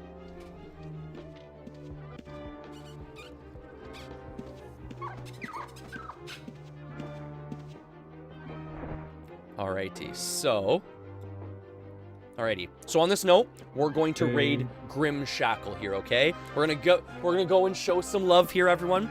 Make sure that you show as much love here to Grim Shackle as you showed I'm the me, guy who- because I always appreciate the views, always You're appreciate the guy the who gave me follows, what? always appreciate the shares Why down doesn't below the for chat logs Facebookers. show up? Man? Make sure you exclamation I don't- notified for anyone that wants I to don't know when I come understand. online. Wait. Again, it's always No, fun. that's all right. It's been a huge pleasure today, folks. Thank you for viewing, and thank you for the follows, everyone. Peace out. Have a lovely day, and tune in the future for more adventures from Healzonu, everyone. Stay healed up, right? Stay healed up. Say bye, dear hat. Bye, dear hat. All the best, everyone. Eekers, I'm sure I'll talk to you on guild chat and stuff like that, bud. All the best. And again, one last time, I just want to do this before I drop out. One last time. For anyone that wants to join the Discord server, for anyone that wants to join the Ultima Online Renaissance server, join up to either one. We'd love to have you in either community. We'd love to have you in both, let's be honest. But I'd love to have you in either community if you I just gotta want to jump figure in, out how maybe, to target you know, stuff. share some old war stories about Ultima Online, or maybe some old retro, Is there some a old retro target game button? stories. I don't Pop in for fucking that know, too, man. right? Just have a good time with us, right? Hotkeys, but it looks like Stay none of healed them are up, everyone. assigned. Enjoy Yeah, the you raid. need to assign bandaging. Get live You go stock. to Razor thing, and you click hotkeys. Yep. And under items, you have bandage self, and you press. I found that already. Peace out, Okay, everyone. I'm so- looking for currently is the fucking existing hotkeys that are already in Make the sure that you fucking take your game. healing potion with you, everyone. All the best. What- today. Much love, Show all everyone. the Much love. names. It's CTRL shift. You hold it and it shows the names. Oh, shift. Okay. keep forgetting about that. You reminded me now.